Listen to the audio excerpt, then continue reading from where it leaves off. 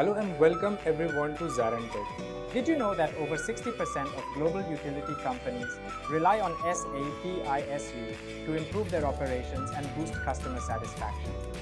This powerful tool helps businesses optimize their services and reduce costs significantly.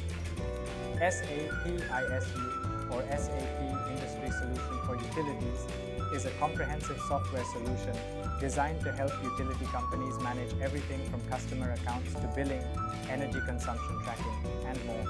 It plays a critical role in streamlining operations, ensuring efficiency, and improving customer service. SAP ISU is a game changer for over 1,000 utility companies globally, saving millions through optimized processes. It ensures smooth operations, quick service delivery, and accurate billing, enabling companies to reduce costs, improve customer satisfaction, and effectively meet the growing demands of the utilities sector. In this course, we'll cover the main features of SAP ISU, the various modules it includes, and how businesses use it to optimize their day-to-day operations. You'll learn how to use SAP ISU to manage utility services effectively. Before we begin, please make sure you subscribe to our YouTube channel and hit the bell icon for regular updates from us. Now let us take a look at the agenda. Agenda 1. Introduction to SAP ISU. 2. Business Master Data. 3. Device Management. 4. Device Master CPTP. 5. Meter read. Scheduling. Let's dive in. What is utilities? We will learn a high level of which all industries cater to utilities. Within each industry, what are the things which we do in utilities? Overview of ISU, industry-specific solution for ISU, key features of ISU, component and introduction to terminologies. So we'll be covering it over here. So as we are all aware, utilities means anything which we have, so which we take services for. Let's say electricity, gas, water, waste management. So these are the areas which we take services and the company bill us for those services. So the industries are electricity. We know, in electricity also there are many divisions which we'll understand in the next slide. Gas, water, waste management. These are the industries where utilities fit factor. There are multiple types of consumer utilities: individual, industrial, and organization. So you are an individual person. I have a home and I take electricity services at my home. So the bill comes on my name, and this is a bill for you. This is the amount which you have to pay at by this particular date, due date, and others. So I'm an individual customer. But if you see an organization or an industry, so when we're a small medium organization, what happens? The bill doesn't go to the customer, to a particular person. It goes to a chair, maybe MD or chief operating officer, CEO, someone who is going to pay the bill, or it will be to a chair. The people keeps on changing, but the bill is going to a chair in the organization. So that is why both for industries and organization, it remains the same. So individual, industries, and organization, who is your business partner? Who is actually partnering with us? In individual, it is me who is partnering with the company. But in the organization, it is the organization or that particular position is partnering with the company. Okay. Look, that is we'll quickly go to electricity industry. So within the electricity industry, the broader way which we are using, 90%, 80% of the projects you will see in this industry for utilities. So within electricity industry, what happens? There is generation, transmission, and distribution. There are three different sectors. If you see over here, and utility is applicable to all three sectors. Whether it is generation, so yeah, definitely ISU is we are using utilities for generation, transmission, and then the last part, industrial, commercial, and maybe there is these three particular sector which you say is industrial, commercial, and then residential, the last one, which is a home. So normally what happens in this, if you read through this particular line, so every in generation how it works. So this grid line, and just understand this grid line is actually a medium to transfer electricity from generation to the distribution. Every grid line has a frequency. When I say a grid frequency means, for a demand and supply, if the demand is more than supply, in that case also frequency gets higher and the grid will break. And if the demand goes low and supply goes higher, the frequency gets lower and the grid may break. So that is why, if you must have observed 12 years back, Delhi was into a blackout. For 12 days, the grid has broken. So it was a 12 years back story. Recently, 2 years back, Pakistan got blackout for 5 to 6 days. So why it has got blackout? Because the demand and supply got distorted. The demand was high, but the supply was very low. In that case, what happens normally, the grid breaks. So how does ISU help this generation company is in optimizing their demand and supply. So now we are not going to generate arbitrarily whatever I have. I will only generate what is planned to generate so that the grid stays protected. So this is how ISU helps a generation company to plan and generate so that the generation is smooth and the grid is protected. In transmission line, it is the same. Let's say there is a generation at higher. Generation is quite high in a particular area and the demand is low. So what it will do is, utility will help it to transfer the electricity from one grid to other. There are many types of grid. When we say we have state grid, we have national grid, and we have international grids as well.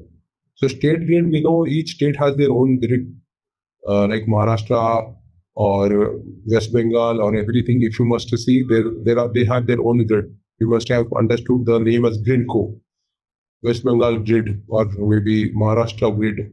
So which we say Maharashtra, we call it M-Transco. The transmission company is the grid company. Okay. So that particular company also implement ISU so that they plan that for the next week, how much energy at what time will be wheeled from my wires. And that amount of energy, what they do is they keep on planning their SCADA lines to keep on shifting. So let's say if energy is higher in one particular line and lower in a different line, to avoid the breaking of the grid, it transfers it to the next line as per plan. Okay. So that's how we help them to do it. Okay. Then there is a distribution sector, which is we are very familiar. The distribution sector caters to customers like industrial, commercial, and last one is residential. So there is a step-down transformer which you see.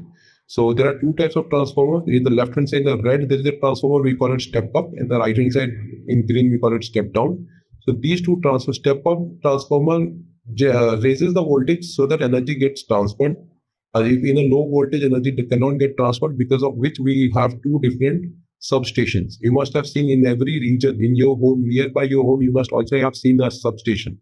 That is a step-down substation in the green. And at a generation location, there must be also a step-up transmission, so that electricity can be smoothly transferred from the generation to the transmission. Okay. So how many of you have seen a substation at your home? Nearby your home, where there are many transformers in one particular clustered location and big transformers, not the smaller ones. There are smaller and a big transformer. So those are step-down transformers. I'll let you know what exactly they are all about. Has anyone seen it nearby? Substation, nobody. Okay. Yeah, I have. You have, right? So that there must be you must have it. It must be around not less than 500, 600. Maybe I cannot say 600 square feet. I can say maybe around 5,000 to 7,000 square feet area, which is having all those substations and the big power lines. These transmission lines, they first charge it here. And then there is a distribution lines comes from this particular transformer. From where distribution starts? From this green transformer, where directly this transformer has three different type of line. One is 33 kV, one is 440 kV, 33 kV, 440 kV, and 220 kilovolt. If you see, okay, these three. So 33 MV. Sorry, the 33 MV is for industry. 440 kilovolt is for commercial, and 220 comes to our home. You must have seen at our home, we see that 220 kilovolt is the energy which we get. That is because this step-down transformer makes this energy down. Then there will be again one smaller transformer nearby home, which is called a further step-down transformer, which gives our electricity, brings down the electricity from 33 kV to 220 kV. Okay. There is another transformer which gives it to commercial to 440, brings it down to 440, and the 33 MV directly feeds in from the industry, from the grid line to the industries. Okay, so this is how the three different grid lines are factoring to three different kind of customers. Okay. So any question how generation works in planning, demand and supply? So transmission and distribution. Any question over here? Please, Pete explain setup transformer. Like I didn't get it that much. That's what. See what happens. Normally between two different transformer. I'll just open an Excel. Okay. So we all must know that V is equal to IR. Who knows this formula or not? That you know. V is equal to IR. Who knows this formula? Voltage is directly proportional to current and resistance. Yeah, I am. Yes. Yes. Right? Everyone says yes. That means we have studied in school. Otherwise, I will really doubt it. So, okay, V is equal to IR. In that case, what happens? This the voltage, higher the voltage, higher will be the current, and higher will be the resistance. Okay. So what happens? If we pass the current at a lower voltage, the resistance will be equivalently high. Every particular line has a threshold resistance. Let's say if a particular line is having 2 ohms as a resistance, I have to overcome that resistance. At a lower voltage, when I cannot overcome that resistance and my passage of my current will be very low.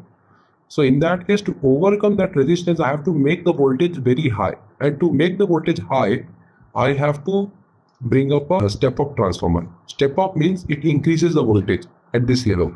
And step-down means it decreases the voltage. Okay. But if you increase the voltage, the current will be high and the 2 ohm, which is the resistance, will be overcome so that we pass more energy. To save and pass more energy through the grid line, we are increasing the voltage. And to increase the voltage, we are using step-up transformer. Okay. So I'll go to the next slide. In case this slide is completely clear, any further question, you can ask me now. No, right? Okay. I think now you guys are all clear. So we also know that the generation company are having 3 or 4 different types of generator: thermal, hydro, nuclear. We all know that. Thermal means it is based on coal, natural gas, and diesel. Hydro means it is like we have dams from where hydroelectric is generated. I will not go to that nitty-gritty how dams work and all. This is not the session, but yeah, I will just explain to you that hydro also, we generate electricity from hydro, and there's also nuclear power plant from which we generate electricity. These are the conventional way. Non-conventional way is wind, solar, and biogas. So we know there are windmills, solar panels, and biogas. India has the highest solar panel setup. I mean, there is a Bardnera solar plant, which is in Rajasthan, which is world's highest. So it can charge the whole West Bengal alone. It is that big. Okay. So, and then we also have windmills. So this is how we generate electricity different ways. So we also have value chain. Value chain means in electricity we give services to generation, transmission, distribution, and customer service as well to the end user. In gas, we start only from distribution. We don't take care of exploration of gas in the ISU. We don't take care of transportation of gas in the ISU. No. We start from distribution and customer services. Okay, when we say customer services, we move out, complaint management, everything, whichever we must have discussed. I think few of us have discussed that I want to learn move in, I want to learn move out and all. Those are customer services. So from distribution to customer services means billing, invoicing, dunning, move in, move out, meter replacement, all those comes under customer services. So we do generation, transmission, distribution, and the customer services. Gas, we start from the distribution to customer services. And in water, we always start from the customer services itself, the end part. Okay. We don't take care of production of water, treatment, and others. So utilities doesn't work. I mean, for this, we have already S4 modules. So we do the customer service. We do the distribution, supply and distribution, and customer services. Okay. The same circle applies. I will quickly go through In the previous slide, is there any specific reason for these? I mean, gas transportation and, for example, if electricity transmission we can handle, why don't we also do for transportation in gas? I understand production and treatment in water is a different thing, but why not transportation included in this module also? I mean, why doesn't it get included? Is there any specific reason? Yeah, there is a reason. Thank you for asking that question. So hope you are all aware that electricity cannot be stored, but gas and water can, right? So we don't have batteries that huge that we can store electricity. Okay. So in that case, we need more planning and transmission. So whatever is as I mentioned in the previous slide, whatever is the demand in the other area, supply will be accordingly. Otherwise, what will happen? Grid will break the transmission. So there is a huge amount of planning required, energy-wise planning. Is at this moment, what is the energy required? At the next 15 minutes, what is the energy required in India? We do that. So that energy planning, whichever is required, that has to be done by a particular specific module. And utility is a specific module which does that energy planning. For other kind of transportation, we have SAP escort modules, where we call it production planning, or we call it maybe some other modules. But yeah, that takes care of a storage transmitted at a regular interval to a next storage. Let's say I'm having a gas industry, and I can store it in the next in the next storage plant. So in that case, I can just quickly untap, and that much of amount of gas is being stored in the next plant, and from there I can transmit. So distribution starts from the latest storage. I mean, the nearby storage, whichever is there in the plant, from there distribution starts to the various different holes. Okay, at a different pressure. There's a pressure mapping which is done at every plant level. So with that pressure, it gets distributed into multiple locations. So that is why transportation does not include into utilities, because I don't have to take a planning of every 15-minute interval how much gas passed through, giving from the generation, or I can say from the production of gas to the nearest storage. So hope I explained you why transmission means 15 minutes. You must have heard EDM. Some of you must have heard about energy data management, which is not part of this course. I would definitely like to take that in the next sometime whenever it comes up. But energy data management is a module of SAP which helps you to plan. It can store electricity meter reading for every 15 minutes. So the meter calculates for every 15 minutes what was the reading and consumption passed in, and that we use for planning and reporting. And you have to, let's say in the morning, there are few types of reading: on peak, off peak, which you must have had. What is that on peak, off peak? That is all because of generation. So let's say whenever there's a peak time, that means the demand is high.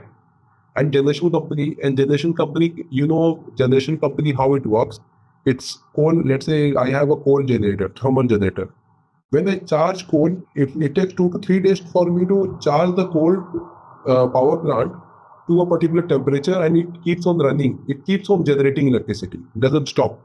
To stop that generation, you have to again wait for 3 to 4 days to cool down that particular plant. So that plant, once charged, doesn't stop. Only for maintaining it stops. So there is a frequent amount of energy which keeps on passing. You cannot actually store that energy. Okay. So that is a basic bare minimum threshold which we ask our users to at the other end to at least use. Okay. And for that, and also in case there is a on peak, means when it is more than that particular generation, we use our auxiliary generators. Who are our auxiliary generators? Those are our windmills and biogas, diesel generator. These are the ones which are auxiliary generators, which we call it auxiliary means in case the demand is 10, and the normal generation, they generate 10. And the demand is 15. But generation of coal cannot increase from 10 to 15 immediately. There's a temperature at which it works. So that additional 5 who will give? These are the auxiliary generators who keeps on giving that additional 5. Like diesel, I will start up the diesel generator. They will immediately pump electricity inside. Immediately, within 5 minutes, they start and they start pumping electricity. In case there is a high demand, we will start up our biogas on others. maybe solar panels, biogas, whichever we can directly link it, and that then they can start charging the grid lines. So that's how we control it. We control it by these means, by auxiliary generators. Okay. Now coming back to your question, gas, these all complication is not there in gas. Directly it is transported to the nearby storage, a nearby centralized storage location. From there, at a regular interval, as per demand, we have to maintain a pressure in our pipelines. As per demand, you keep on consuming, and the gas will keep on getting supplied. It is not every this 15 minutes you are using 5 cubic meter, and the next 15 minutes you are using 3 cubic meter. But my plant storage location is already having it. So, and at a regular interval, it keeps on getting replenished. So you don't have to do that transmission planning. There's no loss if I don't use. But in electricity, if you don't use, it is lost. So that is why many of the times, if you don't, in off-peak hours, we promote our customers to use more energy.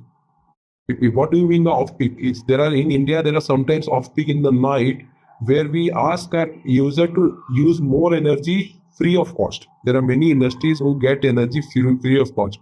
Because if they don't use, the grid lines will break. So that is why you see many industries, they operate more at the night than in the day. There are many heavy machines, they operate more in the night, in like steel plants or in heavy industrial companies, they operate more in the night because the generation cannot stop, but someone has to use it. And that is the off-peak hours when the price of that particular energy is actually rock bottom low. And right now, and during the daytime, maybe peak times, you must have seen the energy will go up to 12 rupees as well sometimes for the generation and for the distribution companies.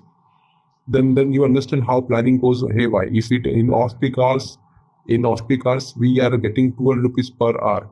We are using that particular per kilowatt hour. Okay, so that is why planning of this transmission line is that important, because energy cannot be stored, and that planning is done in utilities, and every 15-minute planning has to be done. Australia has gone to 5-minute planning.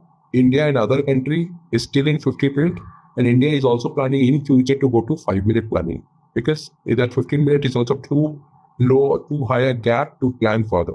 Okay. You are able to understand why transportation don't need, because I don't track energy at this level. I track energy from here, distribution to commerce, and supply distribution to customer service. Okay. Yeah. So means if we could have like stored electricity in batteries or something, if there would have been a setup, then we would have like done it there also from distribution. But you can't store energy, cannot be stored. So because of which planning is required, and that is done, every 15-minute planning is done into utilities, and that's why it is there. Okay. Thank you for that question. It was a good question. So the next slide covers the consumer journey. So when we say consumer journey over here, it is like a customer who, this will be for the distribution sector, the retail market, mostly, or where it switch to any of the customer section. So when the customer plans to take electricity, what is the whole setup done, and then gradually how is meter getting installed, when is he going to use, when is he going to pay the bills, and all this. Okay. So in this case, if you see this particular person if you can take an example of Naveen with his family. If you see Naveen is having a wife, 2 kids, and he's planning to get into a particular home. He has got a new home setup, completely new home in a completely in a very good location. It is not a building. Okay, let's consider as a row house.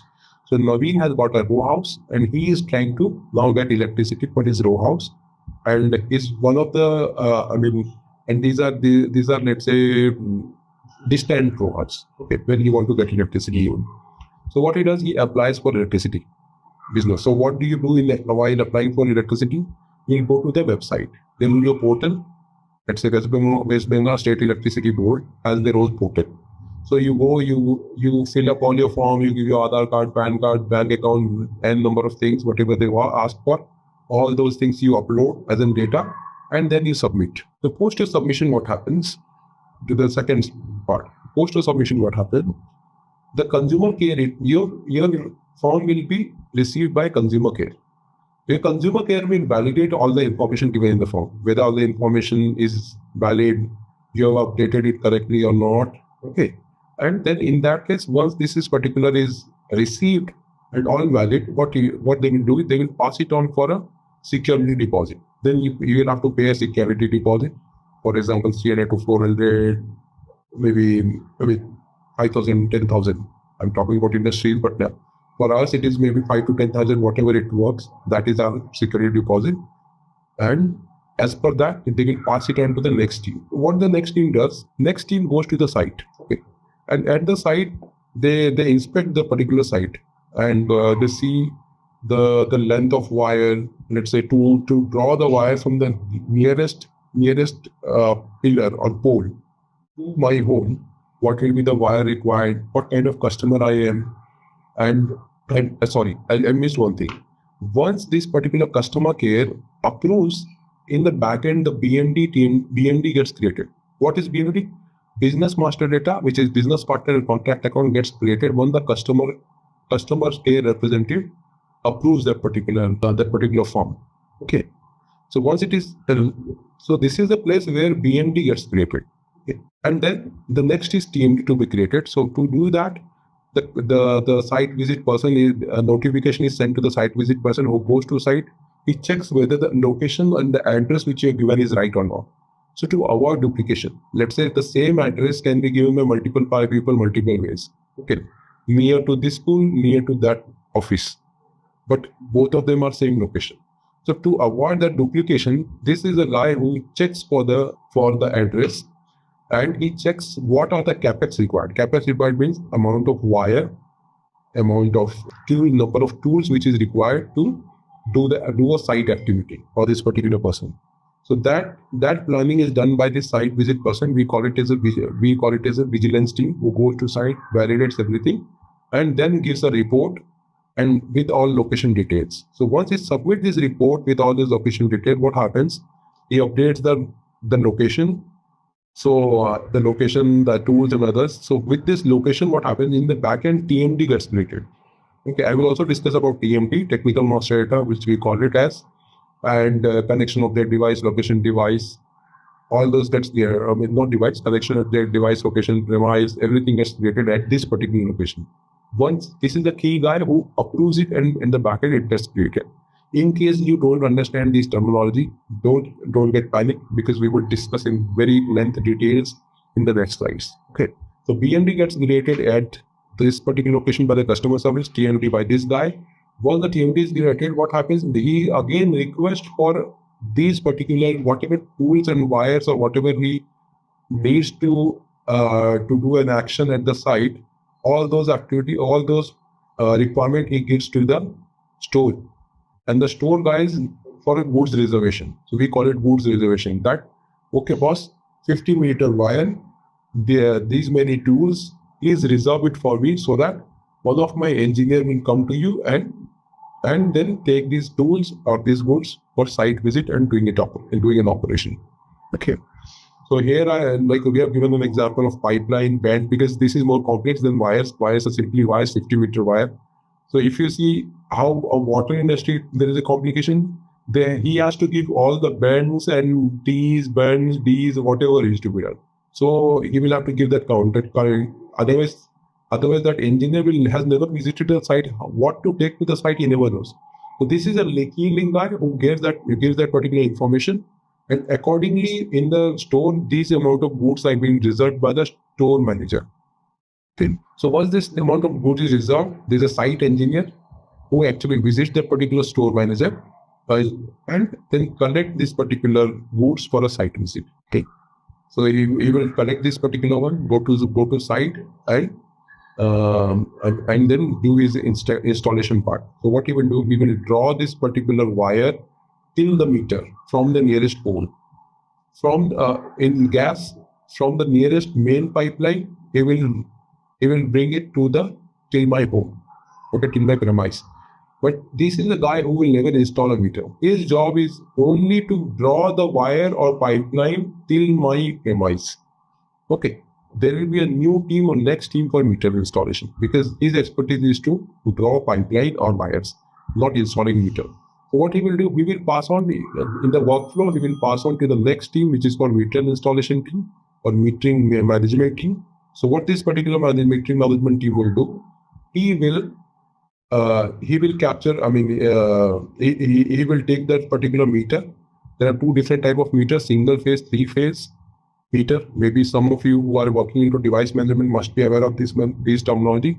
Single phase meter are the meters which are installed at, which are used for residential customer. Three phase meter are something which are used for commercial customer. Please note down this about single phase and three phase. Ask me in the device management team the detailed session. I will definitely try to clear it up.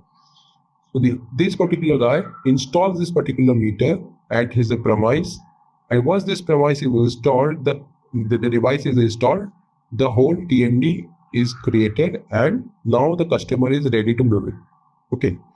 Why is ready? Because now because his home is now charged, and he can start using electricity, and meter can start calculating how much he is using. Okay. To which this particular, so once we say that the meter is installed, the home is charged, then after that there is a contract being created in system. We call it move-in. So the move-in is being created at this particular location where the meter is installed. Then the customer will move in into his premise to start using electricity. So this activity is called move-in in system, and it is where once the move-in is created, a contract will be. Once the move-in is done, the contract will be created, and from that particular day when the contract is created, the billing of consumer starts. Let's say if the consumer has never moved into a premise, device is installed, the customer will not start billing. Billing will only start once the consumer moves in and the date of moving, the date of contract that created. Yes. So that particular day, billing will start. So once the moving is done and the customer starts using electricity, every month, let's say 5th of a month, electricity bill will be given to the customer. Customer takes the bill, he makes the payment in a regular interval. And maybe 10 to 15 years now, he did the same. He gets his bill, he makes the payment, and he's a happy customer. And maybe all of a sudden he gets a bigger home. Now what he wants to do is he wants to shift from that home to a different location, a different state, and it's picked up. So then what we'll do? We can do a move out process and final bill. So he applies for a move out on the portal, and then what will happen? Someone will come and do a final billing of this particular customer. He pays all his final due, and then can happily move out to a new location. So this was the journey of Naveen over here, if you see. And I think that's how in the backend how we are creating the data. In this detailed session, we will refer this particular slide and I'll show you each step what happened. Okay, normally majorly what happens, because there are some technical steps. We'll try to avoid that and give you a glimpse of it. But yeah, personally, each step I will try to show you how it works by creating a data, BMD, TMD, and data. Any question on this business, bro?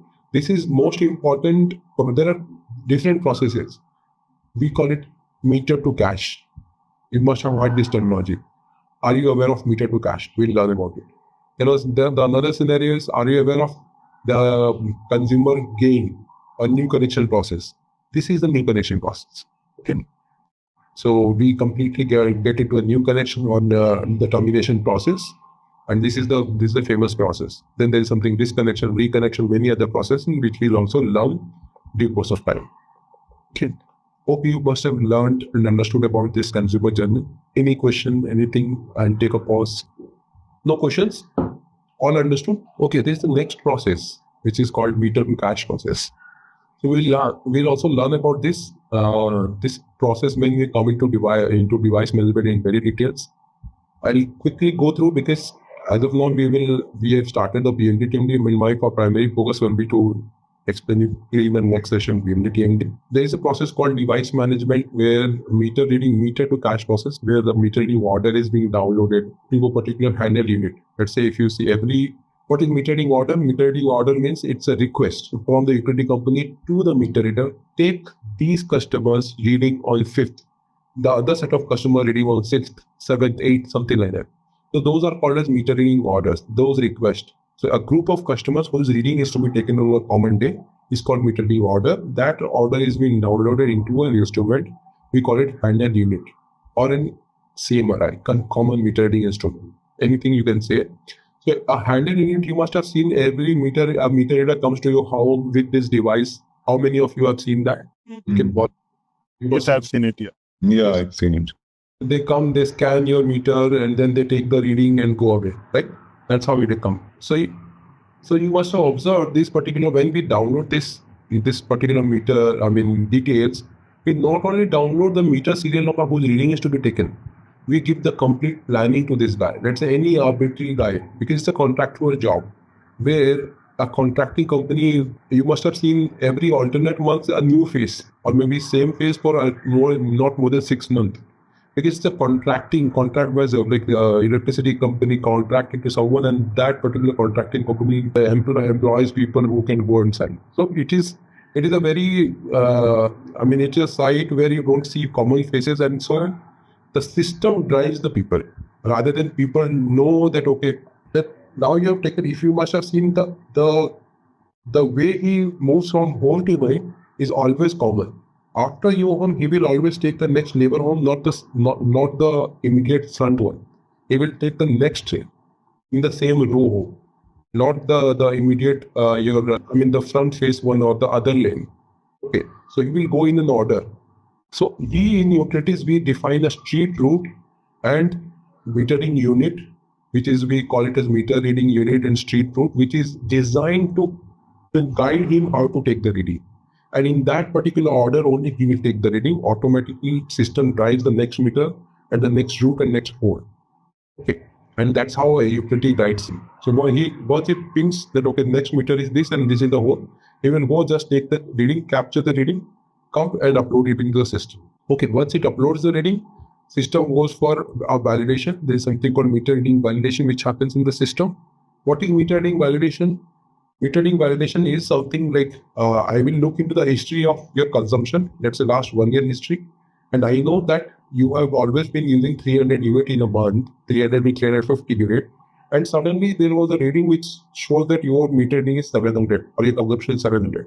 So that is a suspicious reading. That may be a suspicious reading. So what I will do, I will scan it out or flag it out for validation. That is where, and this is a system, it is already inbuilt in SAP. We call it meter reading validation. It validates, flags out, and for that you can go and ask someone to revalidate. Okay. So that also happens. That is also a functionality which is present in SAP. We will learn in very detailed device management. Post this, there are, in case there are missing reads, there are few of the customer who is not at home, or you are unable to reach his meter, or the meter is burnt. In that case, you definitely have to ping that customer. There's the process of estimating. I can estimate your meter reading and then send it for billing. Okay. If your home is not, I will estimate and send it for billing. Next look, when you are there at home, I can take your actual reading and so that it can actuate back. So there is also a functionality present for estimating. And how do I estimate?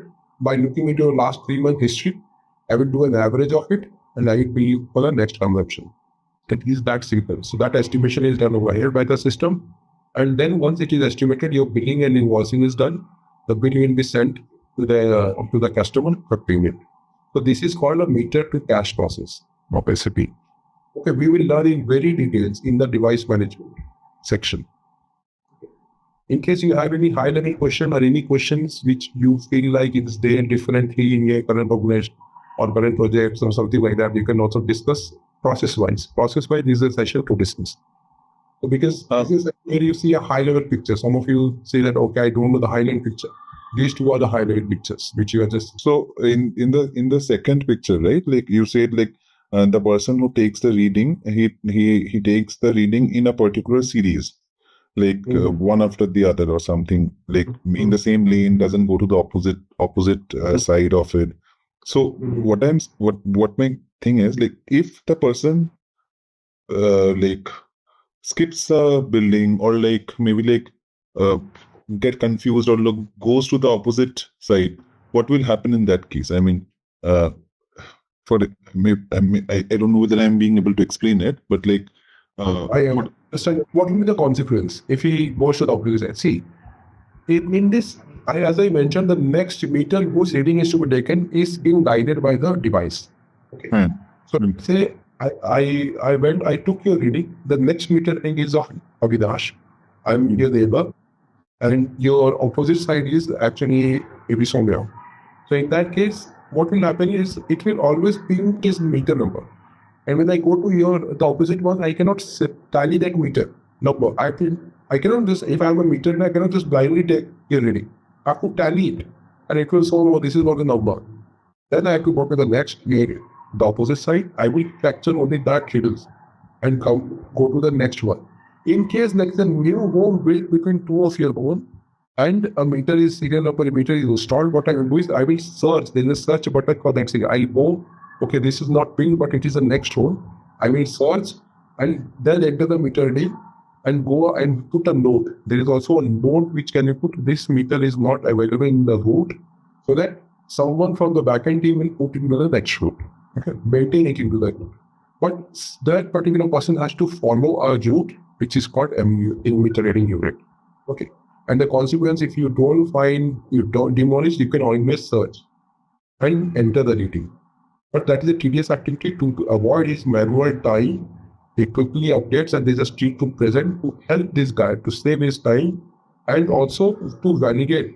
If I keep on hopping from opposite side to opposite side, I have to always keep on searching for a meter. It may happen that I have seen the different meter and numerically I have entered something different, and that is also a valid meter number, and I have entered his reading to some different customer. To avoid that, system is having a street to define where next meter pops up and he understands that this is a label and he goes, validates the last four digit, validate, enter the reading, go to the next term. To avoid that manual error, these are the provisions given. Let's say your meter number is 223 and by mistake I have entered 233. In that case, what will happen? Manually I have searched for a different customer's meter and I have entered your reading in his meter, which is wrong, right? Hope you got the point. Yeah. Okay. Any other further question? If no, then I'll go to the next topic. This is your high-level process. Next topic, we have already discussed what is ISU. ISU is mostly an enterprise solution for the utility company. We call it industrial solution to utilities. Okay.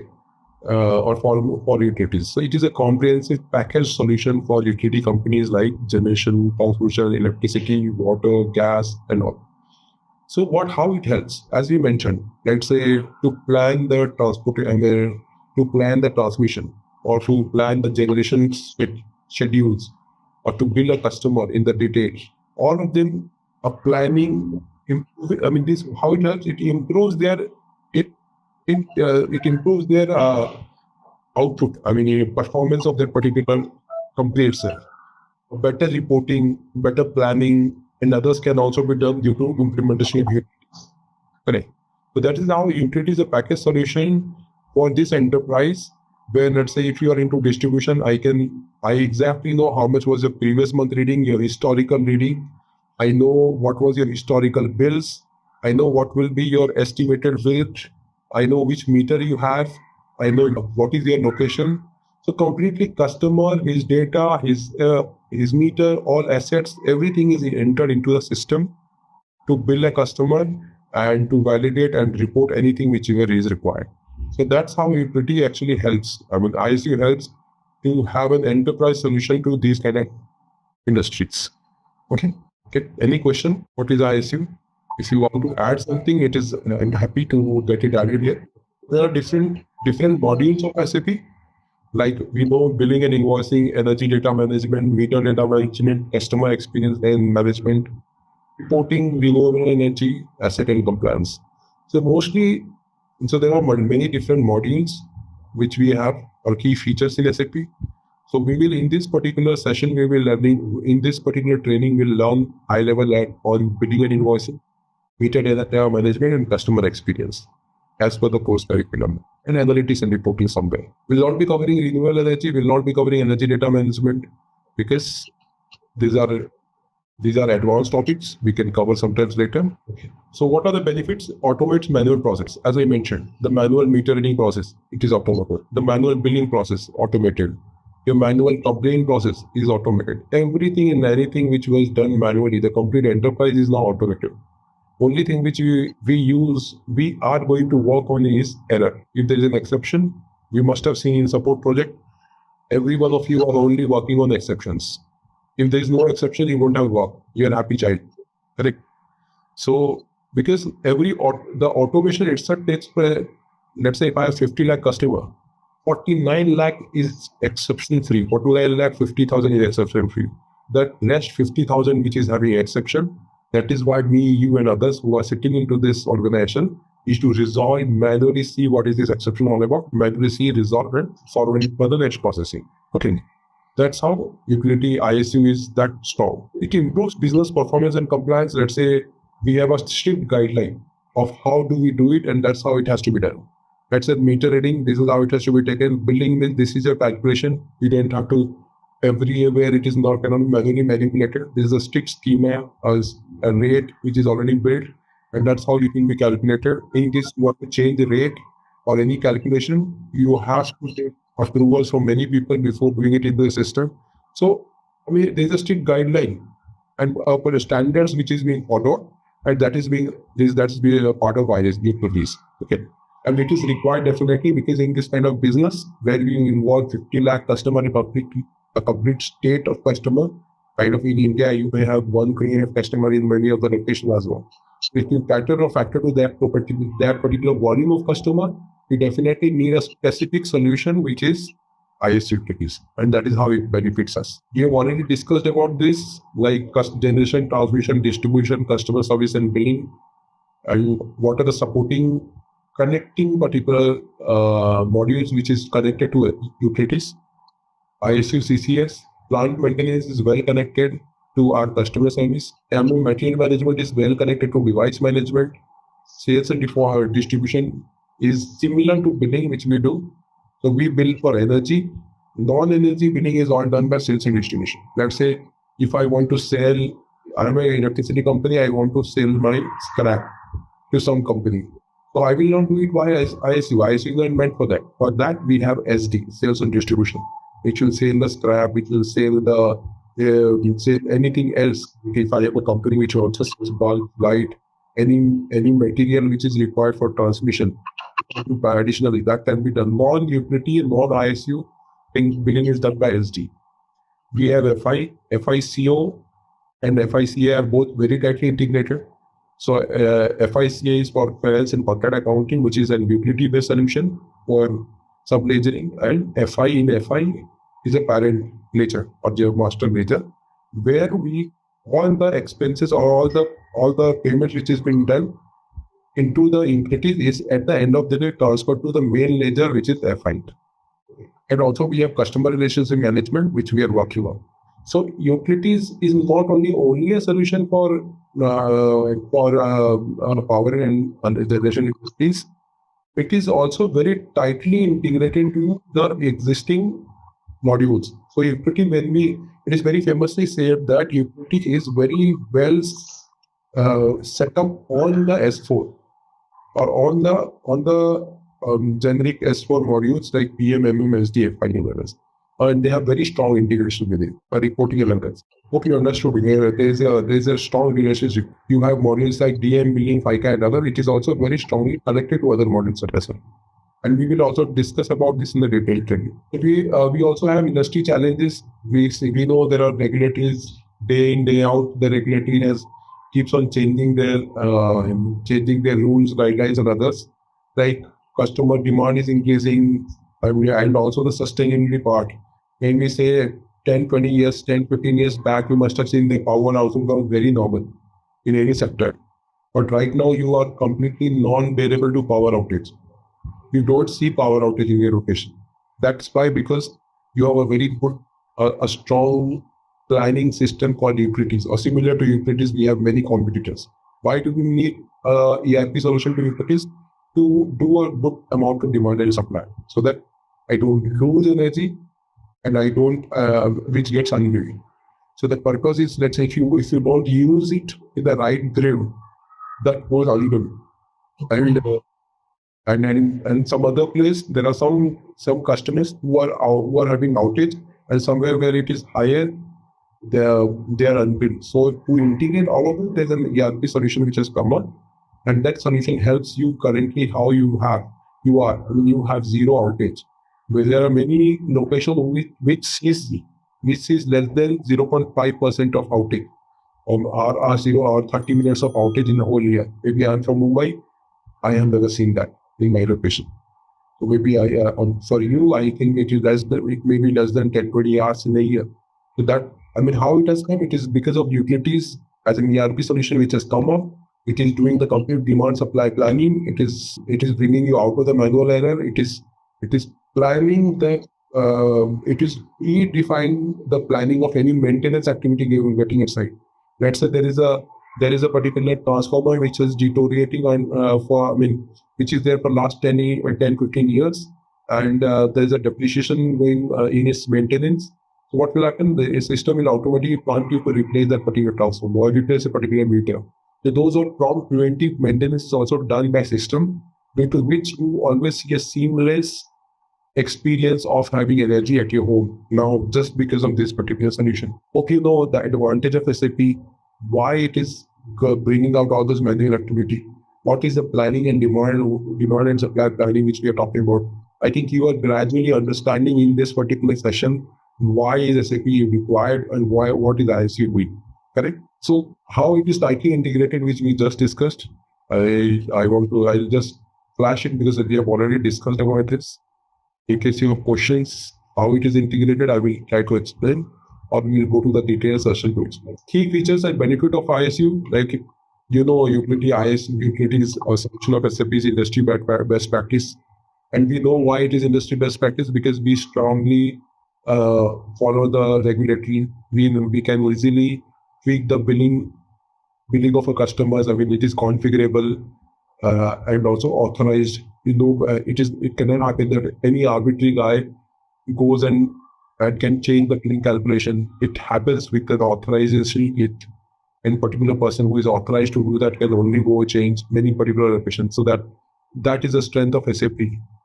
Then the other strength is like good planning and malfunction. Let's say we have a solution of energy audit. So in the energy audits is one of the solution of utilities where you can track where energy is being theft.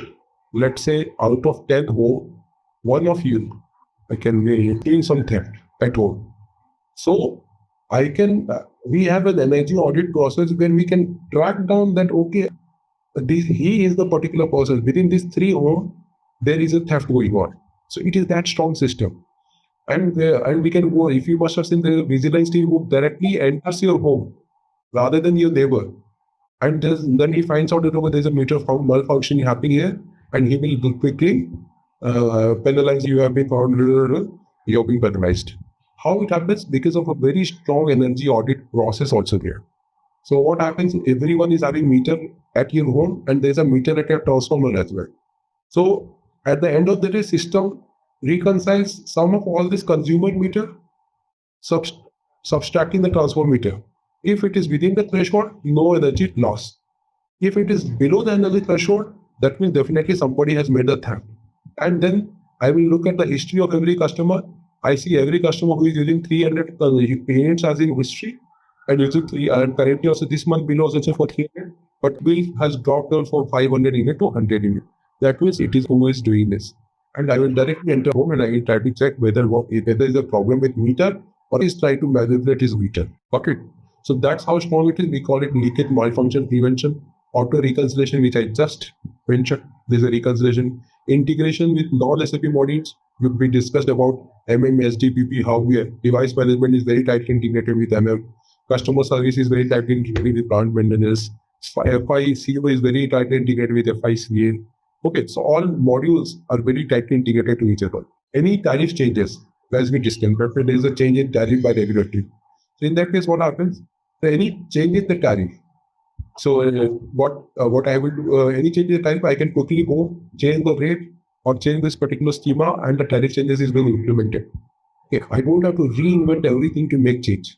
So that's how flexible the tariff change is. Billing efficiency increases because you have mass billing functionalities also going on.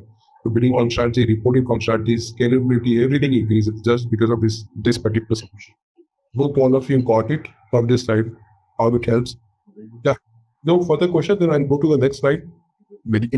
So on this interaction to the specific terminology.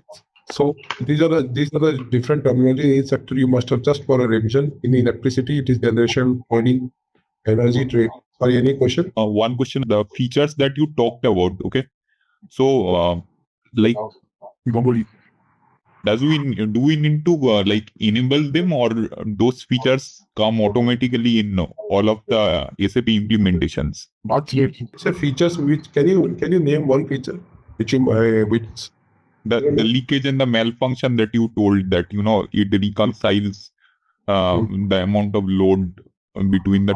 there's a function called energy settlement. We do settlement workbench. So it is a module. It is an enhanced module of EDM which brings functionality. Okay, and EDM we are not studying because it's an advanced functionality. So we will focus it in the new upcoming section if we have some of this. But yeah, it is a standard SAP functionality. We customize different utilities. Let's say your standard SAP says, okay, club out of in the downstream and try to subtract with the top stream. But there are few customers who says, no, there are losses. There are many types of in the line. How can we happen to happen reconcile? So there are some guidelines, the reconciliation. So we can customize accordingly. But yeah, majorly these are standard SAP processes which we have discussed. And that is called energy settlement. Just you Google it out, you will know what is energy settlement. Okay. Whatever we discuss is that is called settlement. Electricity, generation, trading means straight road dispatch center. You must have West Bengal straight road dispatch center. The ISU is also implemented there for trading. For demand and supply, trading is done with. Transmission, distribution, retail, metering, customer care. We all know now this terminology, distribution, metering. In natural things, we know distribution, metering, retail, customer care. We all know.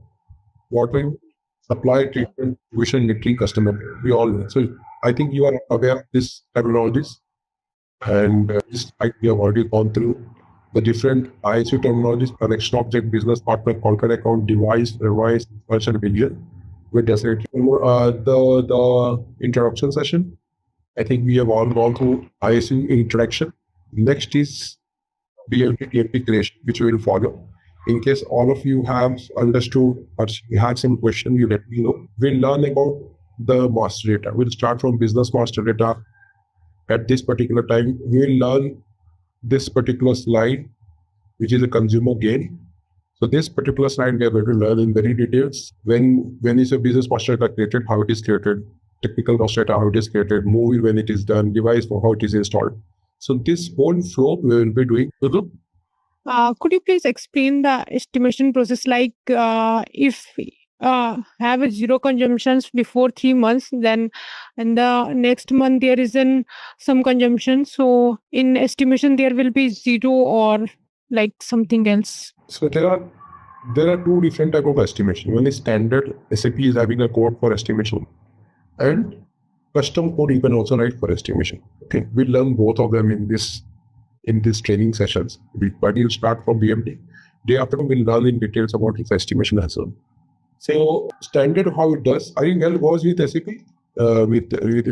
See, there are two types of estimation which system follows. Let me log in. See, just to answer your question, I'm coming here. Otherwise, it is nothing. We will learn in very detail again this one. Just to answer a question, SAP has only two. In standard, there are two different type of estimation. Previous period of previous year. Means I will check, the standard will only check for the previous month what was the consumption and try to replicate the same in the next month. Or period of previous year means last year same. Let's say in July month of last year, what was the consumption? In July month, I mean replicate the same consumption here.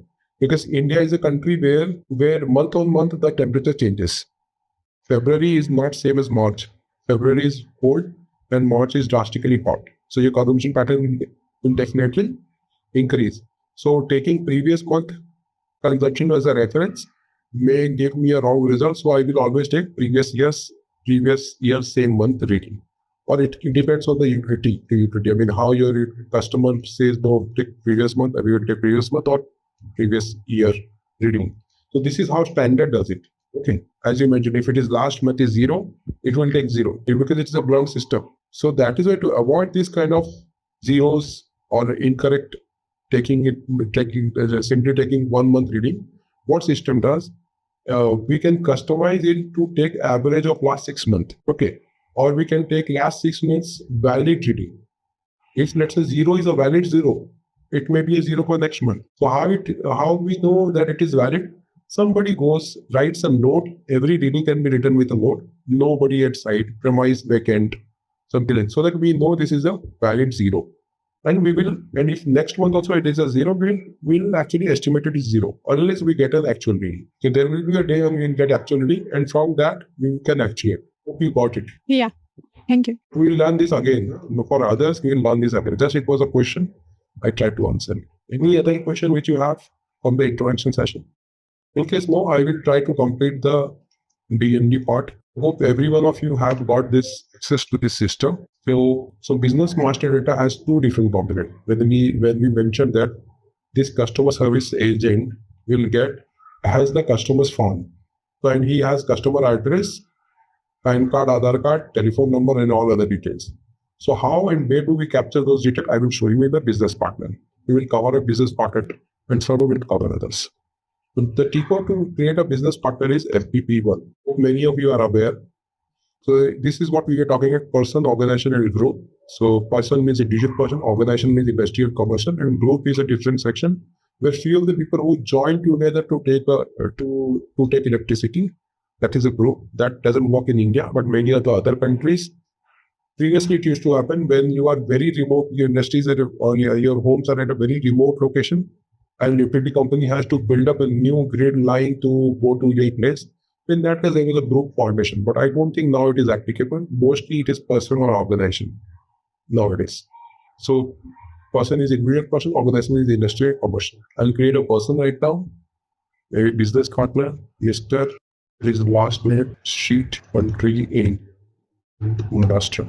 Region is Maharashtra. I have written 13 because Maharashtra's number is 13. PO box, communication phone number, we can give any arbitrate 988 22345 1 2 3 4 5 6. Your email address, everything we can give you at this particular place. Identification, then in identification it will give male, female, I write male for myself, graduate status, nationality, everything you can capture over here.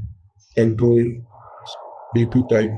So you can give this is a customizer thing. You can give what kind of business partner it is, employee or a normal or a vendor or a customer, or what kind of employee, what kind of business partner it is.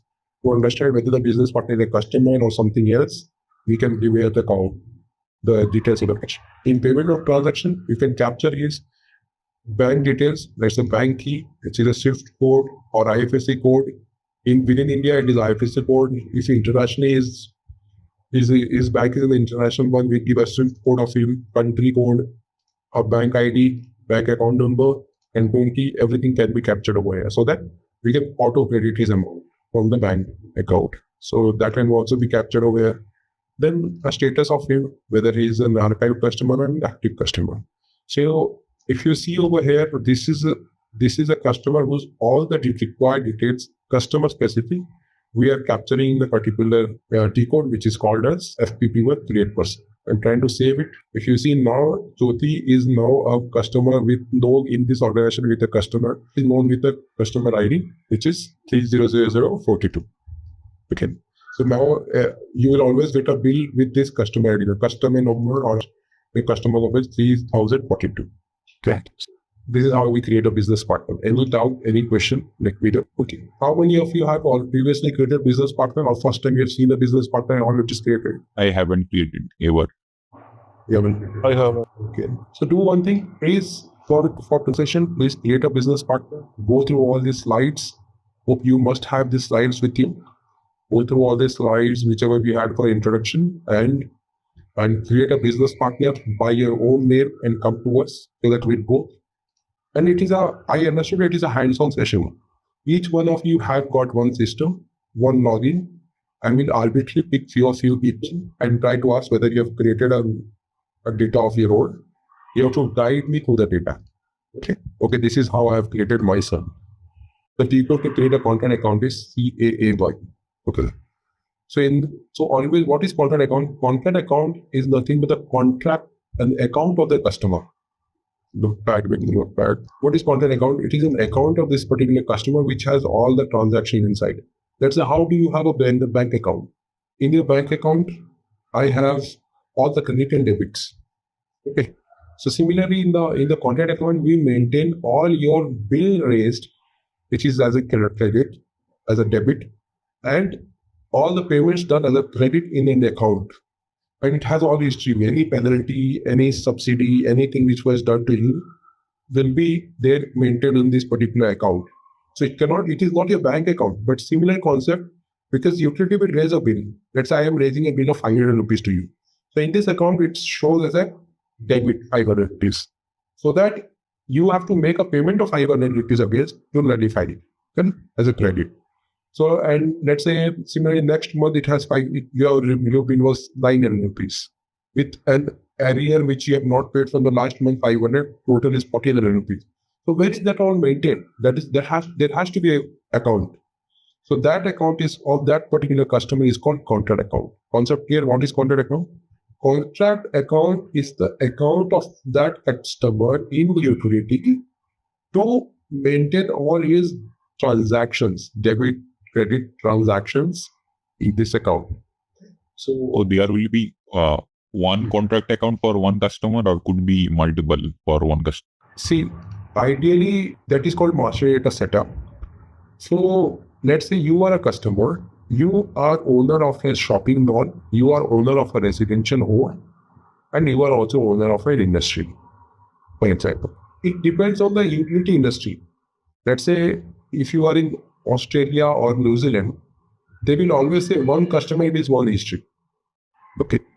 Similarly, when you go to UK market, you will see that if he is a residential customer, his residential account will be different than his industrial account. I cannot disconnect your industry because you have not paid your home bill. If I maintain both of them in one contract account, what will happen? Your credit score will go low because you're making your top payment of your industry. But your home, you are missing every alternate month. That's because of something. So your credit score will go down. So it depends on that utility or regulatory. How do we maintain or how do we notify that customer? Majorly, it is individual business partner and contract account for residential, commercial, and industry, which he has. One business partner for his residential home, one business partner ID for his shopping mall, and one business partner in contract account, and one business partner in contract account for industry. To maintain three different hierarchy and three different history. So that if you don't pay, when does move out happen? If you don't pay your bill, correct? If you don't pay your bill for your home, do you want your home to be moved out, or your whole dunning will be happening for dunning happens at contract account level? So your letters of dunning will go to your industry as well or your home as well. The whole contract, you will get an dunning that you are not made payment. But for what? I have not made for my home. But I am getting a common dunning. So I as a customer want to have three different hierarchy. Which payment I have not done? So for that, we can maintain three different accounts. So that's why I gave an example of Australia and New Zealand, where they will have one BP, one CA for one person. Okay. But in UK, it will be residential will be different BP and CA, commercial will be different BP, industrial will be different BP and CA. Similarly, in India, it is the same like UK. Residential will have different BPCA. If you have an industry, you will get a different customer ID local for industry, and you have a shopping mall, you will get. If you have three homes, some of you must have two homes, or two flats and two homes. You will see you have different customer ID for them, because the history of those particular premise, what you have done in that particular payment or not, right time, in the you have paid or not in the right time, you will have to that will maintain two different customer history. So it depends on the regulatory and your utility of how do you maintain. You can propose, yes, can be done. One BP can have multiple contract account, and one BP should have single contract account. Depends on the regulatory and the utility how they want to set up. Okay. You as a consultant always have to ask questions, and you also give pros and cons. That if you maintain same business partner contract account for all of this, anyway, dumping will happen at contract account layer, notification will go to all three. Do you want to do that? The reason no. The advantage of it, is, let's say you are a customer who was to Philadelphia and you have moved to New York. So you have not paid your Philadelphia bill and you have come to New York. So in that case, I will always say first pay your Philadelphia bill, then only boss you will become a new customer. Because I will work business partner one history. But in India, if you are in Kolkata, you have not paid. In Siliguri, if you go, you will get a new contract. Because you don't have a track. A new billing business partner. This is the cons of it. Got it? So there are pros and cons. One side pro is you will get dunning or you will get notification for non-payments on all three if you are having same, but you cannot move from one place to another without getting paid, without paying. It is very strict. You have to show your PAN card, Aadhaar card or something like that in your citizenship. And by that, your business partner is linked. I can easily track you that, okay, there, that particular place, that particular utility you have not paid, pay and then come here. Otherwise, you will get no electricity. But in India, can you do that? No. Every utility company has their own database. You have to just submit your PAN card, Aadhaar card. Within that utility, you cannot do it. From utility to utility, you can always jump without paying. That's the disadvantage. And the advantage is of having different hierarchy is completely clean slate history of every customer. I'll try to create a business partner over here. I configured a business. I will just replicate the same. Okay. I'll just give you a small glimpse. So this is in contract account. What do we maintain? We maintain the attribute of our account. How will the account look like? Let's say if your bank account, Jan Dhan Yojana account, that will be different than your normal saving account. Saving account is different than your normal account. Normal account is different than your current account. Current account is different than other account. Why? The feature inside. If it is a saving account, you will not get penalized for if your balance is less than 5,000. How it is maintained? Because bank maintain while creating an attribute of your account that this is a general account or this is a normal saving account or this is a salary account. Okay. So in that case, if it is a salary account, you will not get penalized for balance limit of 5,000 because I configure it like that. Salaried account. Or I configure it as normal account. Or I configure it as current account. In current account, your overdraft will not be penalized. In other accounts, your overdraft is not allowed. So how will this account look like and what will be the feature of that account? That comes in over here, which we call it as contract account. Okay. In contract account, what are these features? I give you a name of this particular contract account. Let's say I was having an legacy system. Let's say your legacy system was Oracle or PeopleSoft or any other software, and you had an account number there, and you want to always keep a track of it. You can give an account in legacy. That particular number, which was there in their legacy system, that account you can maintain over. Then relationship, you are an account holder to the utility, account owner, account holder, whatever you can. Okay. Then I have tolerance group. Tolerance group means what? Tolerance group means, let's say if you have if you have not made payment for a particular amount. Let's say your bill was raised for 1,000 and maybe you have not paid the interest for a particular account for let's say 10%, there will be a tolerance limit to it. That okay, if your bill is 1,000, you will be a particular penalty of 10% will be accounted to you if you don't pay your bill within time. Okay. There's a tolerance limit, always a tolerance group always present. In case you want to learn more about tolerance group, just click on this and do an F1. See, a tolerance group is assigned to a business partner and master this. The agreement of tolerance group are effective once the payment transaction has been entered. Let's say if your payment is done and you have actually overdue the due date. In that case, in tolerance group, it maintains what is the penalty which has to be done. Okay. Clearing category. There's something called clearing category. Clearing category means, let's say your bill amount is 5,000 with a breakup of energy charge 3,000, meter rental charge 500. And then last month's outstanding was 2,000, 1,000, and your taxes were 500. So this is how the breakup is. So clearing category gives you an order in which this amount will be cleared.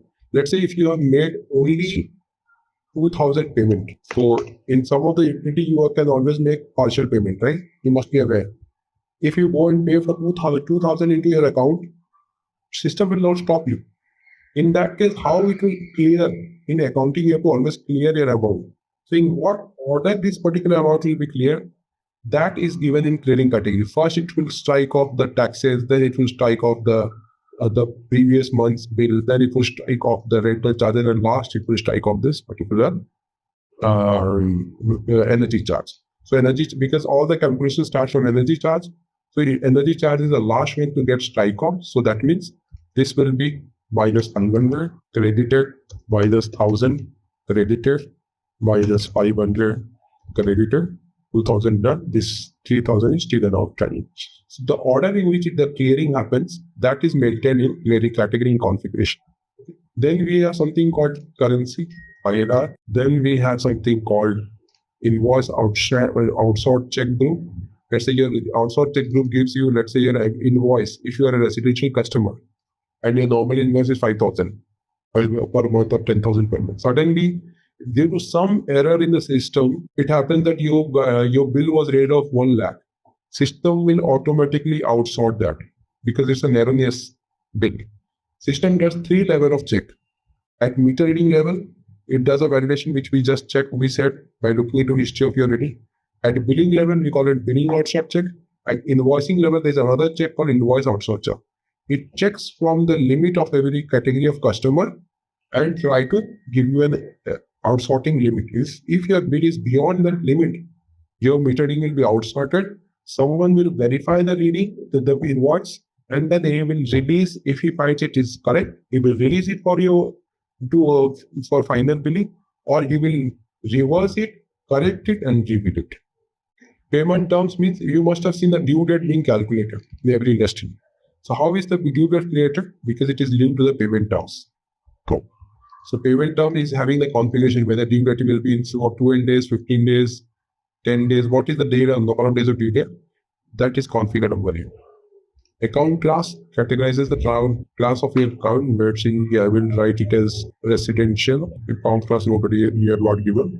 Let's just get payment to the data. Let me just account class means your general ledger is being divided in the account, the group of account class and account integration ID. So account class means a group, let's say residential, commercial, industrial, will have different set of GL. So in that case, I will have two different set of account class. Okay. So someone from finance understand this. What is account class? Residential customer will have a different set of DGL. If I enter account information ID of commercial to an account class of residential, it will block. So if I write residential, I will only be available to select few GLs or few set of GL which is there in the account class, and account information ID is actually a group name to those GL. This is a account information ID determines what are the different general ledger or GLs which is applicable to me, that 5 set of GLs that is there in this account information ID. I will have this account information ID as 01 as a residential customer because I'm getting it for residential. Just reading it, I'm just explaining it. So then payment taxes, I will go, there's a bill form. This bill form actually gives the print of that form. In, let's say, ISU bill, this is a standard one. So print, the print form, how it will look like, the structure of the form. The look and feel of that form is always there in the bill format. Is my company logo, the way I have to print it, all of them will be in the bill form. Company code, as you know, company code, standard company code. Company code means if let's say Tata is a company which is having generation, transmission, distribution, all, and I want to have 3 different reporting or 3 different system or 3 different hierarchy maintained for all these 3 company code. I will mention generation or distribution is 777. Transmission is 666 and distribution is 555. And whenever I give 555, 777 is reporting all my generation, the amount of revenue which I'm collecting from generation, I can see from 777 or distribution, I can see from 555 accordingly. Okay. So that's how company code is maintained. This is more specific to FICA guys or SD or other ESCO processes. But yeah, this is to be maintained as per the industry. What is dunning? Dunning means, let's say if you don't make a payment in time, and let's say your due date was on 12th day. So dunning is a series of reminder, the set of reminder which is given to customer. Let's say for residential customer, if you have missed the due date. So before missing your due date, I will give you a soft letter. Hey guy, hey your due date is on 29. Please make payment before then to avoid any disconnection and all. On 29th, you're not made the payment. Then the next set of letter, the next letter in that set, residential is having one set. In that, how it will come up? Hi Avinash, seems you have not paid your bill. In case, please pay it promptly by this and to avoid disconnection. Correct? And then after that, there is a disconnection done. So similarly, where is this set of letters or dunning done? That is done in the grouping here. Okay, the dunning procedure gives the levels of dunning which we have, like whether we are going to give 3 letters or 4 letters. The group says this residential customer has the group of those 3 or 5 letters which we have to send, and the dunning procedure gives a level of dunning. When are we going to disconnect the customer? When are we going to dismantle the meter? All of them is there in the dunning procedure. Okay. Lock means if I don't want to dun the customer, let's say for example, somehow it is a medical or the customer is on life support. So in that case, he can always call and we can put his dunning lock. In that case, there will be no dunning done to this customer because it is a medical or this particular residential customer is on life support. Life support means at his home, he is on ventilator. So that kind of customer, if you done and disconnect, it can be a illegal issue. So in that case, the customer calls up, notifies you that please don't disconnect my meter because I have life support and upload some document, and you can lock that particular customer for dunning. He will never get disconnected. Okay, that's how you lock the dunning. So these are various different attributes which we maintain at a particular contract account level to create a contract account. And once I save, you see the customer's contract account is being created. So this is how we have created the BMD and DMD of a customer. So when you do from CRM, what happens in the backend, this is how the contract account gets created. Okay. There's an FM which replicates to this particular one. In the backend, these are the attributes. You must not always select everything. You just select the customer type.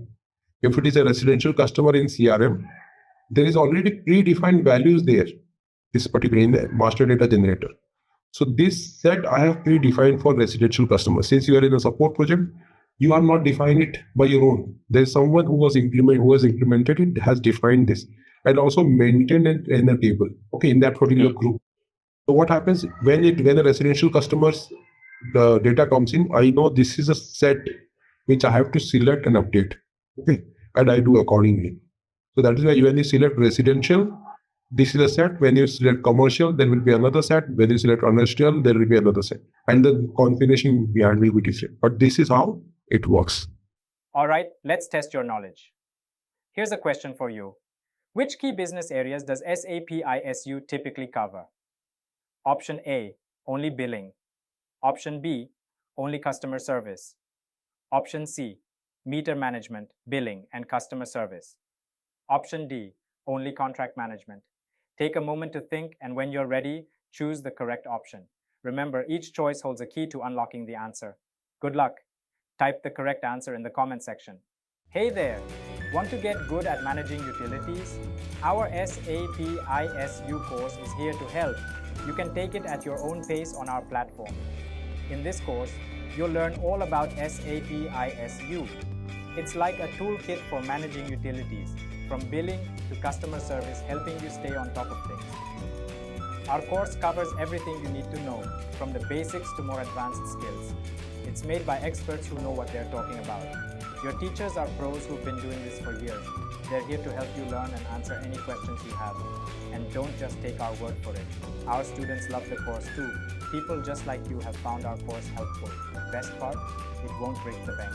This amazing learning opportunity is very affordable. Ready to become an SAP ISU expert? Sign up on our page now. For more info, check out ZaranTech's website. We will try to learn about each of these topics. What exactly are these topics all about? What is connection object? What is device location? What is premise installation? So I hope each one of you, let's say, I'll take an example of a building. So maybe maybe when you stay in a high-rise building, we'll take that example to understand what is connection object, device location, and premise. So the building where you stay in, that is called as connection object. Let's say the name of the building is Swati Apartment. Device, what is premise? Premise is actually the flat in which you stay. The flat number is, for example, daffodils 101. Okay. You know, right? These fancy names all built on you. So I'm just keeping it. So let's say the society name is Swati Apartment. And sorry, the daffodil is building name. So the society is Swati Apartment, and the building name is daffodils. And your flat number is 101.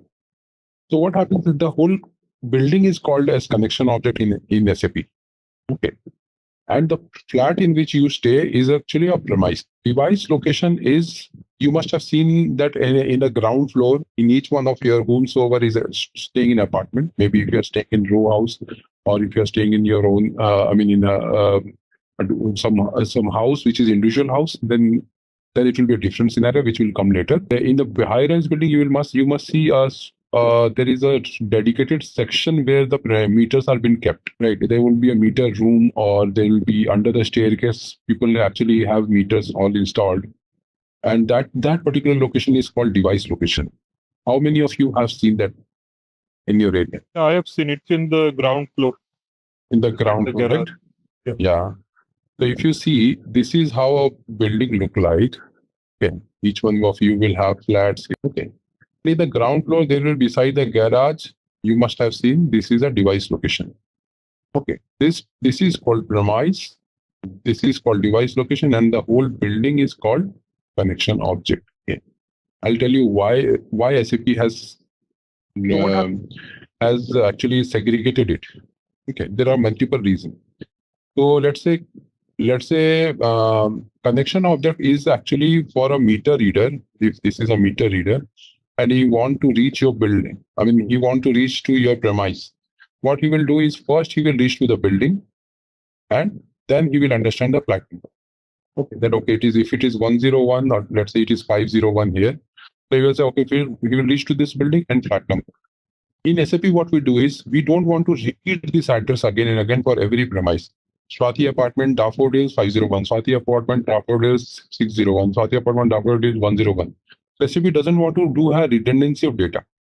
So that is why they keep the connection object single, and then you create multiple premise, and you bring that premise within the connection object. Okay. You select the connection object or the building in which these premises are.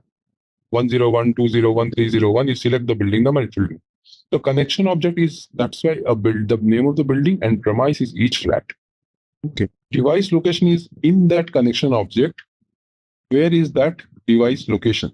Because for the whole building, there is one device location where all the meters of every flat will be present. Find the scenario, what is connection object, what is premise, what is device location. Device location is stored in like the system below the stairs or something like that. Right? Yeah. I will show you. Sorry, my question. No, your question is absolutely fine. So when you keep this question, when we will create device location, then you will get the answer.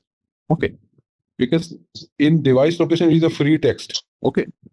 There is a free text under the staircase or the meeting room. So you can write that free text behind the office, behind something like that. Because device location is not a dedicated flat number like situation. Okay. You cannot say that, okay, it is 101, 201 on device. So you can just say device location, but how this meter reader by reading that text can directly go to that place under the staircase. If you write, I will directly go to this building under the staircase. If I peep, I can see there's a device location. In my building which I stay, there's a dedicated location, or there's a dedicated room for premise for devices to be kept.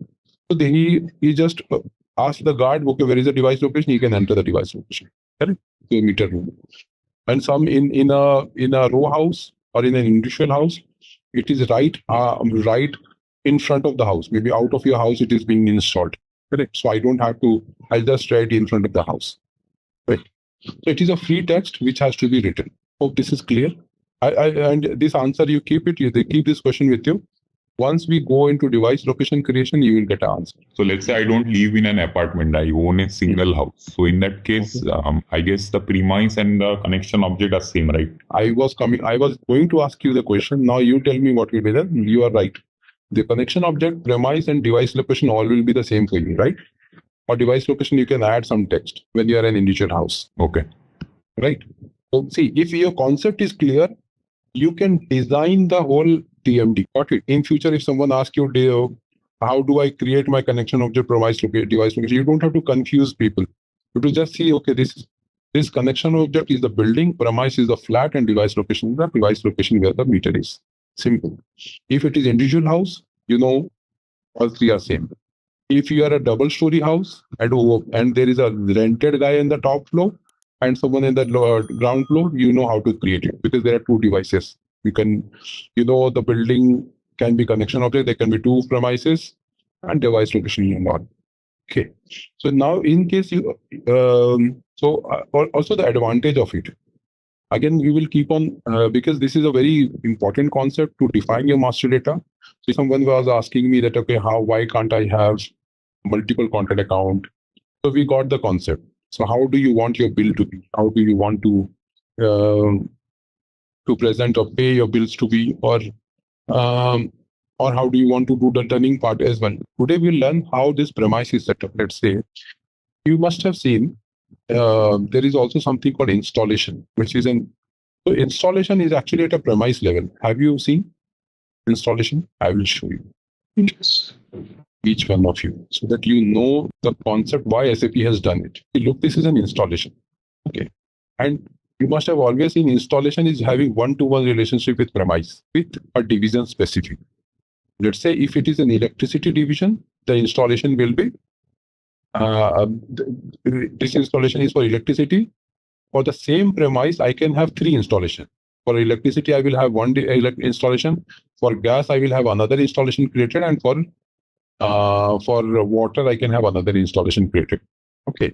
If the same utility is providing all three services, I can have for the same premise electricity, water, gas. Correct? This is premise flat number 7. So this is also an important concept. Installation is having one-to-one relationship with premise with division specific. So one premise can have multiple installation, but one installation cannot have multiple premise. You understood the concept? Sorry. One premise can have three installation. What is electricity, water, and gas will be three installation. Okay, let me just. So what happens aside? I will take this is my flat. In flat, I have electricity coming from the grid and charging my water coming from backside. I can get water in my kitchen, washroom, and then gas pipeline is also coming from the backside, and I can get the gas pipeline in my kitchen. Okay. So there are three different utility services which we are taking. Okay. So this is called these three services will have three installation. This installation electricity. This is installation gas. This is installation. Three installation will be there for each of them. Understood? Three installation will be there. Now you can ask me question, Jyoti, why there will be three installation? See, each installation will have a different calculation of their consumption. Let's say electricity will have a different rate category because electricity calculation is different, and the device of electricity will be different. Okay. Similarly, water will have a different installation whose rate category will be different and device will be different. And gas will have a different rate category whose device will be different, rate category will be different. Okay, there will be three installation. So now right after your concept should be very clear what is installation?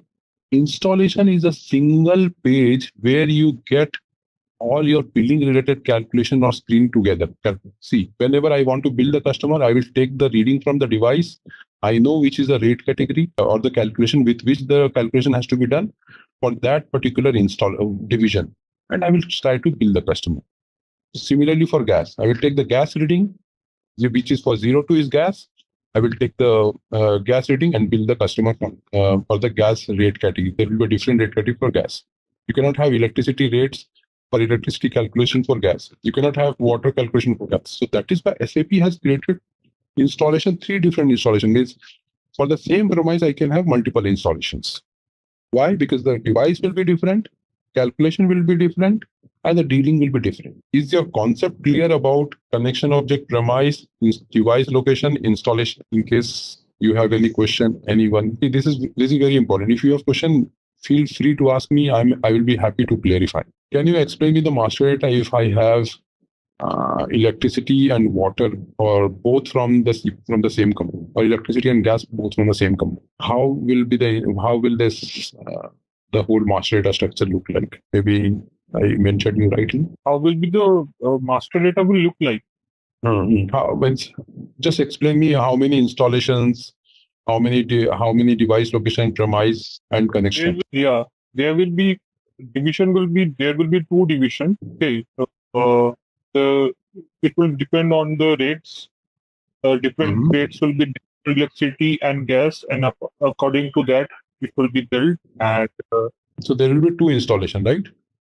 Yeah. So installation 1, installation 2. Okay. And then there will be same premise, same DL, same CO. Correct? It is your home only, right? Your flat number will not change.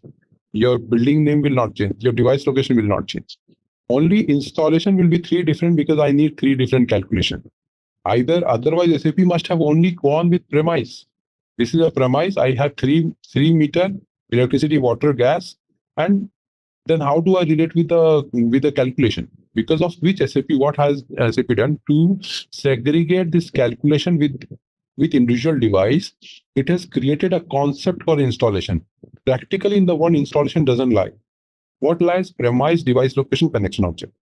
What is installation? Installation is a concept, an additional concept or page brought by SAP to segregate the devices for different division and its calculation, the relationship part. Okay, so now when you open the electricity installation, and there will be a different gas installation where all gas calculation devices and its history is kept. In electricity installation, all electricity devices is calculation and history. And similarly for water meters. Okay, so what is installation? Installation is just a concept. It is not something there is someone going to install something in the site. This is not that installation. That is why it is called utility installation. And always I have seen many people getting confused with device installation and this installation. There are two different things. Why is this installation coming into picture? This is called utility installation, and this installation is just a concept to unite all data under one screen, and there should be a relationship between the electricity meter and electricity calculation, and there should be a relationship between water meter and water calculation, so that all of them can be brought up into and stitched together in one page. I think everyone understood. Maybe it will take time to digest. The concept of installation is little heavy, but I hope you all have understood. I will ask any individual here. Physical installation markers for the individual division. For every division, there is a separate installation for that premise. For a single premise. For every division, there will be a single installation. Okay. And the concept is, you must have seen this concept. I am having a flat where electricity is also there, gas is also coming, and water is also coming. So I will have 3 installations because my electricity device will be different. Gas device is inside my house, and water device is again right here. Okay. So that means I will have 3 different device location, 1 single premise, and 3 different installations. If I want you to design a master data, PMD and TMD, you know how to design it now, because you know the concept of connection object, premise, device location, you know the concept of installation, each one of you. Okay. So what we will do is, we will quickly go to create the connection object, device, premise. We go to create a data. We'll create the first data, which is connection object. The T code to create a connection object is yes. So you just enter. If you see here, I will write Swati Apartments. We'll write country as India. You must have seen street on house number is there. There is no flat number here. Are you observing that? Okay. I'll give street number is, house number is 101. It's a 501. House number is, street is. Okay. House number means here apartment number. No, not apartment number. You're right. House number is under the individual house. In the individual house, if it is like the connection object is a row house. Okay. That will be your house number. It is. So here you don't see a flat connection number. Object, but under in connection object, there is no like a particular house, because under premise, the particular house number there need to be mentioned, because this connection object, that not connection like electricity or water particular house supply, because it is the whole building. They are like a connection object. You're right. So you will not create a connection object for electricity, water, gas. Connection object, since it is a building, always it will be one building, unique building, which will be created in system. You are very much right. And the device location can be 3 different places within that building. And premise will be one premise with 3 different installations. Can we put a single house in there? So can we put a house number in there?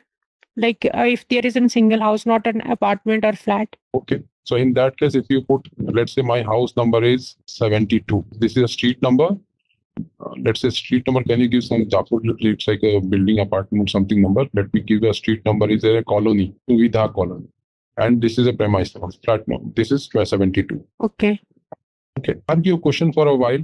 What happens when we go for flat number creation? Because premise will help me to create a flat number. I can help you. This 72 number you can also recollect. I will write it as daffodil right now. Street house. And go back to that and give any. So let's say building house number is, even if within a society you have multiple houses. Daffodils, or let's say daffodils A1, A2, A3. You understand? There that kind of division. Yeah, like like here, like in just example, there is Sapurji. Under Sapurji, there is many building like daffodil, lily, rose. Correct. So there are like multiple connection object for create that scenario. Correct. We'll take that scenario and I will also come to your answer. Next connection object we'll create as an individual house. First we'll create as because the concept comes here, complexity and concept. So now I'm trying to save this. In fact. Okay. So now your connection object, this is being created. Then I will go to create a premise. Key code for premise is ES60. Just it is very simple. 55 is for creation. 60 is for premise. 55 is for connection object. 60 is for premise. 65 is for device location. 5 difference. Now when I create premise, you must be observing. I have to give the connection object number. What is my connection object? This is my connection object now. See, the moment I select the connection object, Mumbai Daffodils has already come up. Okay. So that means which building is this flat in? I have to only give the flat number. I have not given. I have given the connection object and I have only given the flat number, and that is more than enough. So within this, the moment I click within daffodils 4201, whatever is this is the flat number, which is a premise. So what is premise? Premise is just the flat number within that building. So I don't have to, let's say I create premise number 101. I have to again give the same building name and I'm creating 101. I'm again giving the same building name, I'm creating 201. Same building name 30. Similarly. So I don't have to repeat everywhere writing that daffodils, Swati apartment, Mumbai 501. So daffodils, Swati apartment, Mumbai 201. I have to just create it one time, which is connection object, and reuse for multiple. Hope you understood the concept, why there is a connection object and why premise is premise is different and it is within the connection object. So one connection object can have multiple premise. Can one premise have multiple connection object? No. Very good. No, because that is a flat within that building. Right? I cannot have multiple building for one flat. You are right. So in case you understood, I will just save it and create this premise. Okay. Now we will go to create the device location. The device location, again, the device location is for a connection object. Device location is not always for a premise. It will always be for that building. You will have one individual device location. Okay. In the row house concept, you have for a premise, but in building concept, it is only for the whole building. There will be one device location. That is why we are creating one device location for this. Let's say Swati apartments behind or under the stairs. Right, under the stairs. I will select the same connection object which we have. Right? Now I will type this. Moment I enter, you must have seen again the same building has come up, which is already pre-selected. Within this building, under the staircase, I have that. Okay. Or I can give a location. We have to create multiple location under the staircase, behind the meter room, specific. That also we can do. A predefined kind of location, and that can be also given. If you want to give some location addition, like beside the lift, in just write it. There was a thing called main plan. What is that? Good question. So what I will this main plant and connection. Whenever you create a connection object in the backend, there is already also a functional location being created. Okay. So what is functional location? Like for every single area, there is a service location. Again, go back to my chart. This is your colony. Every one of you know that whenever there is an electricity breakdown, maybe wall, pillar, wall, whatever what's called up, there is a functional location here. Means there is a service location where you go and do the complaint. Correct? For every region, there will be different complaint area or service location where people are there. Let's say my service line, the wire from my home to pillar is actually burnt. So what will I do? I will either call or I will go to a nearby complaint location, service location where I will make a complaint. Do you know that? Anybody has seen that? Is a question. Because I have personally seen in my home location in Mumbai also. In Mumbai, it is my society which takes care of it. So in case that I never get a chance. But at my home location, when I go in Orissa, there here to city, we have a service location. So what is this service location doing in your apartment? Also, it must be. But since you are not aware, because the apartment guy, the maintenance guy, take care of it. They will complain to the utility company, and there is a service location always being created. This service location will take care of all these apartments. All these apartment has to be within a service location. This service location is called as plant. Okay, we call it main plant. Within that main plant, let's say 1001, there are multiple service locations. This service location is for Swati apartment. There will be another service location for yoga apartment, Buddha apartment, something, n number of apartment, whatever is the service. So there will be this 101 is, let's say I have 5 teammates who will be serving into this 5 to 6 apartment. Anything goes wrong. So that is called a functional location. So that gets created once the connection object is created. In the backend, there is a functional location also being created, and that functional location is having a main plant. This main plant is MH01 is, for example, is for Ulta Danga. Then maybe MH02 is for Bada Bazaar. MH03 is for maybe Kali Ghat, something like that. So there will be, how do I provide service? Let's say if something happens in Kali Ghat, a guy in Newtown cannot immediately take care of it. So every location has a service. Every single patch is having a service location, or every region is having a service location, so that they can act within the SLA. Okay, if a live wire falls in one area, maybe in Ulta Danga, you cannot ask someone from Kali Ghat to travel and just fix that light. He has to do something immediately. I know the switching of the power supply will not be things. You have to see what went wrong. You have to switch off the light. So there is also a location which is providing service, and within that particular SLA has to provide service. If you are not aware, I am giving this is the answer. What is a maintenance plan? It is a service location. Ask your plant maintenance guy. He will explain you more. This is a plant maintenance entity. You will learn about this main plant in plant maintenance. You have to just select, if my region comes in this area, Ulta Danga, what is my plant location? He will tell you that select this plant location. You don't have to decide. That plant maintenance guy will have a list of services wherever the service location is.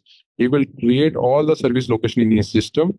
And then whenever you create any connection object, you have to ask him, what is my plant maintenance, or what is my main plant? He will give you that main plant. That main plant is nothing but that service location. For each connection object, that service location is the one who is responsible for anything goes wrong. He is the one who will take care of the services. So concept clear. What is main plant? This is not main plant, it is maintenance plant. Please read it as maintenance. Any maintenance activity, this guy will 0. Is it defined by regional structure? No, this is not defined by regional structure. The regional structure is only to define your postal code wise or region wise. How do you segregate your location? Like say if you have the whole postcode of Kolkata, then you can define all those region wise in this code. Let's say 421204 is my postcode. So I don't have only my apartment in that postcode. I have 50, 60 societies are there in the postcode. So what we will do is, within that postcode, we will select all those apartments. We will try to build up a hierarchy. Okay, in this postcode, there are 10 hierarchies. So that if someone select 421205's apartment into 421204, system will automatically error it out, say, no, this is not a postcode in your location. Okay. That is how that deals. But this maintenance plant is different. Please don't confuse with postcode or regional structure. This has nothing to do with regional structure. Maintenance plant is, for each area, there is a service maintenance location or a particular building or house which does services for all the location nearby. And anything falls, any tree falls on the street or on the wire or on the line. So these are the guys who will quickly switch off, cut the tree, come back, fix it up. So these are the guys on your complaint. If you call for a complaint, they will automatically know that, okay, which building, which maintenance plant you are there from, and they will route your case to that particular maintenance plant, and they will. Okay, in Kolkata, I think it's called like transformer machine, because in our area location where we get the electricity from the transformer, that is called like service. That is point. Substation. No, that is substation. Okay, that is not. Okay, that is substation. Substation is from where there are step down happens. We understood the concept, right? Because if anything would happen in our area that time, like they are like switch off the a transformer machine, then their work. Because these are the guys who will switch off. I'm just trying to see anyone from PM in this meeting, plant maintenance, right? Okay, fine. So you just one task to each one of you, or one of you take. They will ask your PM guy what is maintenance plan. They will like explain the concept. The concept which I have explained, that is the one. So how in the back end of it, always a functional location gets created. Ask for a concept, what is functional location? They will tell you. In any of the service industry, there will be a functional location created which provides service to this. Got it? This is a functional location. What is the TCO which gets automatically created? So this is a plant maintenance in the same. If I go from this particular device location or connection object, this is a device location. I can go to extras, and there's a function location also. The link to go to function location. The moment you create a device location in the backend, there will be a functional location created. For every premise and connection object, there will be a function location created. And this is a functional location. Okay. General. So where we give all those, in this functional location, we give the location specific, which location you are in, like maintenance plant, location, room, and other information, work center and others. So this is a functional location which is being taken care of by the plant maintenance guy. They will have a list of hierarchy of functional location which comes under their jurisdiction to provide service. So your device location and connection object will be into their list for services. That's where is a function and maintenance. Or we deviated towards plant maintenance because there is a question. Otherwise, if you don't understand, we need not understand, just come back and understand device location. In case someone is banging head, what is functional, why I'm not understanding? No, you don't have to understand. There's someone else to understand it. Okay. So, okay, now I'll go to creation of, we have created the device location. Now we'll go to creation of installation. Yes, 30 is a TCO to create an installation. What I will do is I'll create an installation from 0101 to 4. Division is 01. I can select which division installation I'm creating. I've created. Okay. I have to give the premise number. What is the premise number which we have created? I'm creating an installation for this premise. I'm selecting data, which I'll be selecting. So hold on. Don't ask me a question about billing class, rate category, MRU, because there will be a very dedicated session for billing class, rate category, metering unit coming next.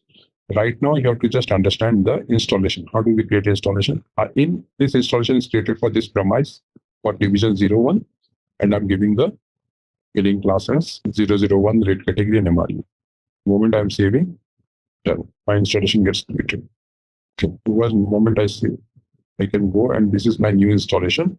How it looks like for this installation for this premise I've created this rate category. Now what we'll do is we will create a device and try to install it here. I will try to create a device and install it here. I'll show you how do I create. The TCO to create a device is IQ01. So what happens in order to create a device, I have to give a material, which is 355. There will be a dedicated session. How do we create 355? Right now we'll understand material 355. Enter in the system. It will ask to give the material manufacturer instruction here, inspection. So inspection, I will write do not inspect. I'm selecting whatever you just have to mark up right now, so that in next session we will try to go in details. I will create a device. If this is a device being created, I'll show you how it is being created. This is the device which is being created. Just you have to give the dates and others, whatever you were seeing on the screen, which date it was created, what was this construction year and other, and try to create a device. Create one more device so that you are again aware. While creating a device, what I'm doing, I'm giving this I means ISU device. Normally there are many types of device. We are creating an ISU device. So I'm giving an ISU equipment device. Enter, it will give you a next serial number. Select the manufacturer, who is the manufacturer device. Construction year means when the device was constructed or manufactured. Valid from means when it has been released for site in the utility company. Inspection related 03 is by default not released. These all value when you select, save, a device is being created. Note the number of the device, and this is the number of the device. Copy this, and we'll go for, once the device is created, we will go for installing the device. The key code to install the device, EG31. We call it full installation. So what is my installation number, which was created? I can note it. The installation. This installation, I'll copy it from here. I'll give the active installation date 01/01/2024. I'll give the device number which we just got created. This is the device number. 55 was the material which we'll give. Enter. It will ask you to give the activity reason. Why are you installing a device? It will be extension or new creation. So my one will be creation, initial creation. After that, I will, the mandatory fields are, I will give the reading while installing. What was the reading in the device? Maybe the reading was 300. What was the periodic consumption? The periodic consumption will be 500. Number of days 365. Rate type. This one I will select. This I have created for you so that it will help us and getting the training. So just these value are to be selected as of now, because there are many sessions in which we'll learn how to, what are the implication of these values. Just in this session, you have to learn, okay, these are the values which we are giving. You keep on giving the same value and install a device. In the device management detail session, we'll learn what is meter reading, what is periodic consumption, what is number of days, what is rate type, everything will learn. Now we will try to save this. The moment you save, system will say this device is installed. So what has happened? If I go back into this installation, you see this device is inactive, right? There is no device installed over here. If I go back and come again here, refresh the screen, you must see the magic is here. The device has got installed. Device which you have created. Now you know how was your device is created and installed. Every one of you, please follow this recording, which Naveen will be forwarding it to you, and try to create the whole technical master data how we have just created. Any doubt here? Actually, there is an activity reason 5. Could you please explain why this is 5 in the EZ31 page? EZ31, okay. I'll enter. Which one? This one. Activity reason? Yeah. Okay. See, let's say I have one device for my flat. Okay. I'm having, I want to increase one more device in my premise. Let's say I want to separate the garden area in my home with a different meter. So what I will do is we will select installation extension. Okay. So I'm extending this, I'm installing this device as part of extension. And as part of creation, if I'm doing, I will select 05. Means first time I'm creating it. This is the first device. Extension means I'm extending one more device. So that is why I select extension. So while installing a device, you can do two things only. You can create for the first device, you are installing the first device, or you are installing an additional device as part of extension. So you have two options. Okay, the reason why you are doing this installation, it's whether it is in creation or in extension. I am doing it for creation. Next time when I again create one more device and install, there can be multiple devices in the same installation. Let's say now I'm doing an installation extension. When I'm installing my second device, previously I installed 100.187. Now I'm installing an additional device as part of extension. So what I will do, 02, I'll give some reading. Now when I save it, this device has got installed. And if I go back and refresh, You can say, see, there are two devices now installed. 187, 188. One was extended, one is created. Okay. Okay. So you can have, this is a customizable fleet. You can have your own reason for it. Let's say you can write your own reason. It is not like hard and fast installation extension. This is from standardization. You can write why you're installing a device. This is like creating, you can extension, or you can write garden area, lift one. Lift is a common place which you want to have a separate meter. Okay, let's say you are owner of a house and every apartment is having a different rented guy. The lift meter, you want to separate it out from everyone so that you are the owner who will be paying for the lift. So I will say installation extension for your premise bill is different. The lift bill you want to share divided by 4, for example, in the scenario. Okay. So what you will do, the lift, the meter which is installed for the lift operation, that you will have a separate meter, and you can have an installation extension, and whatever bills come for the meter, you divide by 4. You understood? Yes, makes sense. So this is for just extension. You have, if you are the owner who is going to pay, just you have to you can extend the meter, or you can have a finish. Tell me how many meters how many meters maximum I can install, or can I install multiple meters into one premise? Yes, we can. And the reason why? One has to be created, and the others can be extensions, because I can create I can have different meters for a garden, a balcony, a lift, and many other places, right? So yeah, I mean, that depends upon me, that how I'm dividing the things. Maybe for usage. For example, I have a paying guest in my house, and he uses one room of my whole flat. So, and I don't want to pay for his electricity bill, so that I install another meter, an extension meter for his room specifically. So that is also one use case for that. Currently, if you learn the concept, when you go in the real implementation, let's say if today you are doing so for a support project, when you go for an implementation project, things will be very crystal clear. When customers start speaking, then when they say that, okay, how will I do when there is another garden area which is common area, there will be a meter, you want to divide. Okay, boss, to bill me, whatever bill comes in, I will divide it among 4. So, and how do you create? You will have an installation extension. There are many other concepts we have to do the same. The best fit concept you have to bring and suggest the customer. So this is one of the concepts, which is when an extension comes up, you have an additional meter. Okay, let's say if it is an industry has every particular equipment different. I mean, heavy, let's say in a steel plant, there are steel melting shop, blasting, financing. There are many department by department. So what I'll do is I will have meter for each department. And since I am the only utility company, I will aggregate all of them meter by meter, and then bill the customer and invoice the customer. Okay. So there can be multiple uses when multiple meters can be installed in a particular work. It is not that only one meter for one customer. If your concept is not, no, you have to extend that concept that you can have many meters. It is as per the business scenario. Okay. So I have a small question. So like you have shown us how to do the full installation using EG31. So there are also other 2 installations which are technical installation and period related installation. So like, can you explain what are the difference between those? Because like I have done billing related installation using EG34, but then also I am able to bill and invoice the customer. So what is the difference when you are using EG31 full installation and only billing related installation? So there is already a dedicated topic in device management for this. Okay.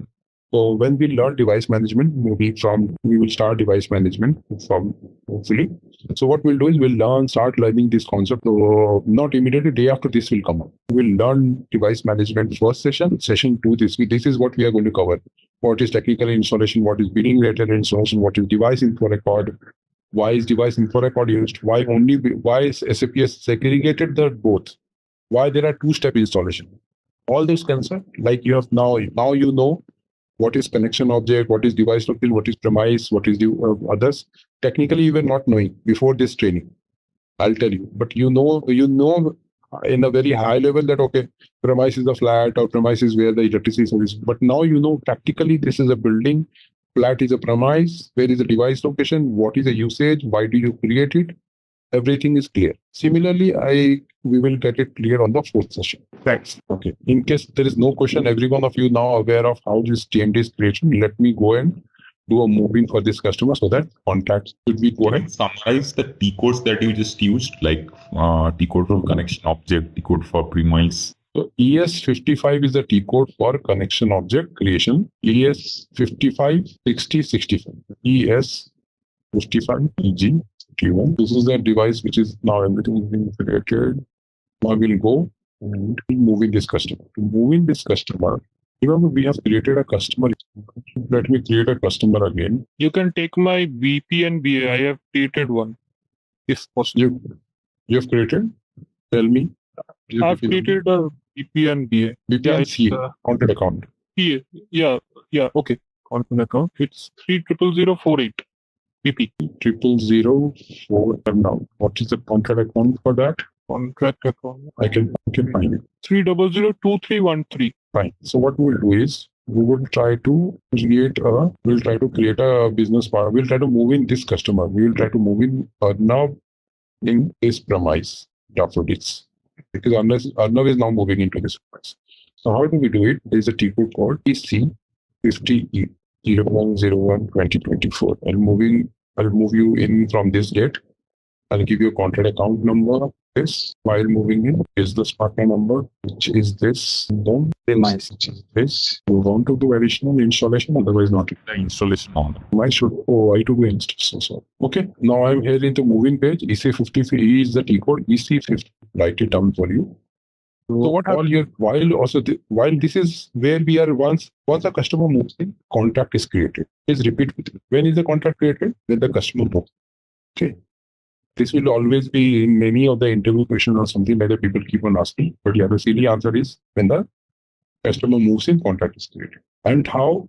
And what are the other different address details? Everything while creating a contract, you have to finally submit everything. I mean, finally, whatever changes you want to do. Let's say if you want to, you cannot change these all things. Let's say if you want to change the account information ID, if you want to change something here at contract level. Before creating a contract, system will again show you to validate everything. If you see, it is asking me to validate all those addresses and address, I'm doing it. Okay. So now, while creating a contract, I have to select an additional field. These two fields have to be selected. One is account determination ID. What is my account determination ID? Company code you have selected 1206. While creating, now maybe you have selected a wrong company code, but the company code is not for utility, so I cannot take customer. Okay. Let me take this existing account or installation. It is automatically prompting you. The moment I go in this, I have to just select the contract. At a contract level, I have to select this company code is 477. To select the account information. This is the account information ID, and the invoicing is already selected. The moment I select this account information ID and save, it will ask me to again validate the address, validate all of them. Here it will ask me to give the print forms. Standard SAP has all those print forms already present. Select this 01 is a printer. Enter. Moving is being created. Once this moving is created, what I'll do is I will go to our installation. This now you see there is no customer contract account and contract present here. The moment I go back, come in here, the customer is now moving. We just moving down. So now you are completely aware of how do we create data.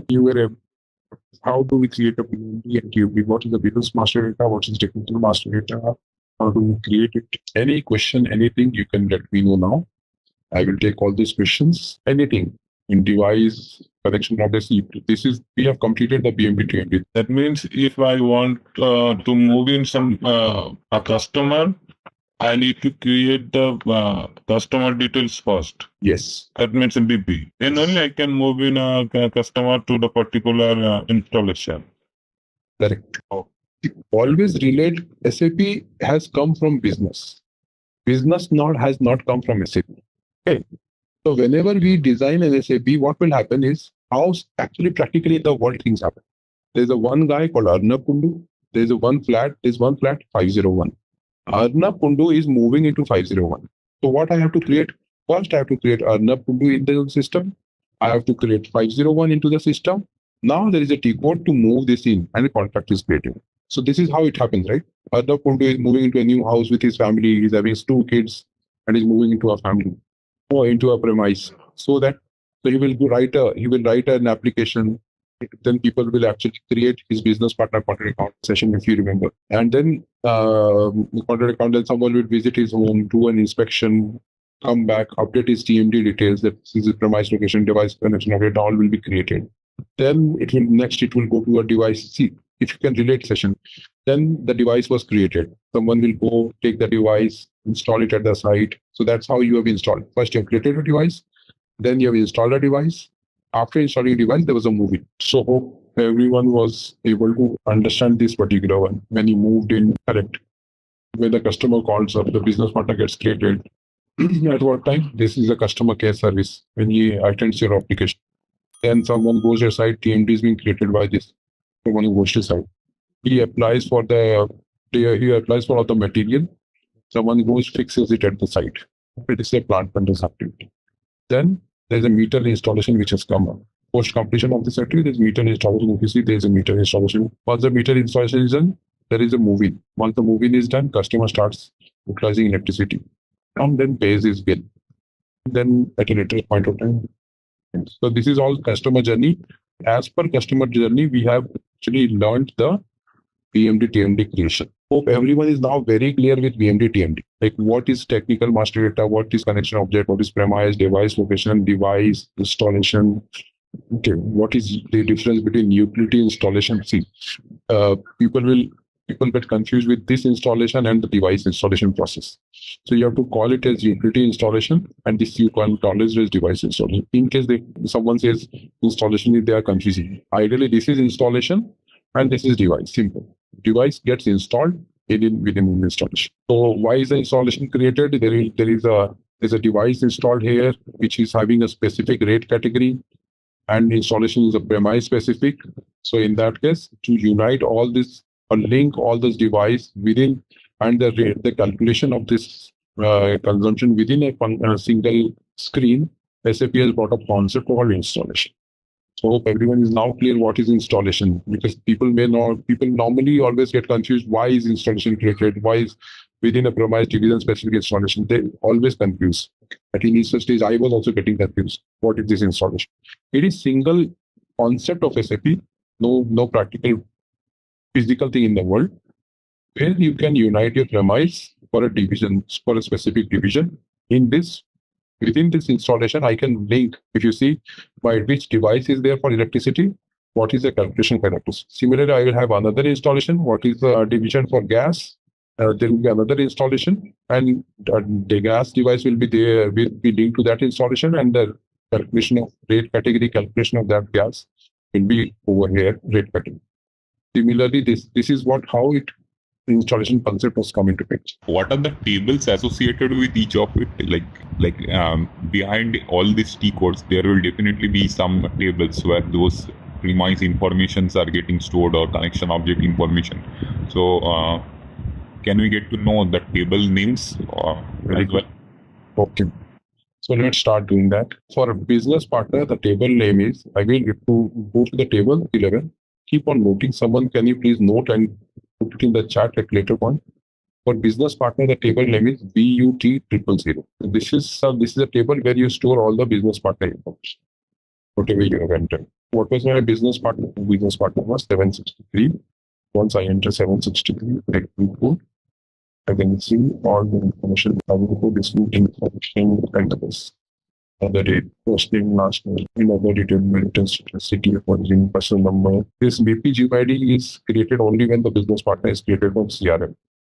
So this business partner which we reuse must have been created from CRM. Clear? BUT000 is a T code for business partner. Should I go for none? In the table for business partner.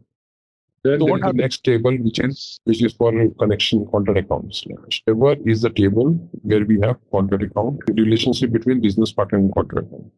In this table, this is a contract relationship between business partner, contract account, and contract. If I execute it here, if I give the I will give the contract which we created over here. Who is the one which we created this? The contract which we created was this. We will give this contract account over here.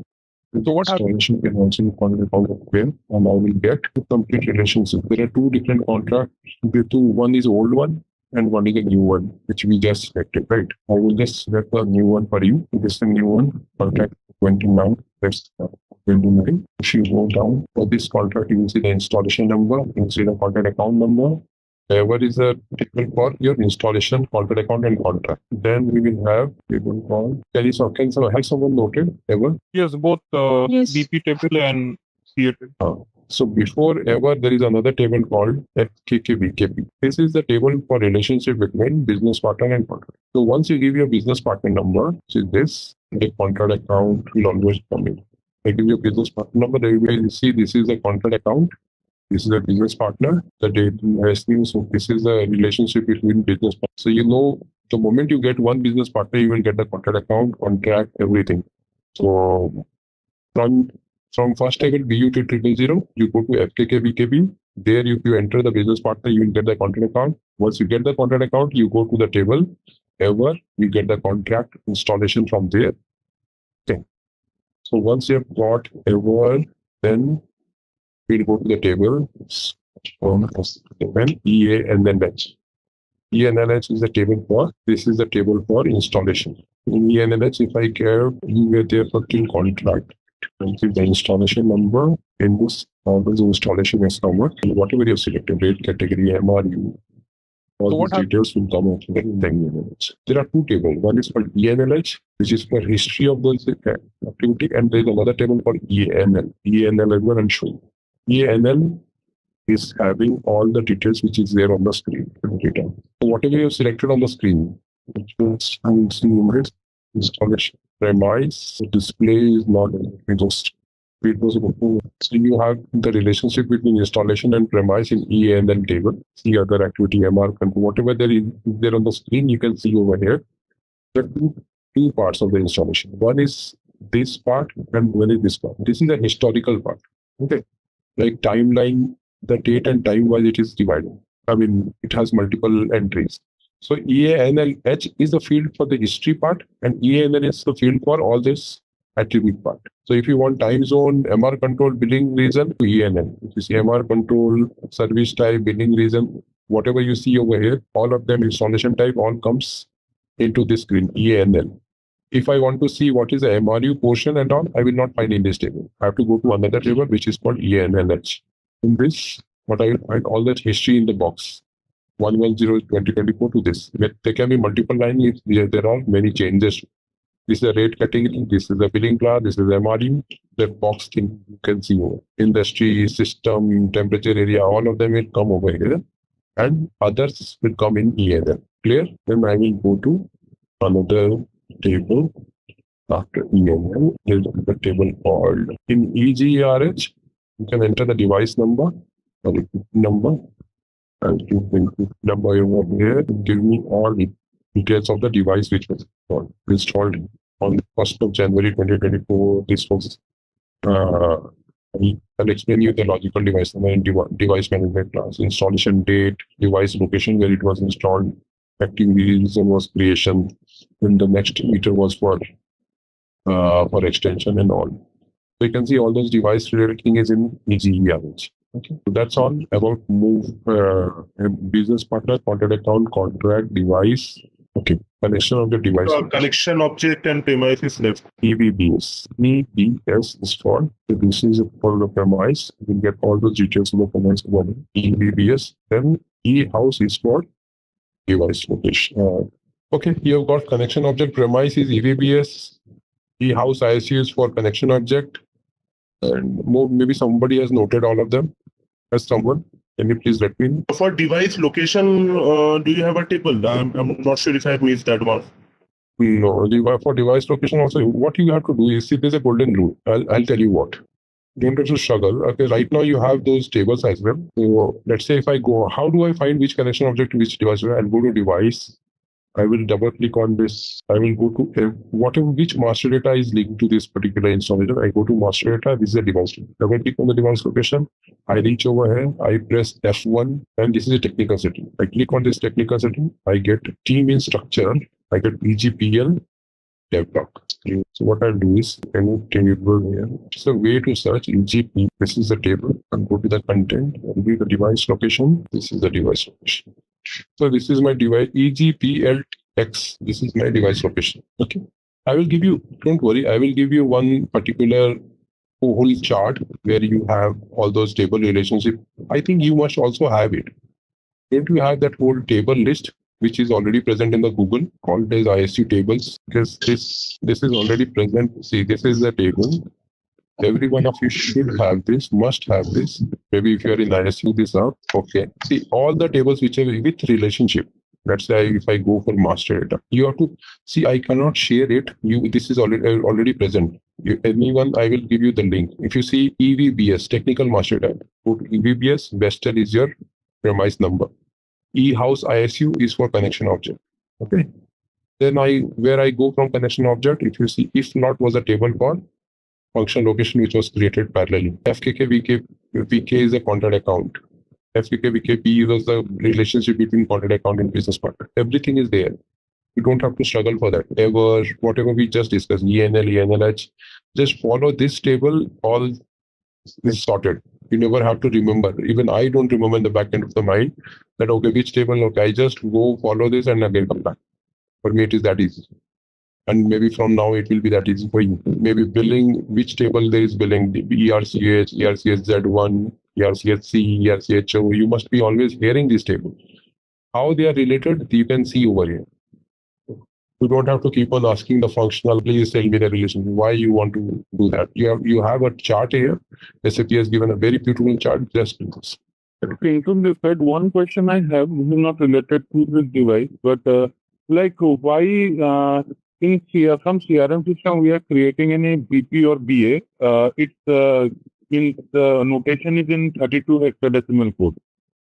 Why not number? In the GUID, why they are generating GUID instead of number? In CRM. Yeah, I mean, even in, you showed that the GUID, and you told that from when we create the BP from the CRM, Okay. GUID, I mean, yeah. Okay. So, see, GUID is what? GUID is like, see, CRM is another box. Is one box. And SAP was a different box. Currently in S4, when you go in future, there will be the CRM and S4 will be different. In S4, CRM is now within the box. Correct? There is no CRM concept now in S4 HANA. SAP has brought that additional charges which was there to maintain another system which was customer relationship management, CRM. They have brought into SAP itself, ISU itself, which is called customer management, a new module. Everything what CRM used to do, that can be done here in CRM, customer management. Previously, when customer CRM was there, I'm talking about right now, if you have an old system where you are providing service or you are doing an AMC, for that, if CRM is different, for every transaction which we do, like where every contract when it is created, there is a GUID getting created. Okay. That GUID contains all the attributes of this particular transaction, which we factor over here. And why there is a GUID? Because CRM is actually a different screen. I mean, a different product which can serve many things. When we say it can serve your business, it can serve your opportunity, sales, many things. And you have to customize a screen for only contract.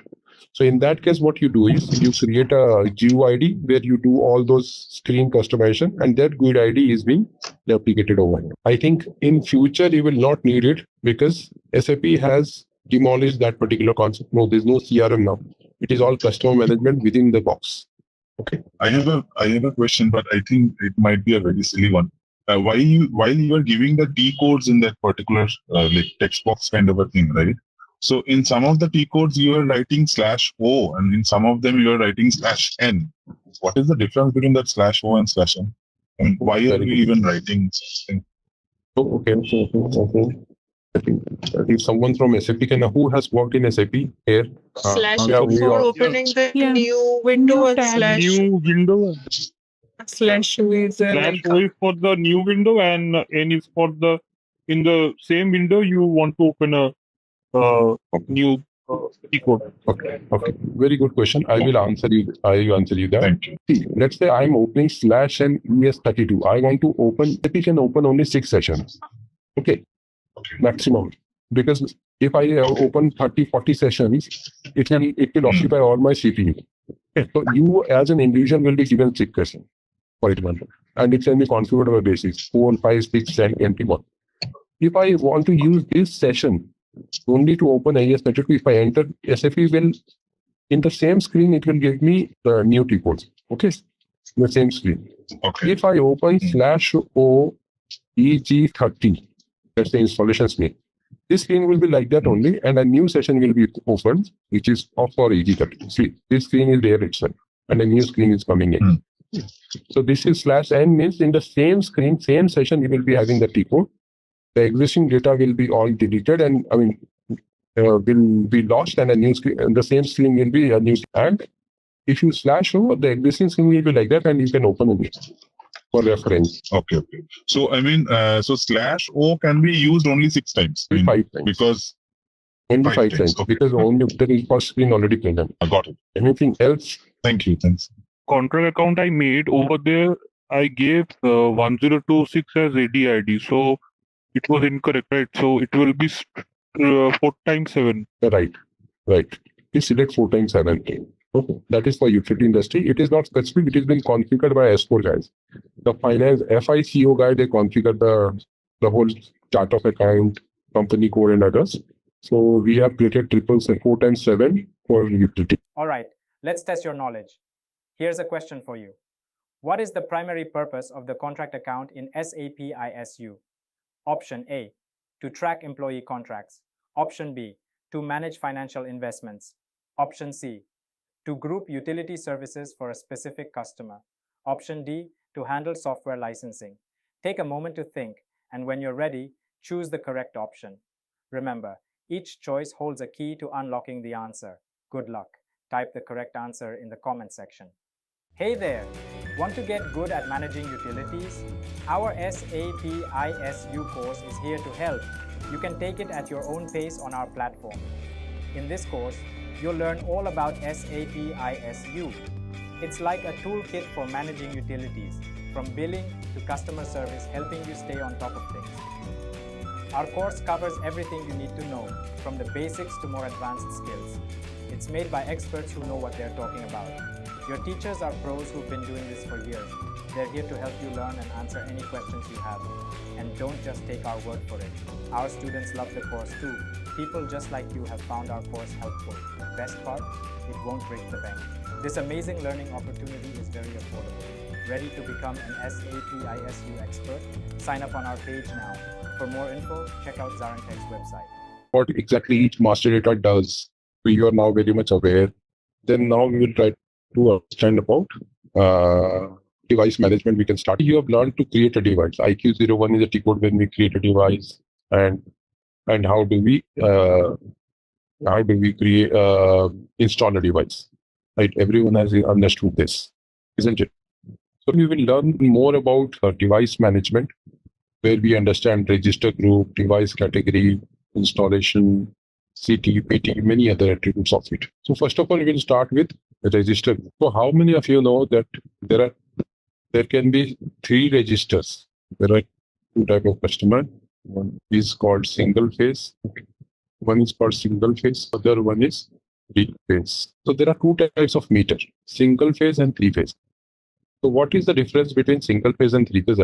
Single phase meter is for residential customer. You must have seen in whenever you get a bill, it will always be this one line consumption: your previous month bill, previous month reading, and current month reading.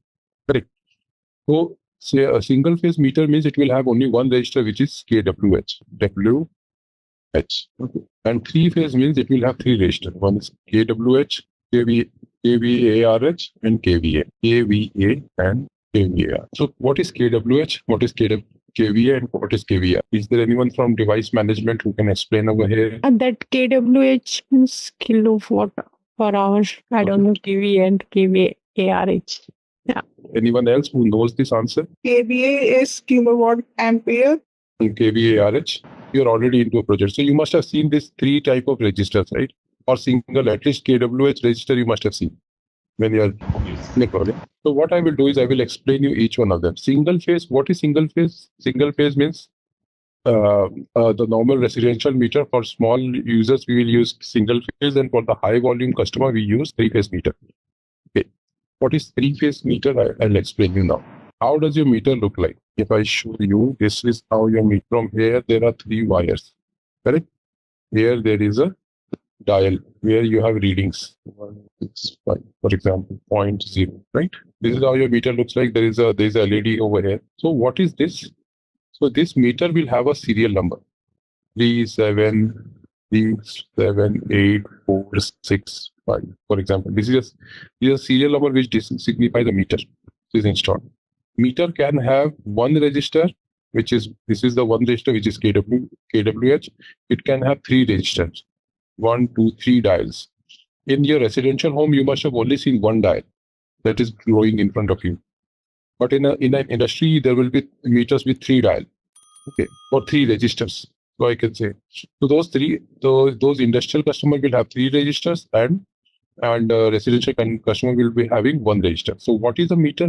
This whole device itself is a meter. Okay, and register means how does the device look like? So the characteristic of register is the dial which we are seeing, which contains reading.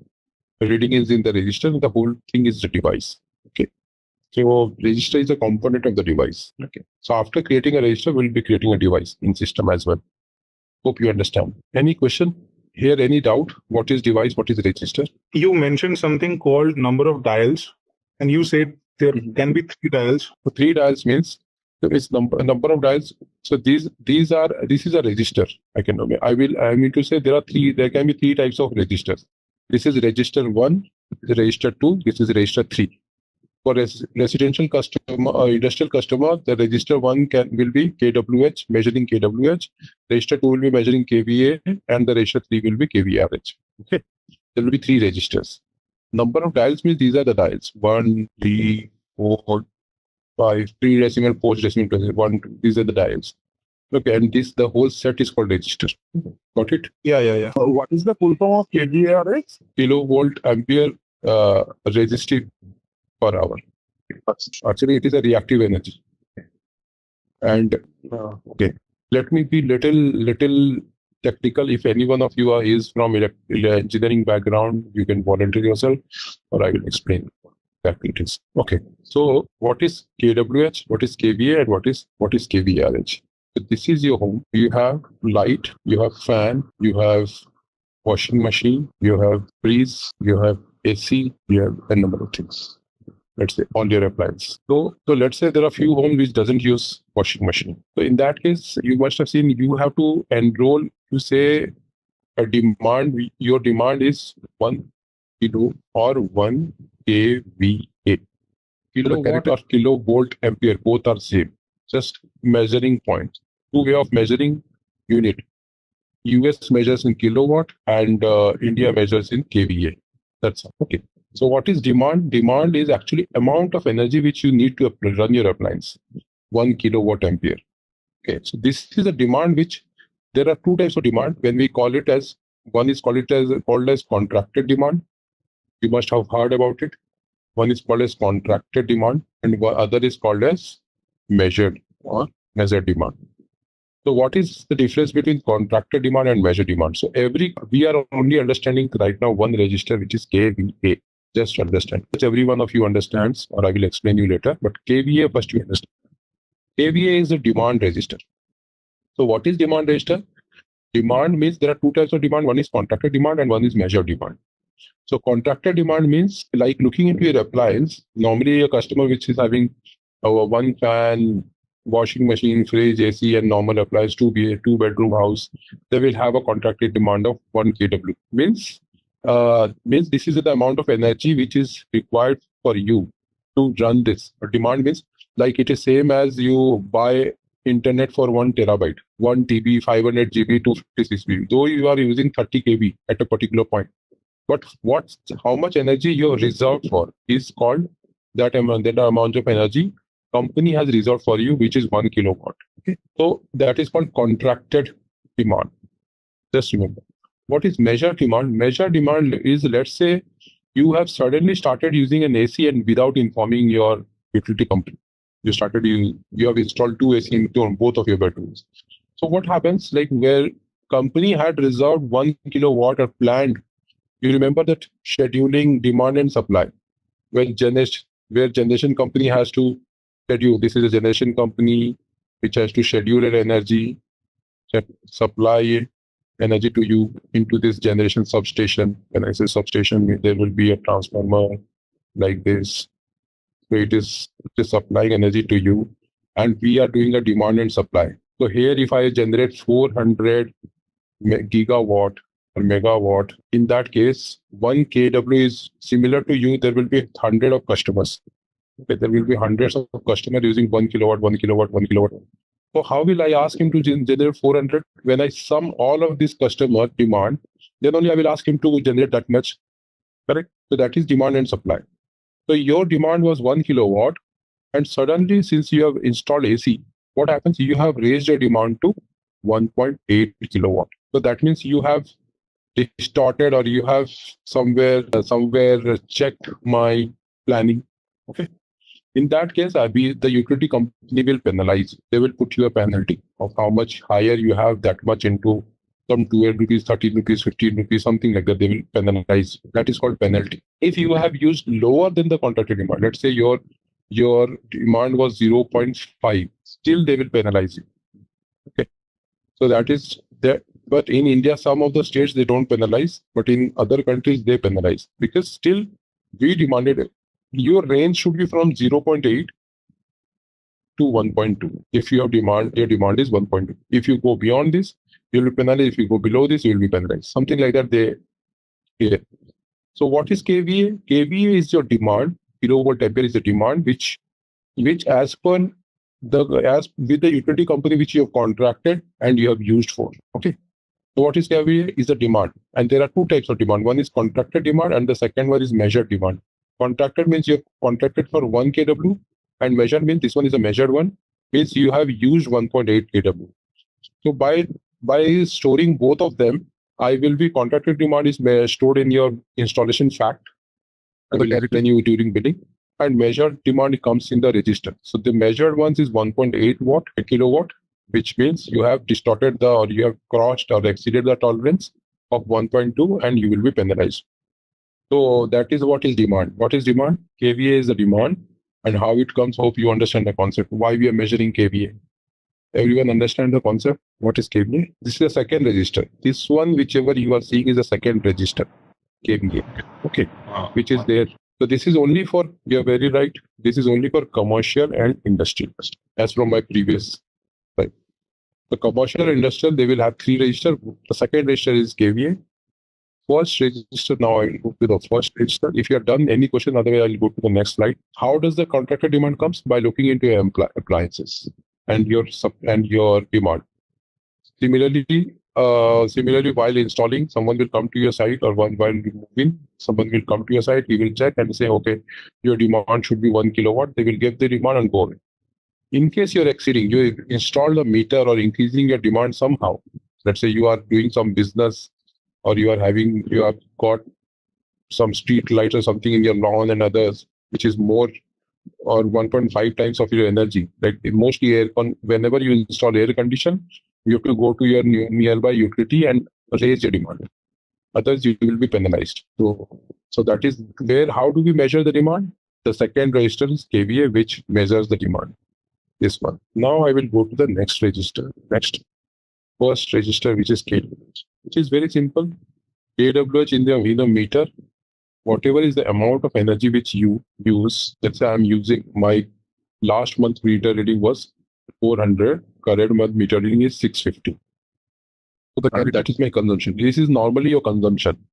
So what is your consumption? 650 minus 400 is equal to 250. So this is my kWh. How much I have consumed. Got it? If you understand these two, you have understood device. kVA and kVRH. If 3 you have understood, everything is very simple.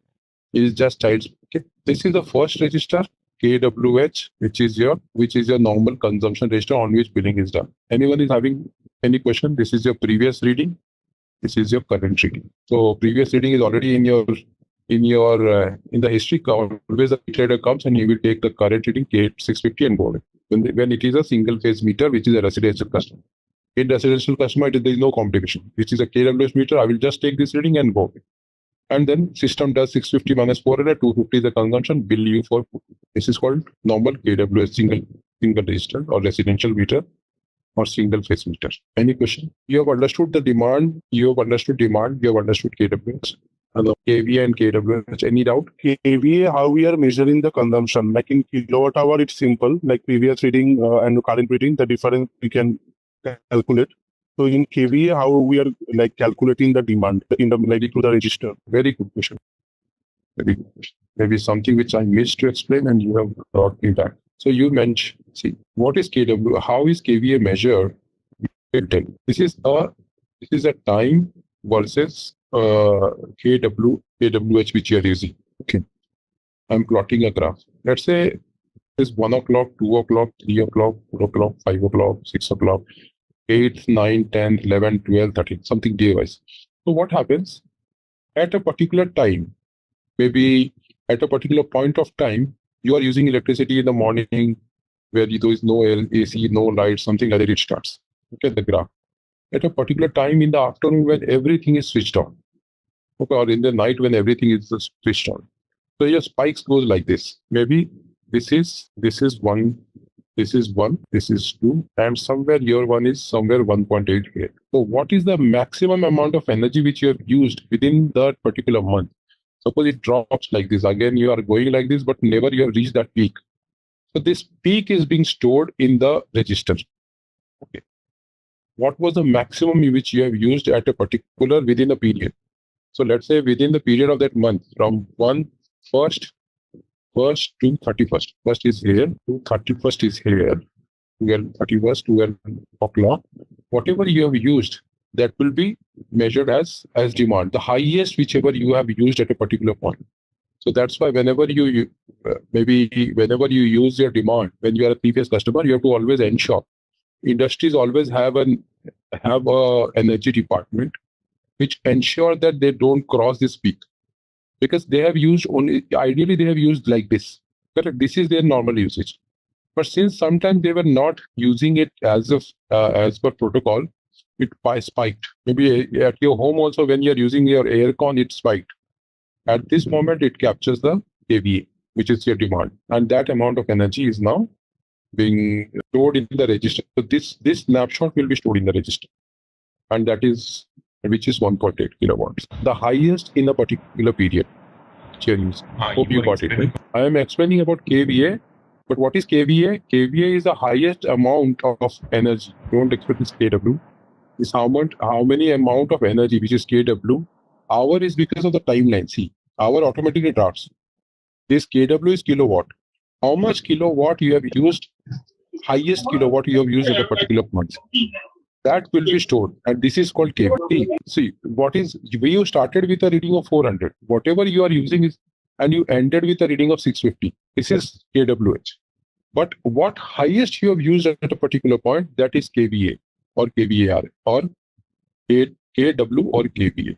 You have started with 400, ended with 650. You are using like this linear only. That's it, 10, 20, 30, 40, 50, 60, something like that.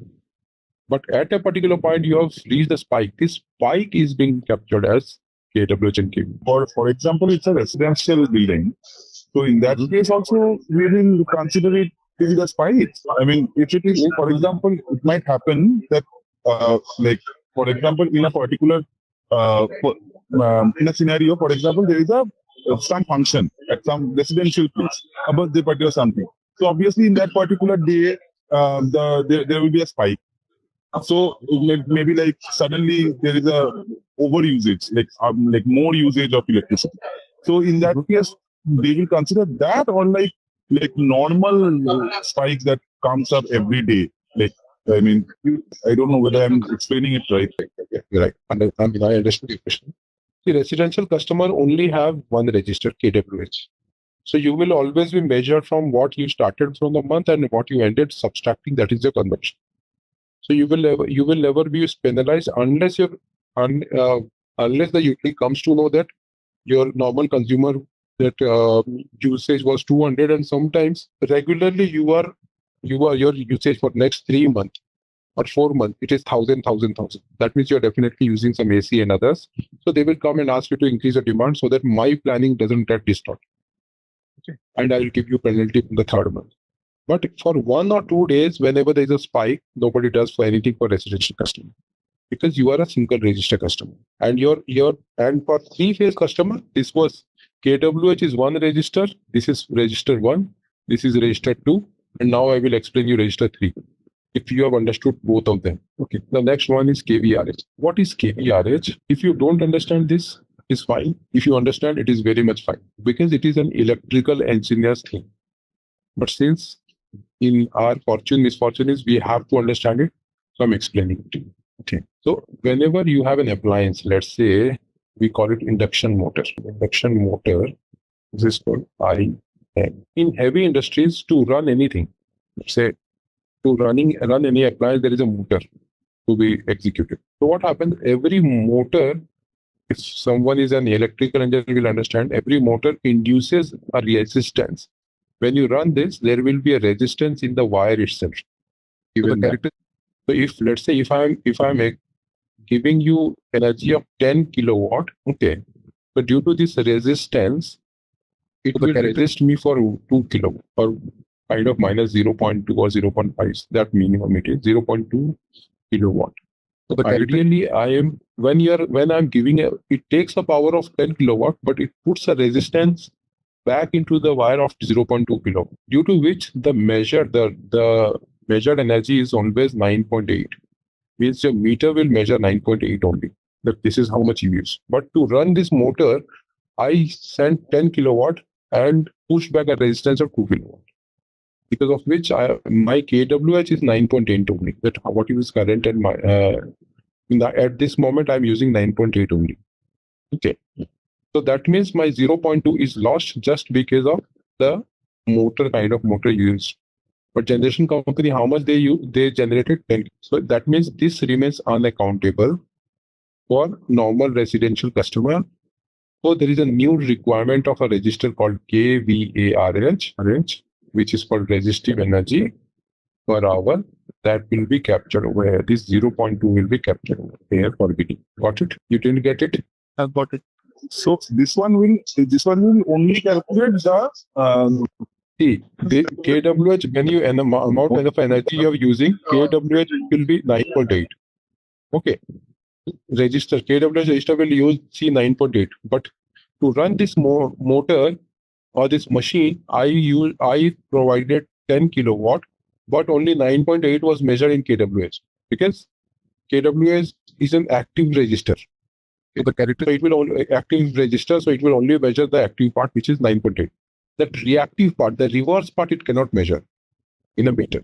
So to measure the reverse part, there is a reactive register which is always present.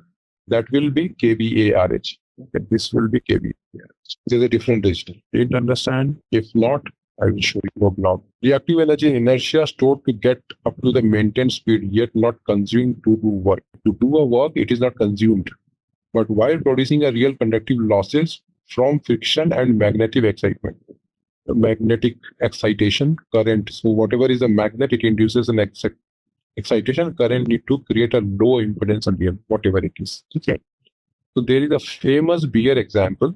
Just always go through this beer example. I don't know how many of you really go for a beer, but I'm sorry to explain you with this example because this is how every electrical engineer has been explained. If you drink, you know. If you don't drink, you will come to know. See, this is apparent power. This is like the amount of total power, which is equal to active power means KWH and reactive power means the one which is wasted to provide this much. So this is an example to explain to provide this amount of beer, the foam part is wasted and the liquid part is the one which is really consumed.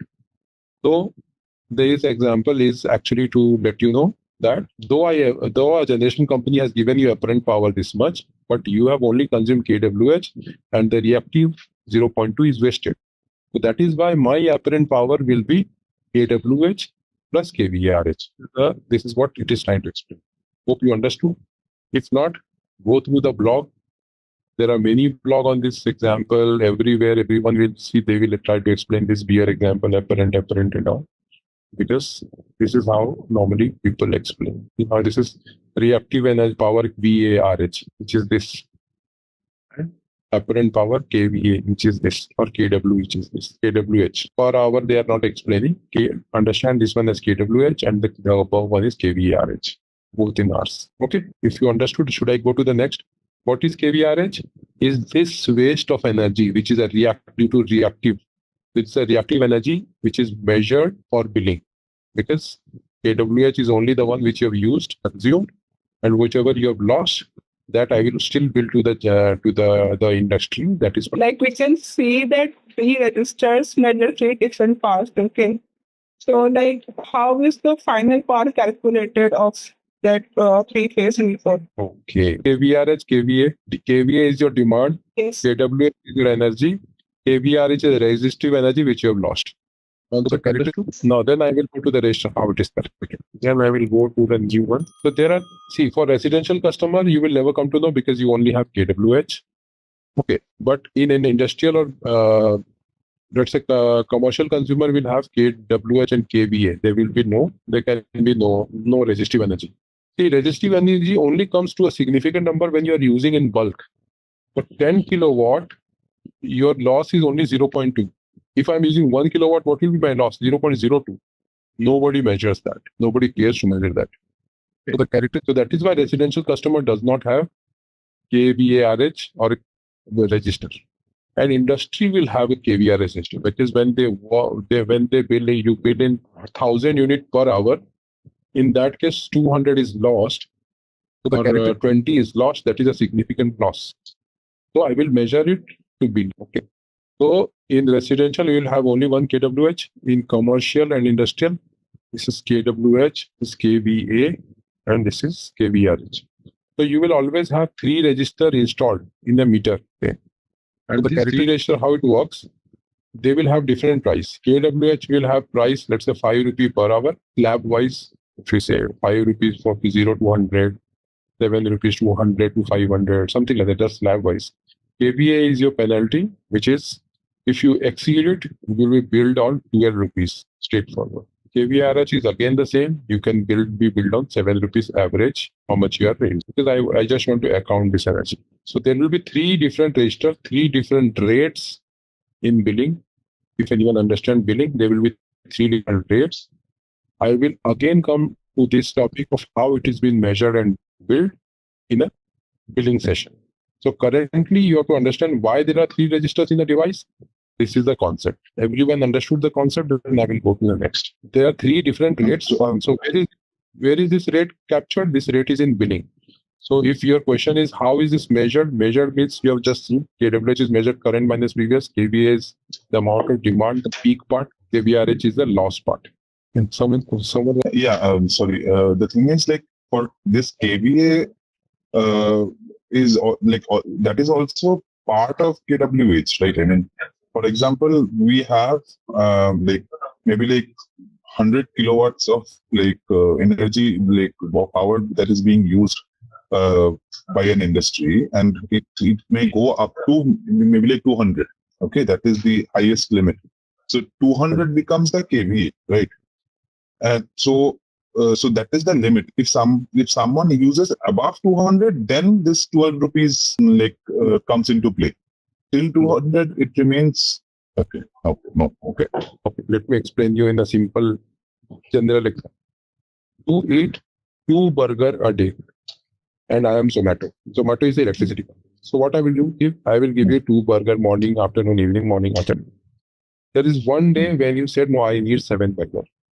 One meal. Okay. For that particular meal, I have to go put 2 more additional Zomato, or after that Zomato guy has to go back, buy you 7 meals and come back. For that addition, that afternoon, only on that day. Okay. So that means you have distorted my planning. The grid is also got distorted because of that. I will measure the 7 burger which you have had that particular point as your KVA, your highest demand in that period. It is like, though throughout the month you have had 500 burger, but there was one afternoon where you have had 7 burger. Okay, 3 meals a day, 30 days means 90 meals. 2 burger, 180 burger was your demand. There was one afternoon when you have went to 7, and maybe sometimes you had 3, sometimes you have 5, sometimes you have 6. But one afternoon where you have raised highest, that highest point I will penalize you.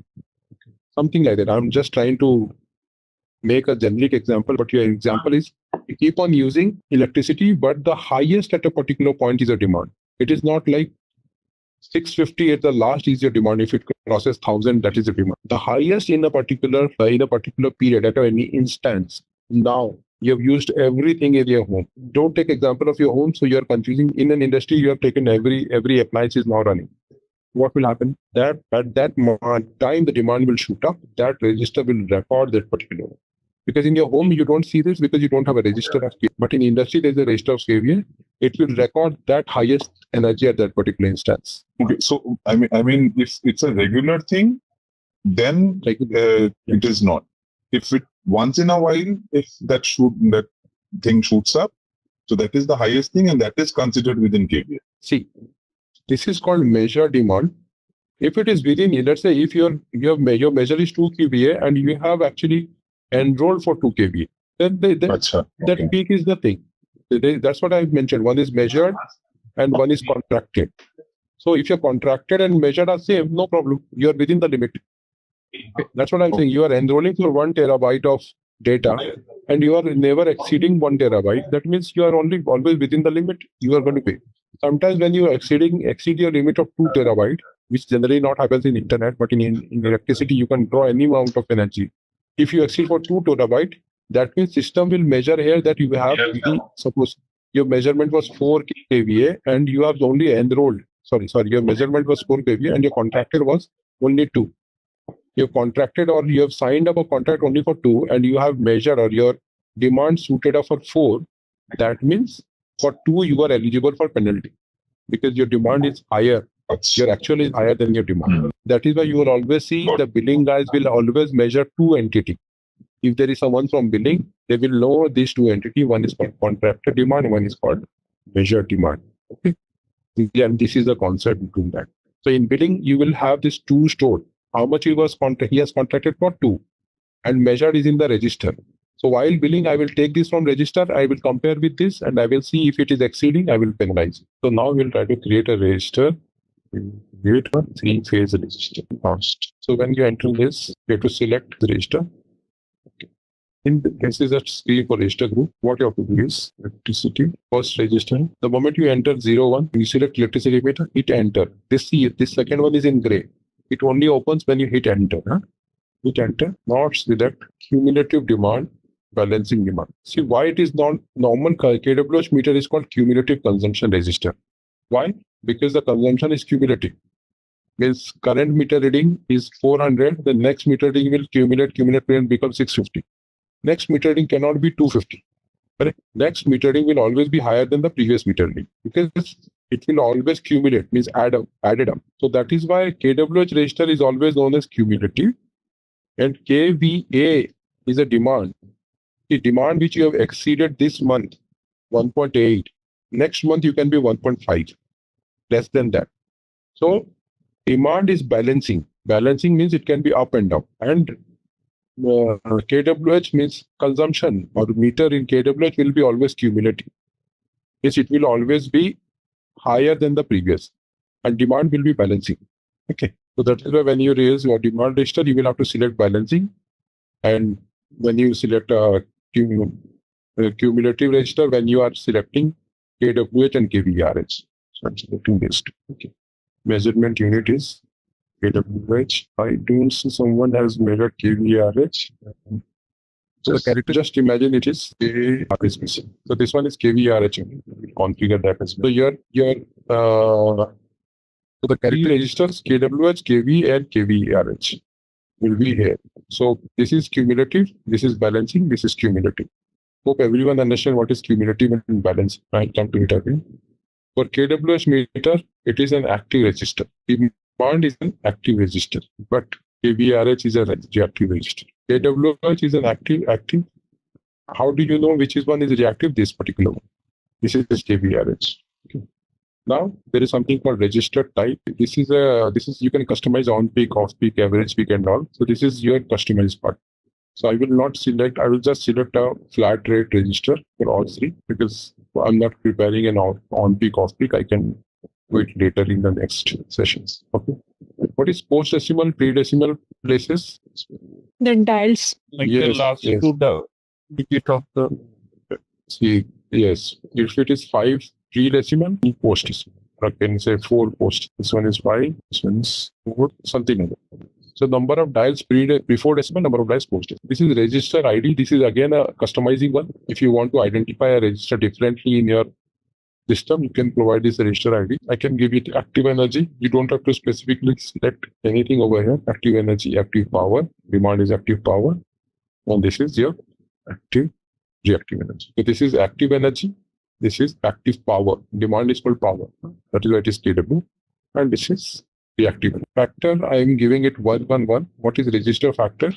Let's say if there is some, we'll give 111 here and then select is something called propose. One of the register you have to select as propose. Always system will propose one register, which is a KW. We don't have to do anything else. Every one of you understood what is this? I will say the register first. Register number 30. What is the T code that you distinguish? Again, I will tell you one small trick. You don't have to always ask for T code, /n, enter. Go to utility industry, with device management, technology. EG44, right? EG04. 04. You see over here, EG04 is for register group, winding group, EG W1, device category, EG01, device IQ01, something. So you don't have to remember it, but it's good to remember because once you practice.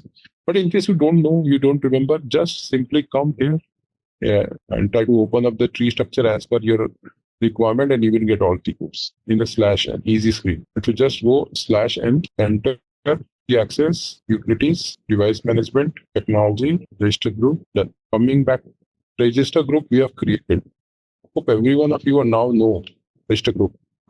What it is. In case you have any doubt, let me know. Any doubt about register group. KWH, KVRH, KVA.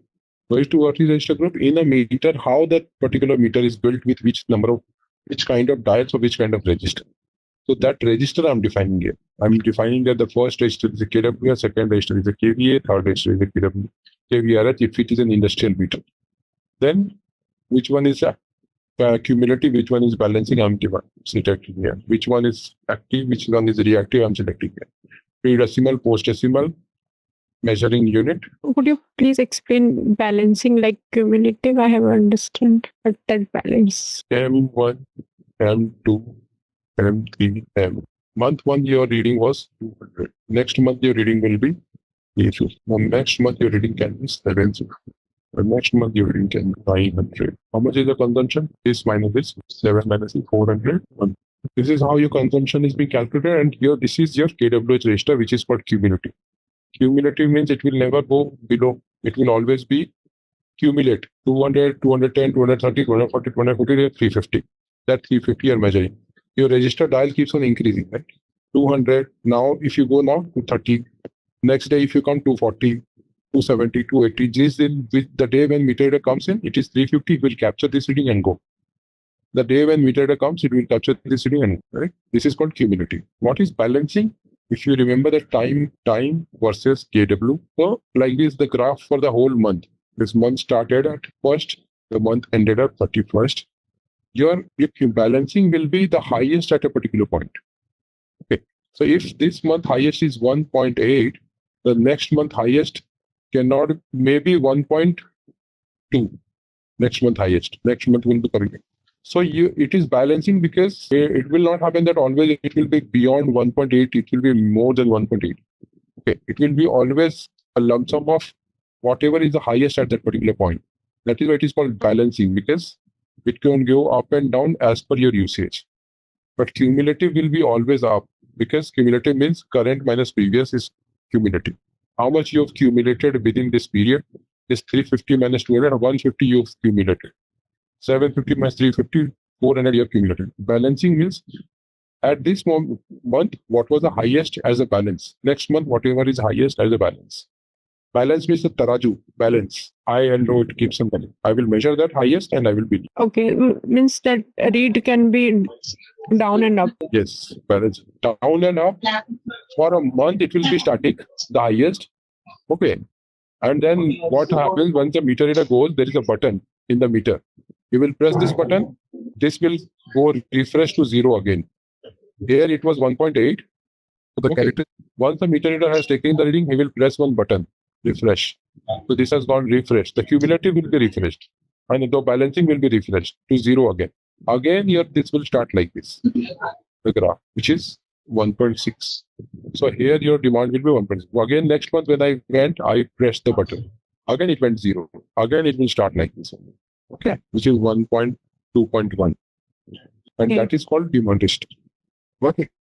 That is why it is balancing, because again it is coming back to 0. Balancing which we are doing, it has to be periodical. Means for example, every 30 days it is done. Correct. So it is refreshed every 30 days. That's why this meter reader comes, he will after taking the reading, he will press a button, refresh. Now it will again start from 0 because I've captured the highest for the last period. Now I am ready to capture the highest for the next period. Okay. So it will again start from 0, measure as per your home, as per your that instant of time. So in that KVA RA should also be balancing, right? It should not be cumulative. I mean, 1 month the resistive energy can be more, the other month can be less. I mean, for example, if someone is using 2 motors, then it can be more, and if only 1 motor is getting used, it can be less, right? So that should also be balancing in that case, not cumulative. As I measured, this is demand is for your penalty, correct? Demand you have measured to penalize. Okay. But KWH is how much you have used. KWH is, let's say, how much they have generated, how much you have used. Correct. So you started with 200, then you then 350, then 750 somewhere here. Okay. And how much you have incurred as a reactive energy? You have incurred here 20, here 50, here 80. So what is the total amount of energy I have generated at this month? 220. Okay. What is the total energy I have generated here? 400. And here it is 8. But like in the third month, for example, it can be 40 also, right? I mean, 20, 50, it can be 40 also. Last one reactive. I mean, like why are we just considering that it will increase? The reactive energy can be lesser also in a month. Yes. Lesser also, but it is somewhere accumulating to make me understand that how much energy this generation has produced, so that if I only let's say if what is the consumption here? 150, 400. What is the consumption here? 20, 50 minus 20, 30. 50 minus 50, 30. So let's say generation company says that in this month I have generated 200, 180, for example. Okay. So where is this 180 gone? If 150 has gone here, 30 has gone here in reactive energy. Okay. So I will bill for both, some for this to match how much was generated. Correct? So that is why this is cumulative. It will not go down. This register reading will go always up, because at the end of the moment, if I want to know in the year how much energy from this minus this, how much energy total you generated, what I will do? I will subtract this 1000 minus 150, 850 plus somewhere here it is 200. So total you have generated 11. I will tell that to generator, right? How? Because it is cumulative. So that is why reactive register and active register is always cumulative. Balancing means just to penalize. In this month, sometimes you have reached highest, but that doesn't resemble that this is what you were using always. You have sometimes violated the rule and you have reached highest. So in the reactive register also, it will be like even as like in a month, we are like reactive energy is lesser, but still it will get added to the last month's values. So in 1 month we are using 20, and next month if you are using 30, then it is like becoming 50. And the month after, if we are using 10 again, so it will be like 50 plus 10, 60, like that. Like so, because the value will go on increasing. Like if there won't have been a meter, if there won't have been a motor, this was KWH. Since you had a motor, this KWH is converted into kV average. Correct? Is that the concept? So that is why both of this accounting wise, energy accounting wise, both of them are my generation. So these are cumulative. All doubt clear? Yeah, sort of. Yes. Right. So you know now how to create a register, everyone. Correct? Okay, now we'll quickly go to a device category. The T code to create a device category is 01. Before creating a device, we will create a device category. Like a register group is a group register, device category is a kind of that category of device. So just single phase and three phase are two categories. So I will create a single phase category and then enter a register group. So what is device category is a kind of a similar type of device. That is called device category. It's a single phase, three phase. This one device category. What was the T code that you used? EG01. EG0. Thank you. So device category, device category 1, device category 2, 3, device category 2, 4, device category 5. So what is this? So let's say this is single phase, this is single phase, this is three phase, this is three phase, this is three phase. Device category is to group one type of meter.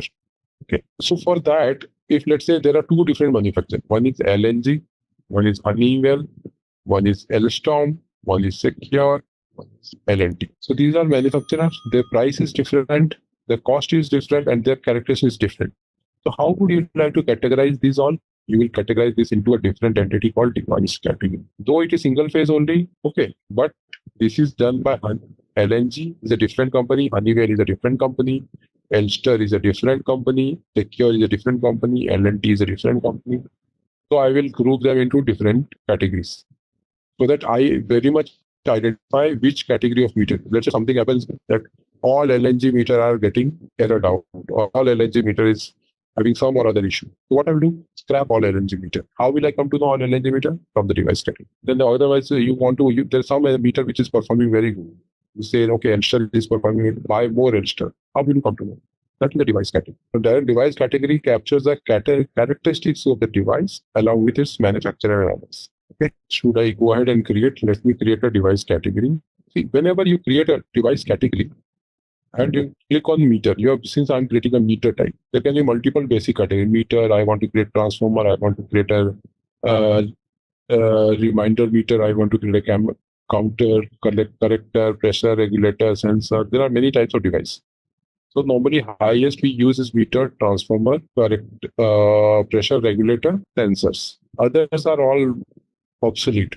There was a time when we were using ARCR, we were using counter, we were using correctors, but now it is not. Okay. So now we are using only meter, transformer in electricity, pressure regulator in gas.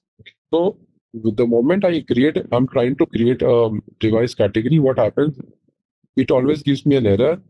The specified material does not exist. So before creating a device category, I have to always create a material in of the same name, MM01. So I'll go and create a material here with the same name. Utilities, raw material. The moment I enter, I think other classification, and you have to always ask someone from to create it for you. Currently in this training, I'm creating it. Otherwise, normally it is an MM material. They create a material because they know other attributes. Let's say what is the classification, what is the price value, other things.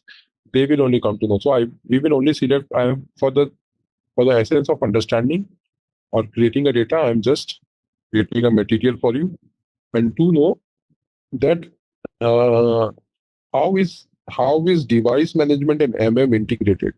See, device is a material, and you always buy material from you do a material planning, you keep a good stock of the device or meter, and you release it to site for installation whenever required. So for MM, device is actually one of the meter, one of this 1,000 meter which they are using. So then why device management was required as a module? Because this is a measuring device, and MM was not meant for measuring. So that is why ISU is a different module which has come into picture on top of S4 to do the measurement and build on top of MM. Whatever is in DM as in MM as in material, that will be replicated in ISU as a device category. Few of them, which is a measuring device, will be captured in ISU as a device category. So that whenever you install a meter, so that we know that out of 1,000 meter which is in my stock, 200 meter I have installed. So what is that 800 which is left in my stock? How do I measure? I see that there is a relationship between device category and meter, material, device category as a material, and then from that I come to know and understand the stock as well. So device category and material is brother. Or I can say same replica, but can have many material. It has wire, it has transformer, it has many things. It has even tools, others we can buy in a material as a material. But measuring device will always be a device category. So DM is sort of a subset of in this case. Yes, you are very right. In this case, for stock, how do you maintain? DM is not there to maintain stock. Let's say stock is decreasing and cost beyond 500, you need to buy more 5,000 meter. DM will not do that. That is an MM story. So that is why that particular action of planning, material, and others and vendor selection and others will be done by MM. DM, once the material is released out of the stock or released to a site engineer, it will come into ISU. I will explain that. That will come later. But now if you have to understand, a material and a device category is the same. Material is required for planning, device category is required to measure. Correct? Any doubt? What is device? That is why whenever you go to create a device category, it will always ask you to create a material beforehand, which I showed you in the error, the pop-up. Again, show you. You have not seen that time. Let's say this is something which I've created. 1 is something I'm creating new. The moment I click on meter, it will give you this one. The specified meter does not exist in MM. Do you want to create this material? If I say yes, it will take me into MM screen. The moment I save in the backend, it will automatically create.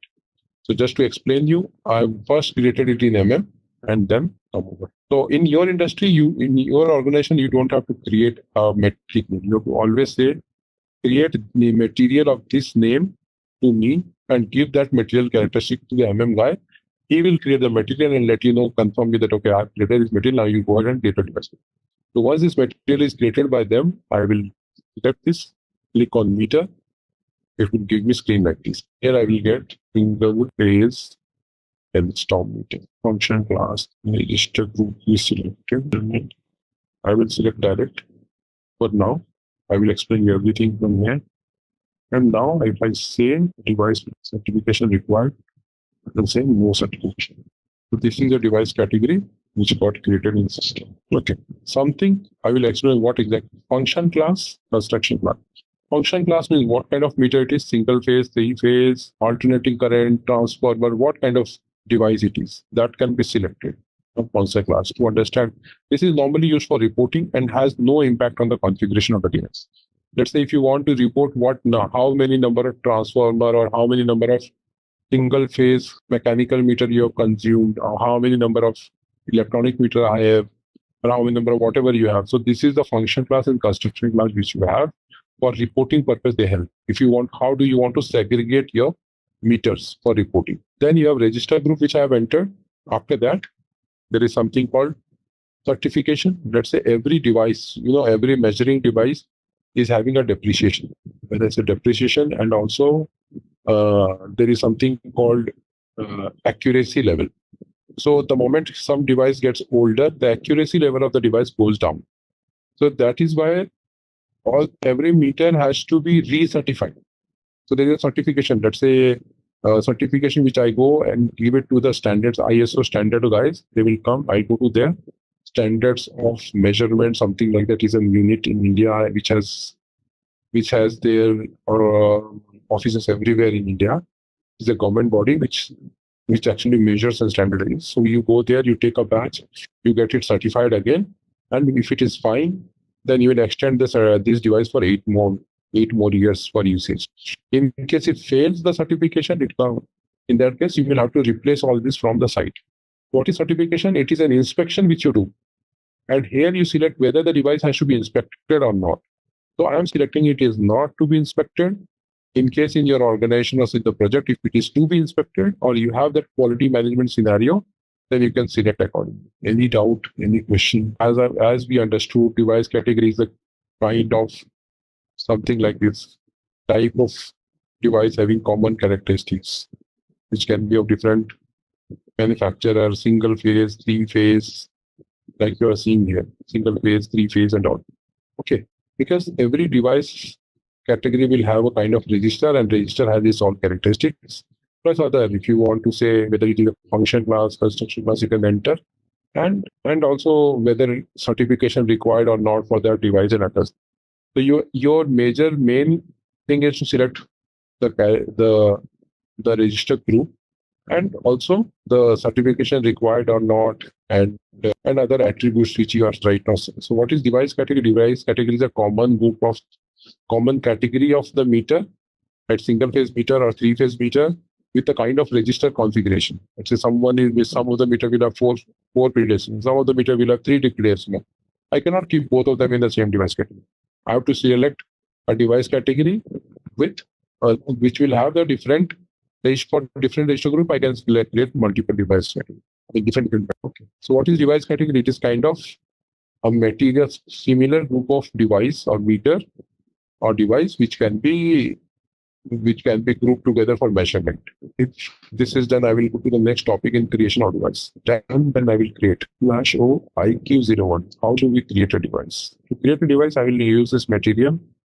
I will select ISU equipment. I will hit enter. The first device is now getting created. I will select the manufacturer.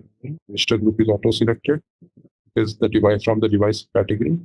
Inspection. Do you want inspection? I will select. Once I have done this, I can transfer this data. Now my device is ready for usage, or the device is ready for creation. When I say, everyone understood how is the device category, the device created. IQ01, this is how it is.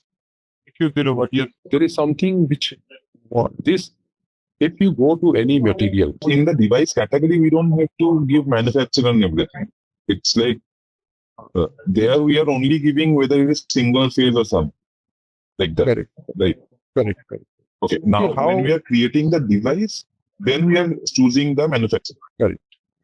See, device category is a common. I was thinking maybe like device category is something like which has both the things. Like if I am asking what is the category of this device, it will give me like a single phase Honeywell device, or like maybe like three phase L&T device, like that. So that is not the case. Category is only giving me either whether it is single phase or three phase. Okay, I will explain this answer. Just is your understanding how it is. Let's say to understand device category, let's go to MM. Okay, in your company you have requirement of single phase 50,000 meters. So MM, what you do is you release a contract or you release a purchase order in the market. That to multiple vendor. I need 50,000 meter. Give me your price. Okay. Some of them will get say to 5,000 per meter. Some of them will say 7,000 per meter. Some will say 8,000 per meter. Okay. But still 7,000 will be better. 7,000 can be a better one because it is a renowned customer, renowned vendor or manufacturer and others. So you select that 7,000. Okay, which is L stock. So, but my device category or material, both are same, will be so generic that I can send a requirement to the market and get it. Okay. While creating a device, I will create it as an L stock. So it should be the replica of my ask from the site, device category. What is the kind of meter I want? Single phase, three electronic meter with maybe 4 dial, 3 dial, or what to say, 3 decimal, 4 pre-decimal, and 3 post-decimal. Something like that. It can be your ask. So whoever manufactures they will give you their quotation, and you will select one of them, and they will send you the device, and you will create the device. While creating a device, you will give the manufacturer who is actually manufacturer. So what is the device category? It's a group of their device which help you understand what is your ask or demand, but how do you categorize your material? Okay. See, if your ask is to have a small switch socket, one socket and one switch board. Anchor also manufacture it, and maybe normally this company, many Optima also manufactures Anchor, Optima. There are 10, 1500 manufacturers, and you are a builder. You will say, okay, send me. My ask is single switch, single socket with single board with one socket, one switch. This is your ask. Anyone will start. Everyone will start giving you their quotations, correct? And you will buy one of them. So what is my material? Single board with one switch, one socket. This was your material. This is what I will create as material, so that I can float a purchase order. How is a purchase order being created? Against a material, correct? And against every material, that is why these are two brother system. Against a material, there is a device category, measuring material, so that you know the plan. When you go deeper, The device category is again used while creating the device. This is while creating a device. Okay, concept clear? Yeah. Okay, fine. So it was a good question. That's why I asked you. So because any material when you create non-ISU material, it will have general, location, organization, no IS data, structure. IS data is only for a measurement material. Why? I'll show you. Let's say I'm creating a category T. So what I'm trying to explain you is there are multiple types of material which gets created. Here, in case of an ISU material, there is an additional tab. Whenever you create a material, there is an additional tab called IS data. This only happens to an ISU material when your category is I. Okay. And why SAP has brought us this ISU material? Because it has an additional serial number, which is only for measurement device. So otherwise, general, location, organization, structure, serial data, everything is there for normal material as well. Since it is a measuring device, it has other characteristics like register group, certification, master data, like wherever it is stored, we also capture them. So this was SAP has enhanced their existing material characteristics with ISU data, so that all ISU related items can be captured over here. So that is how an ISU data comes into picture. Okay, apart from the general location and others, in general you have class in any device. In general, you have class, object type, everything which comes from the material, like a manufacturer, country. These are very generic which you give. Location means where, which plant, which location, which we understood. The maintenance plant and location. So which maintenance plant this particular device comes into once it is installed, that will come over here. Organization, we have understood against which company code this IS data was procured. Structure, we also understood the function location. We understood function location means what? Under the hierarchy of the plant maintenance, these are the location which will be that it will be serving. Serialization data is this equipment. So in any material, so there are, for every device there is 3 sections. 3 things which comes up with every device. This is a device. Section 1, this is a material. 2, this is a device category. 3, it is an equipment. Okay. Material is for procurement or plan. Device category is for measurement. One is for measurement and the third one is for services. So if you ask any PM guy, if you ask any MM guy, he will say, give me the material. If you ask any PM guy, plant maintenance, who does the service, they will say, what is the equipment? So equipment is a plant maintenance entity, material is your MM entity, and device category is the ISU entity. So for any services, equipment is required.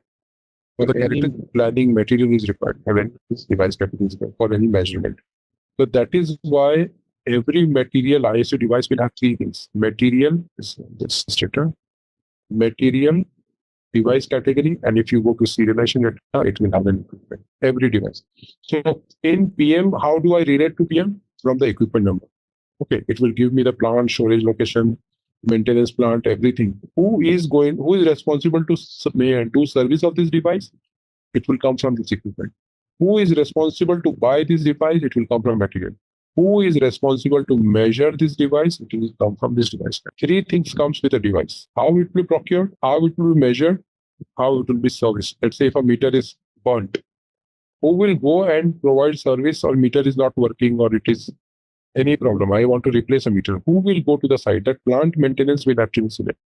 They will create a service order, go to site, remove the meter, install a new meter, and bring this back. Who will do it? There's a different team which is called plant maintenance team or a service metering team. And equipment is something which will help them to do the service. Every 3 months or 6 months, they want to check the meters, run, or do an inspection or test. So that will be done by plant maintenance. That is done through equipment. Material planning is done through materials, and device category helps you to measure. Clear, everyone? Then I will go to the next topic. You must always see this, but you never have questioned yourself. This is a chance when we are questioning what is everything.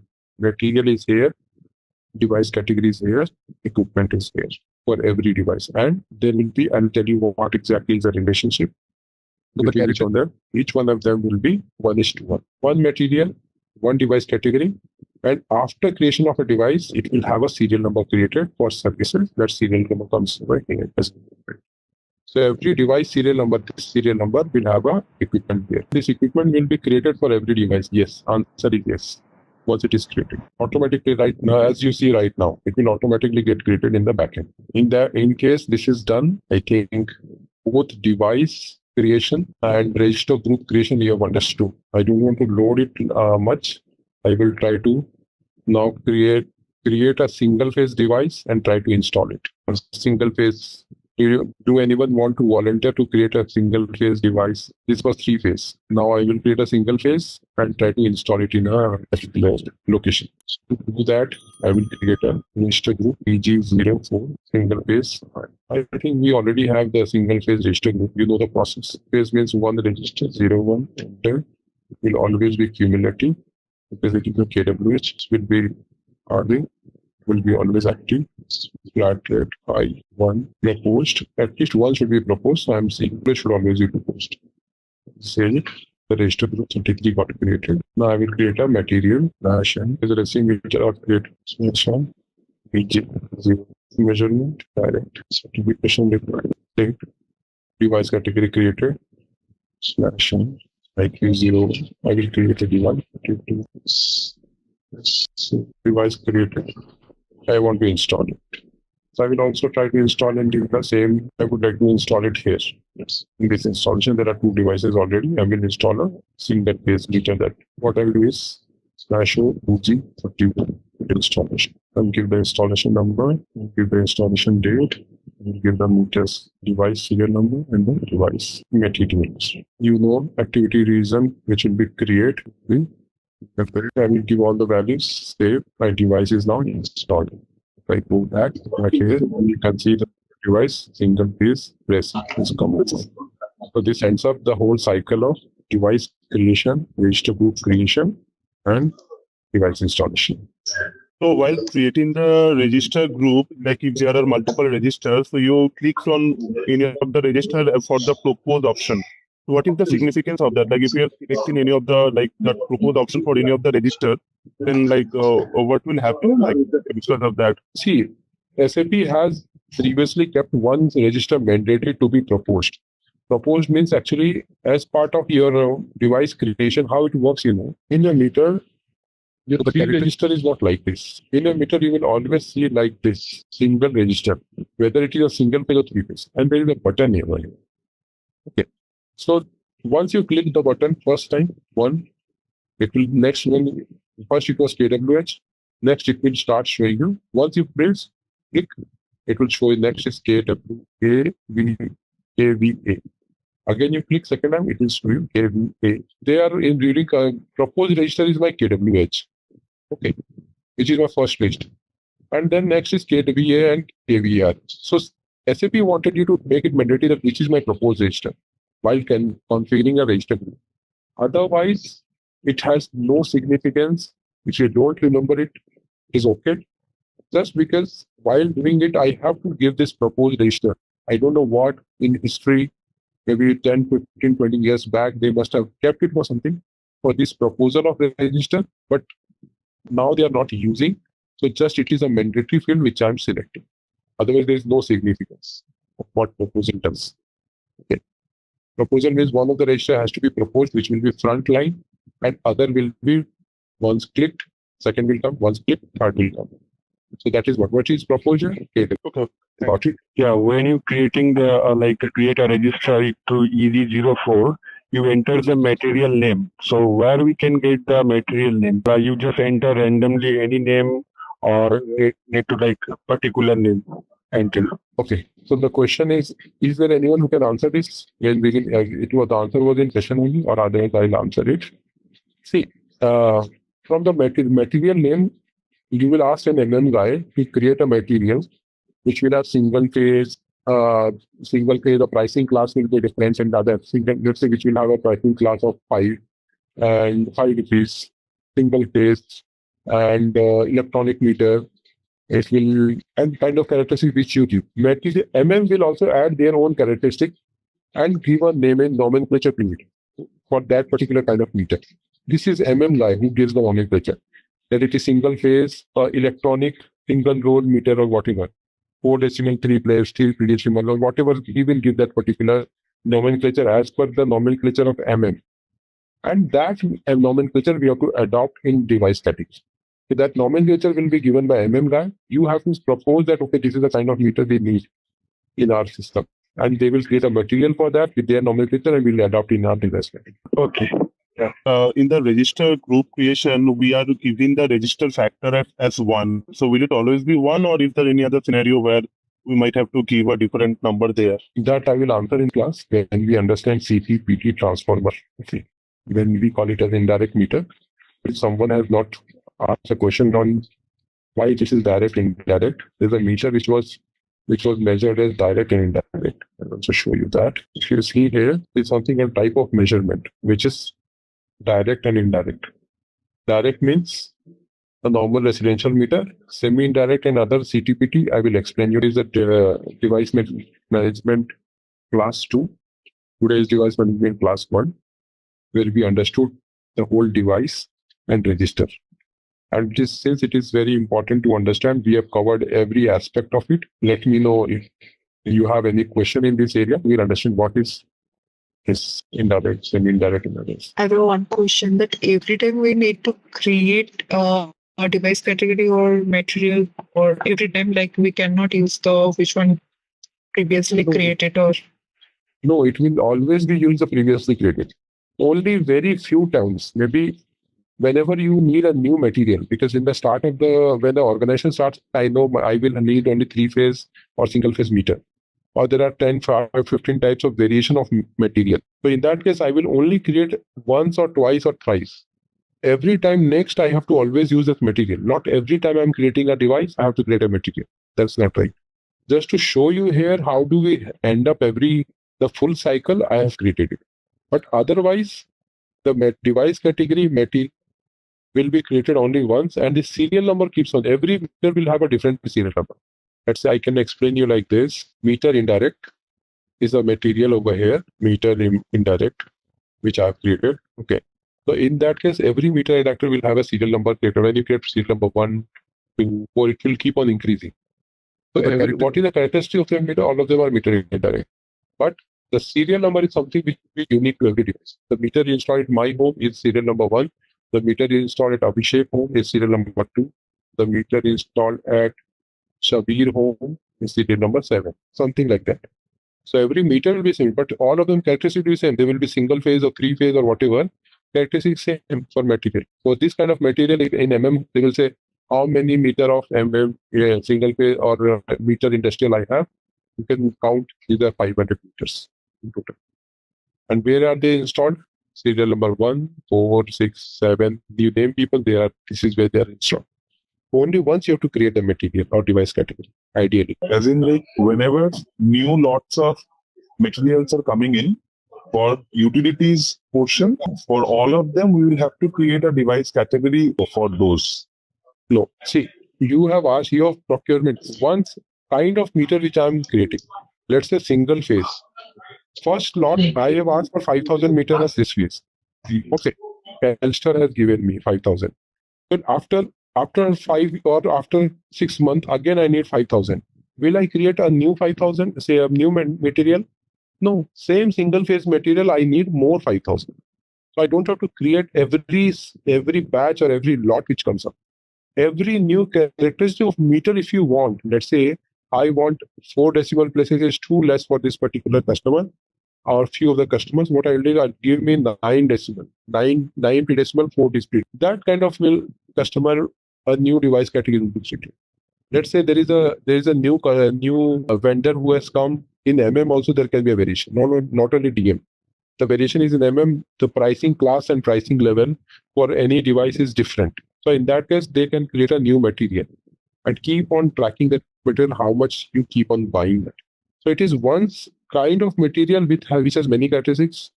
It's single phase or 3 phase is one characteristics. Number of dials inside is another characteristics. Electronic or mechanical is another characteristics. So you create one common material for all having one characteristic and keep on buying it again and again, unless the characteristic changes in your component. Okay, so in the device case, every time a new material, new characteristic of material is getting created in MM, we have to create a device category here. That is how it is. Very simple. All right, let's test your knowledge. Here's a question for you. Which module in SAP ISU handles the measurement of utility consumption? Option A, financial accounting. Option B, meter management. Option C, sales module. Option D, human resources module. Take a moment to think, and when you're ready, choose the correct option. Remember, each choice holds a key to unlocking the answer. Good luck. Type the correct answer in the comment section. Hey there! Want to get good at managing utilities? Our SAP ISU course is here to help. You can take it at your own pace on our platform. In this course, you'll learn all about SAP ISU. It's like a toolkit for managing utilities, from billing to customer service, helping you stay on top of things. Our course covers everything you need to know, from the basics to more advanced skills. It's made by experts who know what they're talking about. Your teachers are pros who've been doing this for years. They're here to help you learn and answer any questions you have. And don't just take our word for it. Our students love the course too. People just like you have found our course helpful. Best part, it won't break the bank. This amazing learning opportunity is very affordable. Ready to become an SAP ISU expert? Sign up on our page now. For more info, check out ZaranTech's website. Customer transformer and potential time transformer. Hope anyone has heard about it. What is CT? What is PT? Okay. PT means current transformer and PT means potential transformer. Okay. So for industrial customer or high volume customer, these two are additional devices which have been installed. So what is CT PT? I will just explain you. So let's say this is a pole near your home from which you are getting electricity from this pole. Very bad at once. I'm trying to get electricity. My home has a meter over there. From there, this meter, it passes from again to the home. So in this case, what happens for residential customer, they operate at 220 volt. You must have understood that. In your meter also, it is written 220 volt. And in others, commercial customer operates at 440. And the industry operates at 33 kV. Have you heard about an industry? Maybe if you can say a steel plant, Jindal Steel Works, which is in Kolkata or somewhere, that works at this level. Maybe any industry works at which has high volume equipments works at this one. Commercial means your shopping mall and others works at this level, and your residential home works at this level. Okay. What happens when what is this 220, 440, 33? Voltage supply that we get in a residential 220, commercial 440, and industrial is 33 kilovolt. Kilovolt. So industry works at 33 kilovolt and 440 is commercial and this is residential. So if you will always see in your meter also somewhere it is written operating energy is 220 volt. Okay, that means the meter operates at 220 volt. So, but there is no different meter which is installed at commercial and industrial. It is the same meter which operates at 220 volt. Actually, meter manufacturer manufacture only 220 volt meters. Okay. So what happens? How do we connect this 440 and 33 service line to this meter? So that was a question to protect. So what happens if I connect this 33 kV to this particular meter which operates at 220 volt? Its operational and energy itself is 220 volts. So what it will do? It will burn. Okay. In case to safeguard it, will burn and energy. See, if you the number of digits in this is, let's say, 7 plus 2. 7 pre-decimal, 2 post-decimal. But if I directly connect it, the amount of energy they are using is 5,000 or 550,000 unit per day.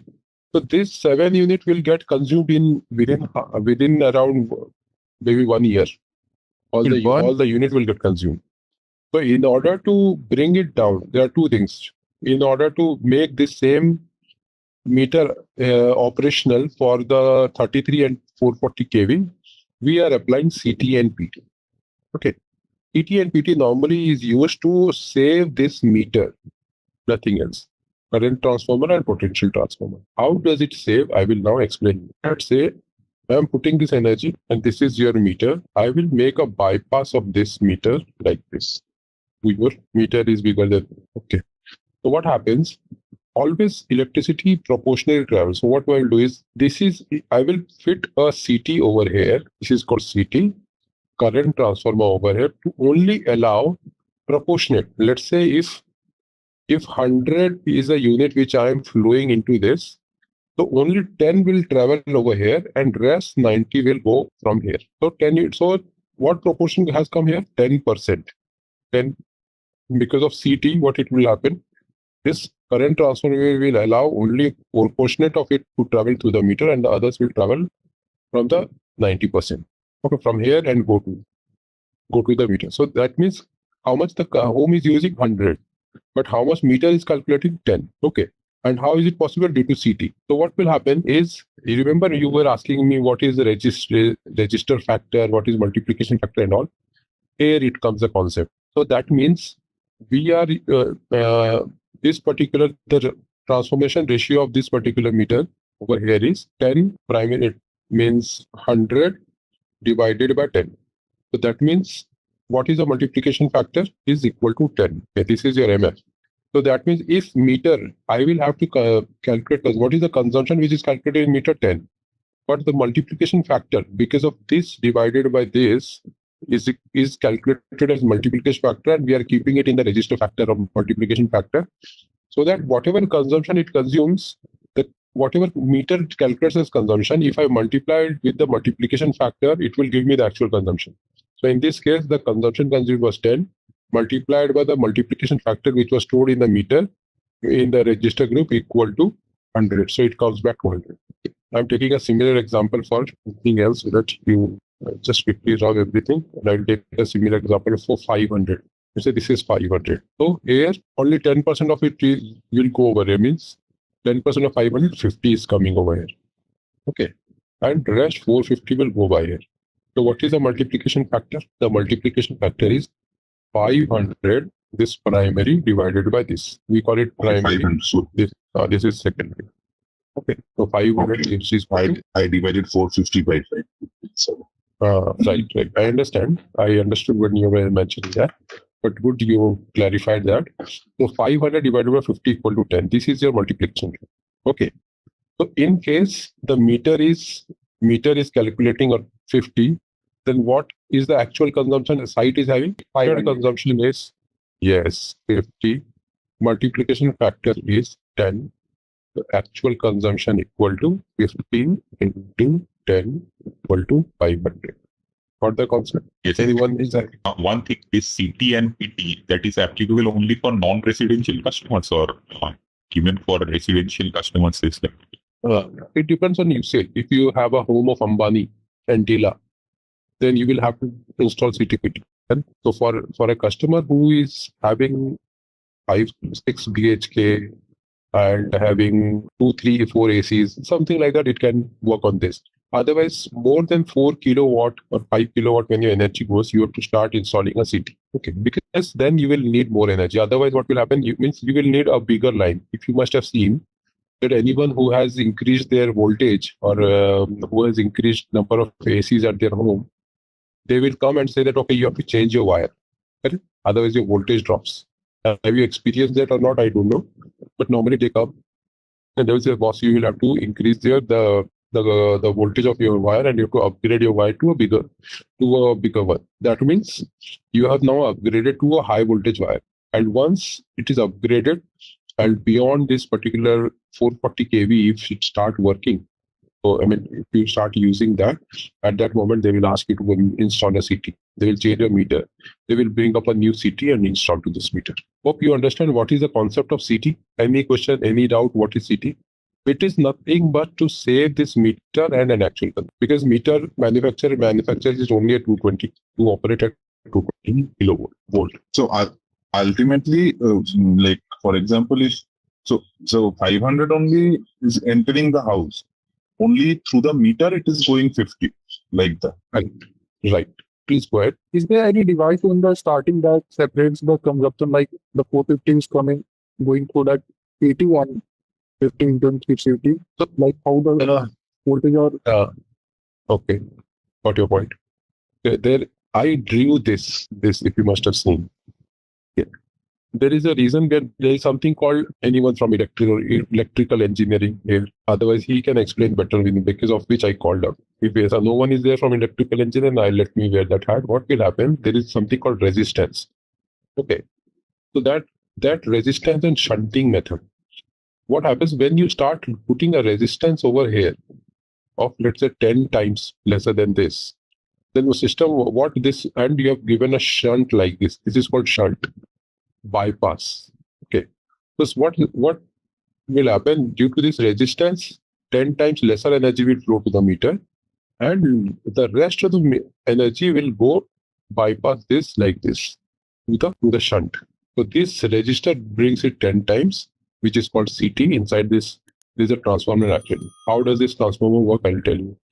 Actually, there is electrical engineering class. This is a transformer. This is completely, if you must have seen, sorry, I'm making it little electrical engineering class. Don't get bored of it in case this is secondary. What is CTPT? I'll take. The transformer means what it does, the transformer, step up and step down to transformer expertise. I'm talking about step down now. Okay, where the primary is in the left.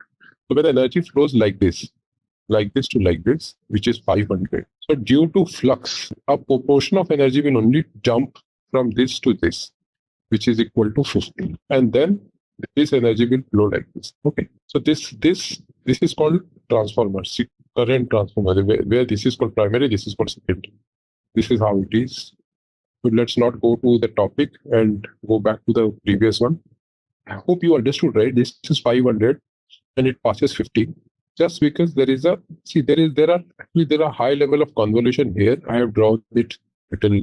There are less number of convolutions. So every 500 will have a flux lesser, 10% lesser. Means if anyone has seen winding fan, while you're winding a fan, who has seen here a fan guy, he will keep on winding transformer so that winding a small reed, and he will always keep a count. Have you observed that? If you lose that count, he will again go and recount. Have you observed that? Nobody. Because you guys have to start observing here. Who observed? Tell me, Kabir. You were saying something. Sorry? You were saying something. Have you observed that? No. Didn't observe, right? Okay, I will tell you. This is, let's say, I will, there are two kind of wiring. Whenever I count 500 wires here, I will count 100 wire here. That is called primary and second. So my 500, when it passes this convolution, it will only throw one unit to this. 5 will throw only 1%, 10% of unit here, 10% here. This is called flux jumping. This is electrical loss. If you are not electrical engineer, then don't mess your brain here, because it has nothing to do. Just explanation. Okay. How it jumps, only 10% jumps like this, primary to secondary. Got it? So this is called transformer, and every transformer is working on the same principle in the world. Okay. So I'm coming back. What happens? This is the meter. This is your home. Okay. And this is transformer. Here there is CT. Okay. Just if you understand this, let's not go complicate. If you have asked question, I was trying to help you explain. If you understand till here, this is a resistance which will only pass 10% of the energy through here, and red 90% will be shunted to this. Okay, that is why 450 is here, 50 is here, 500 is here. Okay, and I give you the calculation. Any doubt on this particular one? This is CT. Let's not go to the principle. Let any electrical guy understand the principle. You have to only understand what is CT. To protect this meter, there is only proportion of energy which will be passed through this, and rest will pass through the shunt. But the home will get the complete 500. And I will calculate MF is equal to 500 divided by 50 equal to 10. And so my actual consumption equal to 50. My MF is equal to 10. So my calculated consumption equal to 50, MF is equal to 10. So actual consumption equal to 500. This system will automatically calculate by using this MF. So now I will try to create this. I will now tell you one more topic of CT. This you have learned about CT. What about PT? Do you have scenario of CT PT in current project which you are working, or you will be having, or you have not explored it? Okay. So what is CT? What is CT and PT? Or when the home was, this is 440 wire, so we will have to put a CT here to bring it 10 times down. But when it is 330 wire, 33 kV wire, 33,300 kV wire, so only bringing it 10 times down will not work. I have to bring it further some 50 times down. Correct. So that is why to bring it further down, we are keeping CT and PT both in parallel and PT in parallel. What will happen? A CT-PT set like this will be kept in parallel so that it will bypass. Suppose 10 times this is bringing down, 50 times this is bringing down. So 500 times it will bring down this 33 kV. Something like that. I'll give you an example. So let's say my CT is 100 by 10 and PT is 100 by 10. From here, it will give 20 times down. From here, it will bring 10 times down. So my total average will become 200 times down by multiplication. So that means 33 divided by 200 equal to, somewhere my consumption is equal to 10.2. So what will happen? My meter will calculate 16.2, but actually calculated consumption equal to 16.2, which is equal to 200, and actual consumption equal to 16.2 into 200, which is equal to 33. If a unit pass is 3300 and my CT is 200 by 10, PT is 500 by 50. So what will system do? It will bring it to one. It will bring it multiplication by CT into PT is equal to total multiplication factor, which is equal to 200. Okay, means the total MF or bringing down is 200 times. So that means 3,300 if it was consuming.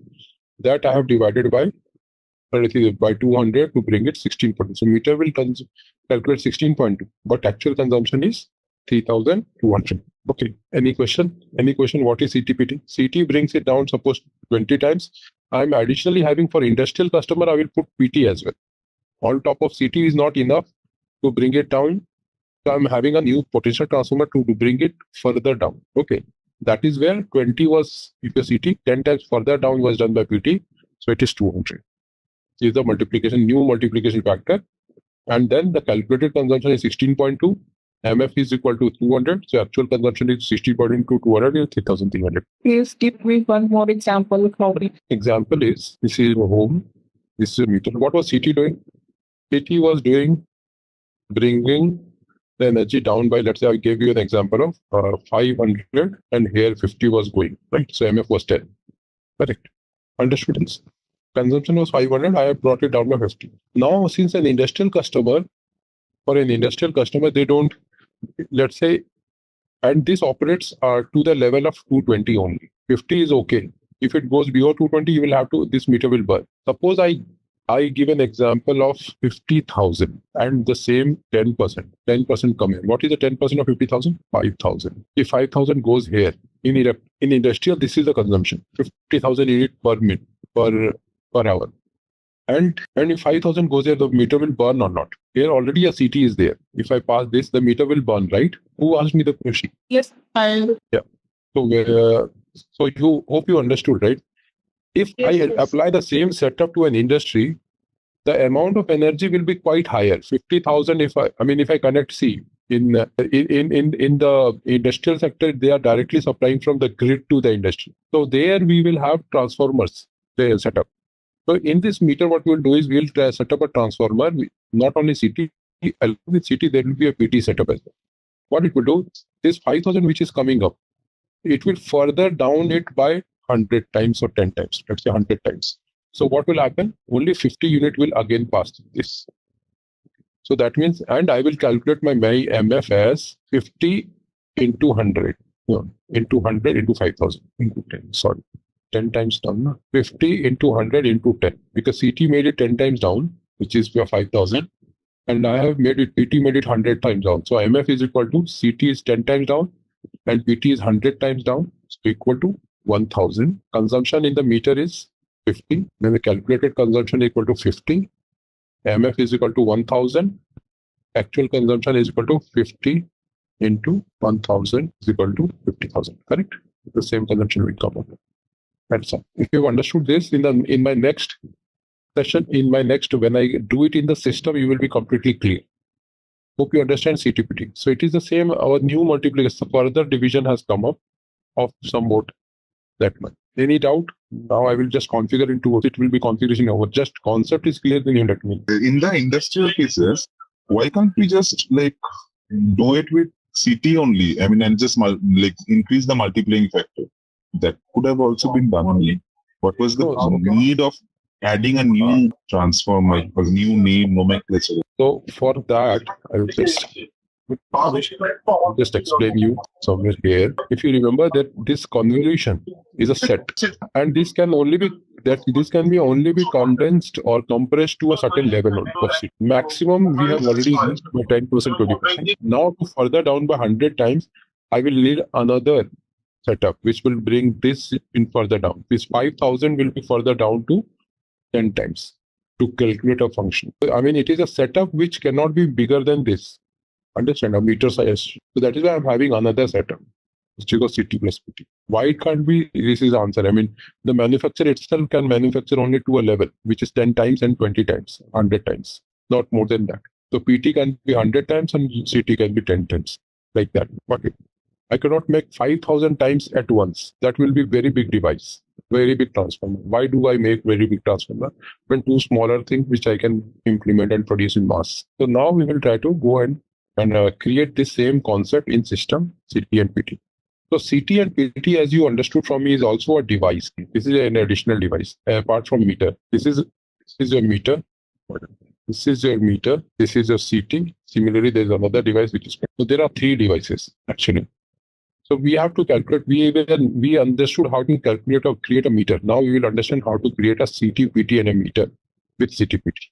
Okay. So the T code to create a CT, PT is using something called primary and secondary winding, which I was explaining. So for every CT, you will be having current transformer. If you are only creating CT for a commercial customer, then you have to select only low voltage current transformer. If you are going to create both, in that case, you have to create current transformer. So here I am creating current transformer. If you're and then the new transformer I'll apply for is 200, 500, 5 secondary PT. So similar to device, I have to create another material as. How do I do it? MEM01 PT. This is how the material is operated. Hello? Yeah, sorry. I have to create a device category, which is 01. So previously we used to select meter, now we will select transformer. I'll tell you the difference. The moment you select transformer, previously it was coming as register group, now it will come as winding group. Okay. So we had created a winding. I will show you now. I will say device category, current transformer, 500 by 50. And there I will select that current transformer which we just created, 500 by 50. 50. I got a call. So I wrongly created 50. I had to create 500 by 50. Na? Let me just change that. It was 500. Again, I will select certification required. Just remember it is 500 by 50, not inside. I will make it in more work part. 500 by 50 is PT. Now I will create another winding group which is called, again I will create a material Create a transformer. Okay. Create a device. Number one. This is PT. Sorry. Okay. Now I have to create a device group. We have created a CT and PT. As you see this setup, we have to group this CT and PT into a group, which we call it as device group. So that both of them are attached to give a unique 500, 10 into 1000, something like that. 1000 is total multiply. How it will come? This comes from a device group. Otherwise, they are individual, right? So we have to always bring up as a device group. I'm creating a device group type combination transformer. The first device is this, second device is one. Okay. So both of them are now into a group. I will say device. So sorry, it will be only for installed devices. Now I will create a device category for the meter. So created a device category for CT and create a meter. So to create a meter, I will have to create indirect meter, which let's say why I'm writing the meter as indirect meter, because if you see this is the type of measurement. Here there are two types of meter: direct, semi-indirect, and indirect. If I select an indirect meter, it will ask me to update. If I select an semi-indirect meter, it will ask me to only load CT, which is for commercial meter. And if it is normal meter, it is direct, means residential customer. So that is why I'm making it as indirect, direct, semi-indirect, and indirect. Okay. So currently I'm making it indirect. I'll show you both the scenario. One is indirect and one is semi-indirect. Both I will show. Certification required? Not. The device category indirect meter has been created. I'll show you this device category again because it is important and different than others. So in this device category, I have created indirect meter. In this device category, I have created it indirect and gave you 200 as transformation ratio. How it has come? 200 by 10 is equal to 20 and 500 by 50 is equal to 10. So 20 into 10 is equal to 5. 20 into 10 and 200 is a total multiplication factor, which I have given it as a transformation ratio. Once I have given the transformation ratio, this device category is created. Now I will create a device for this one. Now this serial number device. This is one set I have created for indirect. To create one more set for them. Process is written now. Once done, voltage comes. Semi-indirect means it is for commercial customer. Voltage current transformer, I can divide. So data set, I will explain you everything. Hope you are understanding. I'm following the same process. Winding material, serial number, winding group, material, serial number, winding. The same thing. How do we create a device? Okay. I have to create this particular winding group is actually a long process. I'm trying to just create it in front of you so that you all see it. Otherwise, I would have created a data and kept it for you. Semi-indirect material is here, /n IQ01. This time I'm giving same register group. Type of measurement is semi-indirect. This is for your normal CT, means commercial one. Saving transformation ratio 30 is equal to 10. Device. Just see here one thing I will show you. In this kind of meter, I have created a semi-indirect. The previous one is indirect. This is semi-indirect for your normal commercial customer, and complete indirect is for industrial customer. So system will automatically only ask for CT if I give you semi-indirect, and ask for CTPT both if I create an indirect. So here I'm creating, first I will show you a simplified one, which is semi-indirect, where a winding group is there, a material is there, and as only CT is there. And then and also a semi-indirect meter we have created. So now what I'll do is I will install that meter in our installation, this particular one. Now in this installation, we'll try to do we'll process it. So what happens first, whenever you install a meter, you have to first install a CT to that device location. Then system will only allow you to install the meter. I'll show you how. If I directly install this meter, semi-indirect meter, /o EG 30, which is a full installation EG30 installation EG. If I'm installing a meter directly over here, D43, the moment I go and try to save this, there is a transformer button. The moment I save, system is asking me for enter transformer. Okay. Without installing a transformer, if I'm trying to install a meter, it is always asking me to install a transformer before. Okay. And why? Because I have given this meter as division as semi-indirect. Okay, that is why it is always saying that boss, you have mentioned it as semi-indirect.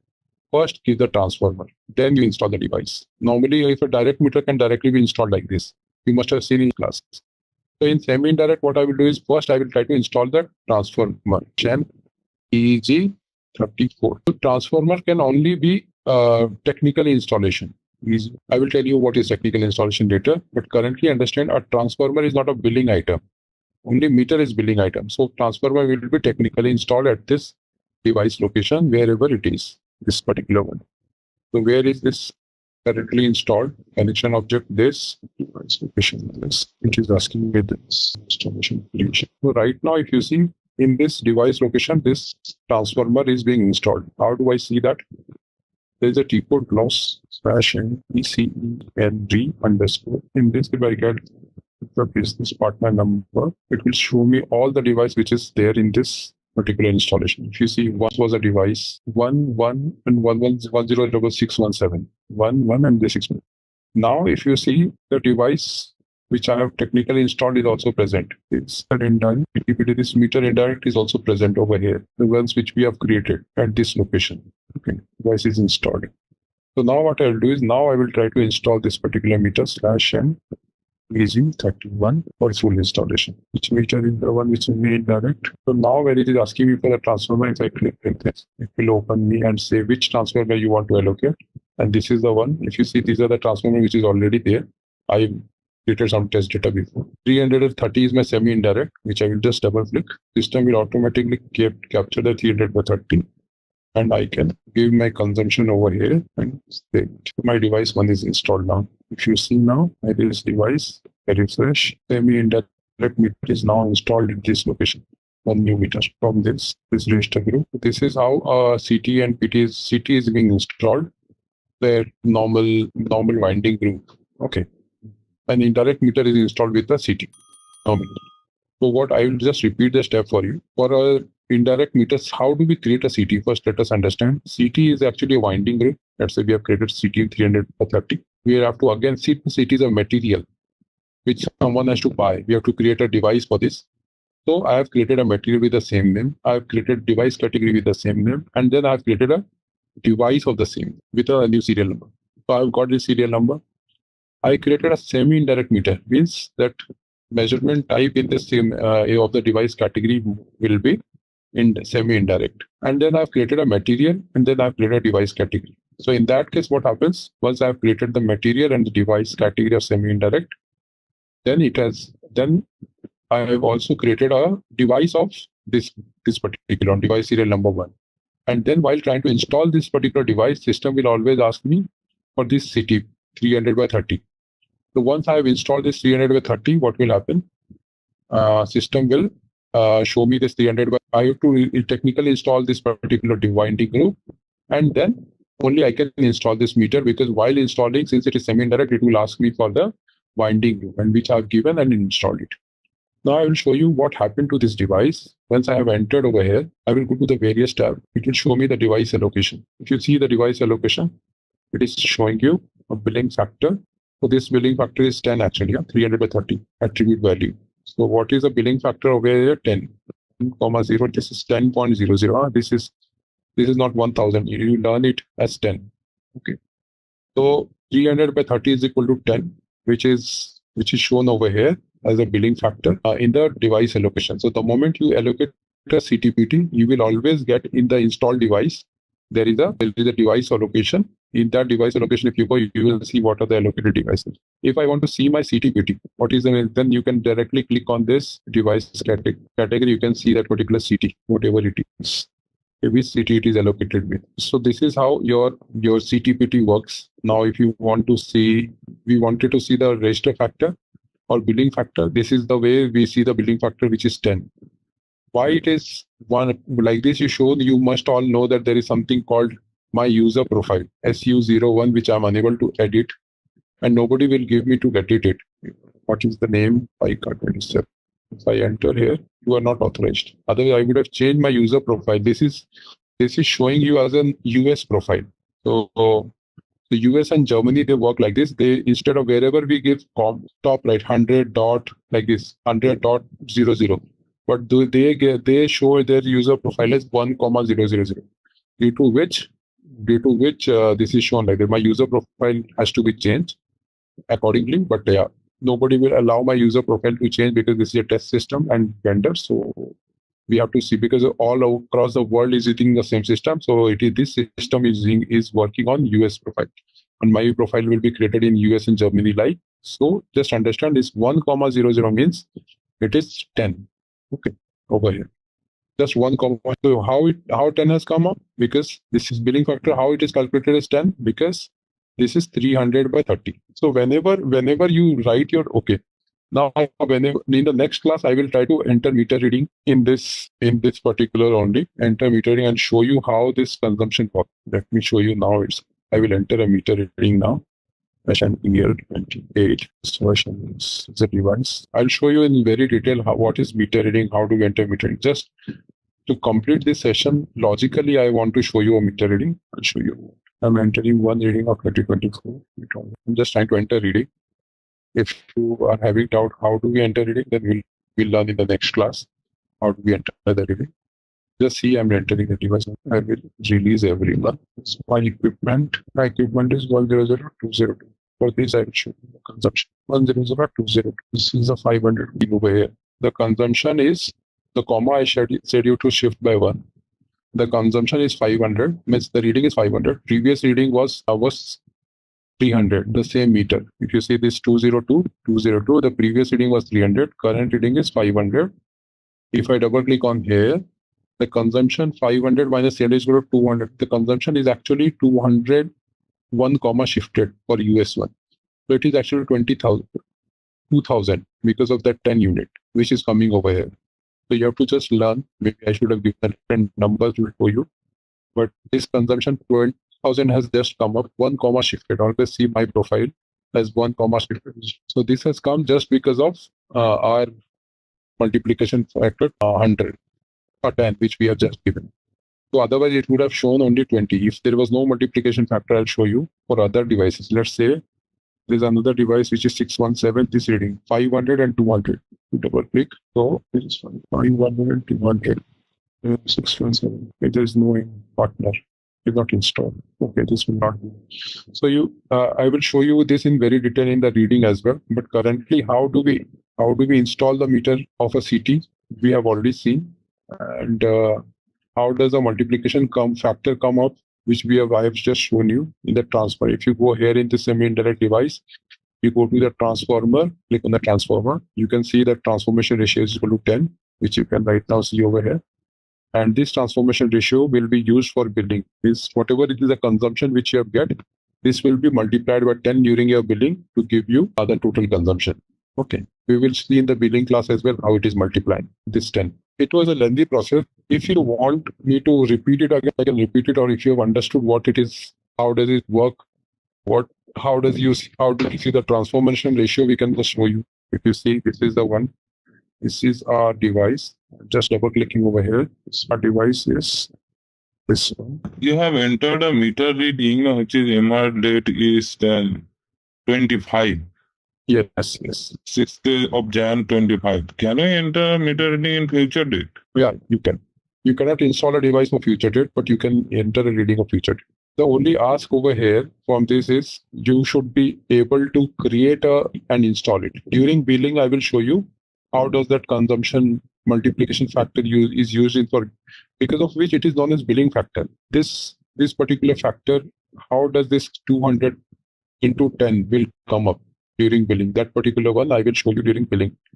Okay. So this consumption is 200 over here, but in billing it will show you as 210.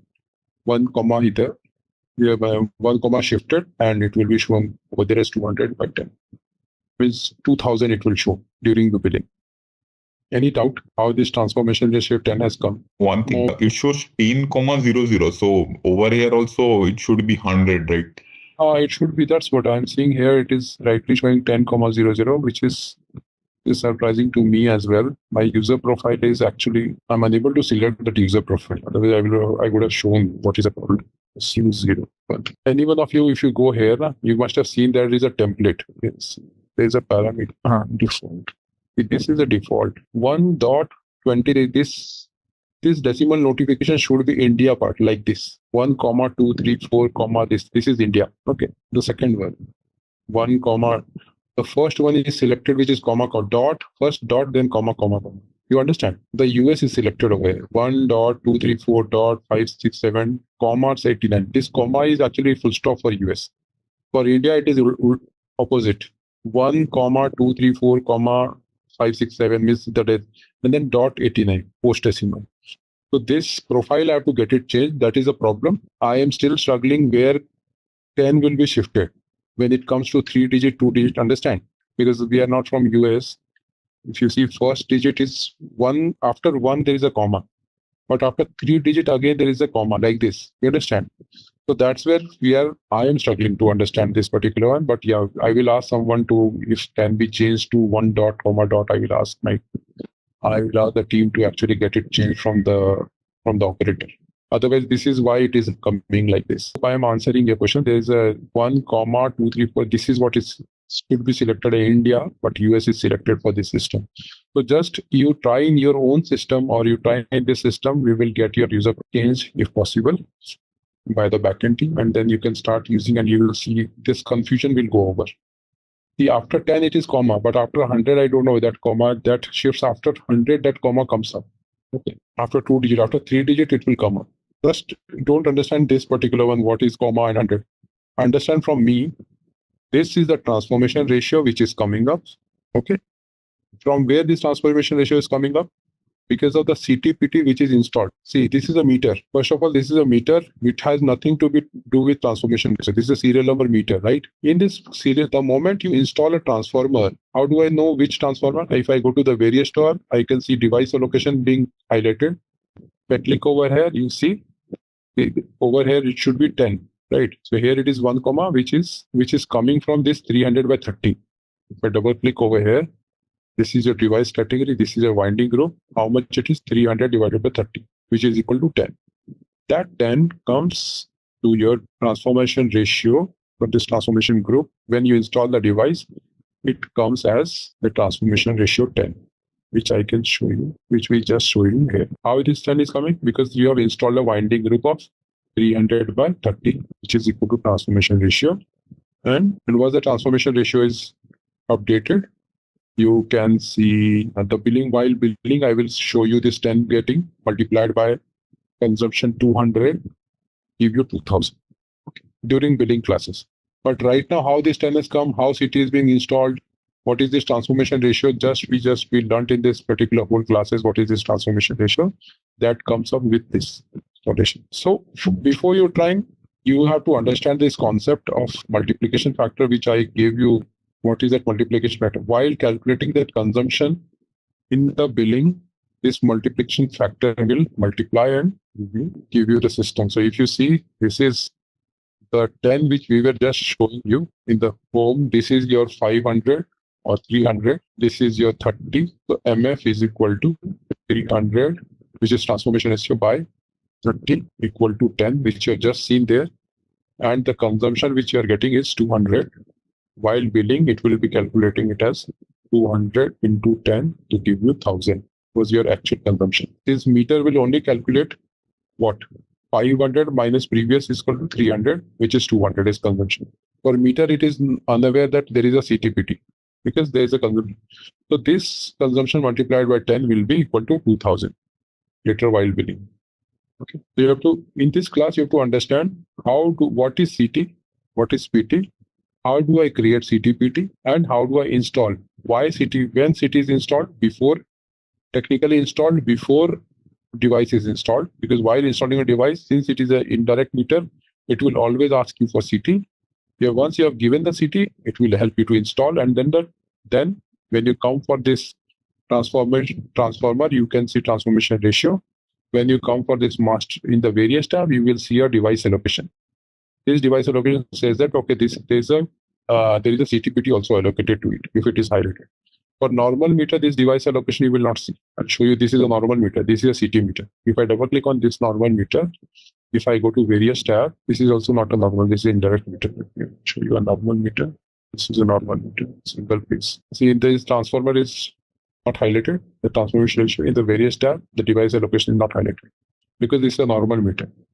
In CTPT meter, you can see there is a device transformer is highlighted and a device allocation term. So that is the take from here. How do we create a CT? What is the significance of a CT? What is when is CT being installed and when is meter being installed? And is device allocation. The primary thing is to see your transformation ratio, which we have just seen over here. The transformation ratio. This is for other device previously which I have done. This is a device which are doing it. When you're doing your system, you will come to know. Try to do in your system or try to do by your own. Unless until you don't try, it will mean that confidence will not come. But yeah, please try and let me know. I know it is complicated, but the complication in DM is these all things. How do I install? Once you learn this, there's no one to question you again. You have to just see this is a complicated part. What is transformer? What is CT transformer? What is PT? What is combination transformer? We have just done everything. So when the question comes, when do we install? We install it, technically install it before the meter gets installed. But how CT is created, I don't have to answer that because you have seen a lengthy process. We have created CT, PT. We have created a semi-indirect. I've installed that indirect, semi-indirect. So when it is to be created, how it is to be created, there's a winding group which we have created. Then we have created a material, then we have created a device category, then we have created a device for both CT and PT. Okay. Then if it is semi-indirect, I can only install the CT. So what we'll do is first technically install the device and then select the transformer while installing the meter. So then you will see the transformer ratio to be coming. So you were showing something regarding device grouping. So when does that come into picture, or are you going to show that later on? I will show this. First you get the simplified, I think there is a resistance to digest the simple LVCT, which only CT. Then once you digest this, I will show you device group. Okay. In the next class. Currently, we see this single only CT if I install how it works. And then we will show you device group. The device group, when it is required, when CT, PT both works. Both has to be installed. The simplified part is when only CT is installed, a device which is LVCT, low voltage current transformer. In that case, how it works, you learn that. I will create a device group and I'll show you. First, your confidence should come into LVCT, then only we will go for the complicated part of CT, PT both. Okay. We don't install PT standalone, right? There has to be a CT for installing a PT. Yes. Correct. You are right. Otherwise, first you have to install CT. If it is a low voltage transformer, low voltage customer means a commercial customer. If it is an industrial customer, you have to have both CT and PT. PT cannot be alone. PT always comes along with CT. You're right. So hope you are understanding the concept why PT is not coming alone. Because I showed you that in the initial classes as today's initial phase. After CT, there will be a PT required to further down it. Because of that, PT is not coming alone. Yeah, I got it. Now go to decode. EGW1, EG. You are going to EQ. Electro Golf Whiskey 1 or Wolf 1, whatever. Come out gives a CT name something, CT 500 by 5, something like that. Hello, cancel this, the red button, cancel, top red button, top, green, red cross button. Yes, give CT 500 by 5 as I click 5. Okay, enter. 5 or 50? Anything. See, you know the concept. Then your multiplication factor will again be 10. Give LVCT. Since you are only for current transformer, give LVCT. Low voltage current transformer. Select LVCT. Correct. We will only do for CT today. On LVCT. No, the transformer type is LVCT again. The first one from the top. Select category primary winding, secondary winding. You know why primary, secondary. Measuring winding. Give the current transformer, the current. This is current. Next tab. Here you give 500 by 50. No, 50 is bottom. Below that, 50 is in the secondary. 500 by 50 means no. By also divided. Remove by 500. In the next below, give 50. Come one step down. Next box, 50. This means 500 by 50. Yeah. In the secondary, you give 50. Boss, secondary, below 1. Below 500, give 50. Here you give 50. Delete that 50. 50. Not 500 again. 50. No, not there. This one is 50. Secondary is 50. Delete this column completely. That 50 also you delete. Above. Wherever you selected, above 50. 50. This one you delete. It is 550 means primary is 500 and second is 50 means 500 by 50. So automatically the transformation ratio will come as 10 from this only primary second. Now you select primary and the second one secondary and save it. Now you go for copy it somewhere in the notepad, right? Notepad. Now create a, what you will have, you have to create after this material. Go to MM01 / and M01. MM01 is. He has already created a device category. A winding group, right? Akramul has already created a winding group, so you don't have to create again. So you just repeat it. Just go to display mode. EGW2 or W3. EGW3. EGW3. Give CT 500 by 50. ET 500 by 50 by 50. Hit enter. This is what, okay? The transformation ratio will be 10 again. Got it? Now, after creating this winding group, I have to create a winding group as a device. So to create a device, I need a material and a device category, right? So then now create a material, MM01. Go to /o MM01. This T code, right? Create material. Perfect. Right here, right? Material CT 500 by 50. You're creating a CT 500 material of CT 500 by 50. And okay, enter. Select basic data 1, basic data 2. Basic data 1 and 2. Now enter. Material already maintained for this transaction. CT 500 by 50. Can you go to display, material display? In the top, material already created is showing that. Then go to display. In the top, there is material display. Display again. Just enter. If you see there is already a device 550. Enter, select, enter. I think there is already a device. Yeah, there is already a material of 550. Yes. So now create a device category of 500. The material is already present. To create a device category, I will go to transaction EG01. EG 500 by 50. Division 01. This is a transformer. Click on transformer. This is already created. It is already created. So no problem. So you understand the process. You have to create it from create a now create a device IQ01. Go to Nifty code. IQ. India Quebec or India quality 01. Here CT 505. Make the category as I category. This is utility. Select here as utility. IS utility. No. Select here T as IS utility. Select F4. I means ISU equipment. Now enter. Select Honeywell from F4. Honeywell. Anything. Okay. Fine. Give construction year 2022. Construction year 2022. All the mandatory fields are ticked. The construct year. 2022. Okay, all the mandatory fields are in ticks. Yes. 2022. In the valid form, you give again 0101 2022. The next one. Just select 01. Just write 01.01.20. Okay, fine. 2024 is enter. Very good. No, it is. Wait. Just 2022, right? This will be. Yes. Now inspection related, you give 03. Or in F4, you select not to be inspected. Model number. Inspection. Where is the next tick? Where is the next tick in the field? Go down. Inspection related. Go down. Down. Acha. Okay. Fine. Inspection. These are mandatory field. Tick means these are mandatory. Yeah. Got it. 03.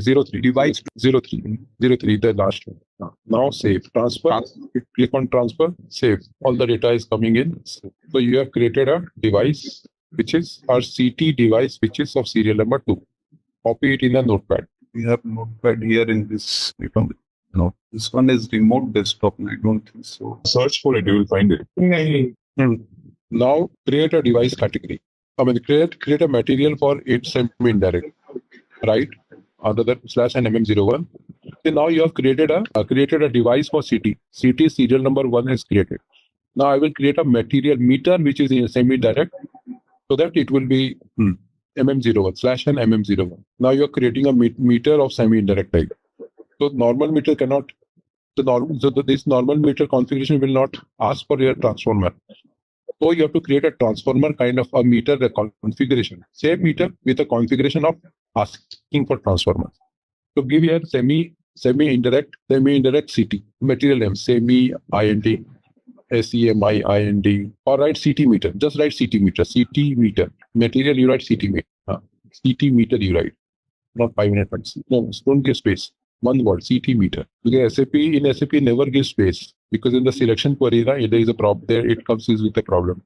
Industry sector. In the industry sector, you select utility. In the next tab, you set raw data. Just R, you click on R, search for raw R8.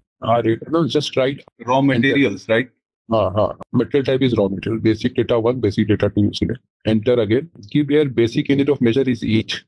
Why each means it is a single device is one. Okay.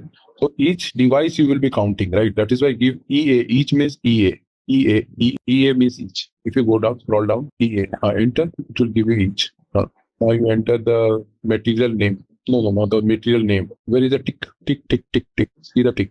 Top. Give the description. CT meter, right? CT space here, right? Now save. CT meter, save. Material CT meter created. Now create a device I201. I'm just getting G01. EG01, right? Shall I give this only for device category? CT? Yeah, that's what. Yeah, same name. The material name will be same as this. Now you click on meter. I think it is already been created. Okay. Then just just display what is the kind of meter it is. Just go to device category display. Top. It is TT505 transformer. So okay. So this we have already created. Material meter. Okay. CT meter was the material, right? Not CT5. Go back. Please come back. You have given the wrong name. Give name as CT meter. The device category, because now it is a meter. You have already created CT ME. Enter value device category. Okay, CT meter is not display device category. Display not create. Write CT meter. Now click on meter. Now you write CT meter over here. In this description, CT meter you write CT. Go to device group. You write 1024 in the device group bottom. Second box. Sorry, register group. Go down. Allocated group. Register group. Give 102. Yes. Yeah. What to give here, Avinash? Register 1024. 1024 is a pre-created register group. 1024. Now type of measurement. This is the important one, because of which we are getting. Here you give semi-indirect. This means you only need CT, LVCT. This one, 01. Yeah, semi-indirect. Okay. Now go to certification data, the next tab. Okay. Here you give for a transformation ratio. Transformation ratio 500. Give here transformation ratio is 10. 550. Give 10. Enter. Now give certification required is equal to no subject to certification. First. Now save it. Okay. Now you have created device kit. Now create a meter. This device 80 meter. From which T code? Now I need to create a device, right? You tell me which T code. Anyone who can tell me. IQ01. Percent IQ0. I give the category as I. T as T, just change T to I. Means hit enter. Now give manufacturer. You hit space, you will automatically get it. You get construction year, everything. Construction year 2022. Only give mandatory. Answer to mandatory ones. Inspection related is transfer. Now go to transfer. Save. It has come up. Sorry, Avinash. You have given valid from as 15.0.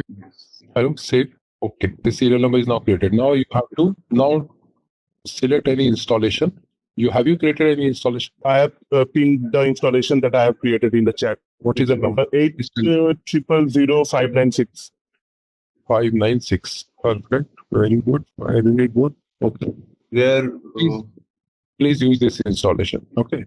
Open this installation in ES. So you have gone to the create installation T code. It's already created. Okay, yeah. Sorry. Yes. Device. Go to device. Yeah, go to device.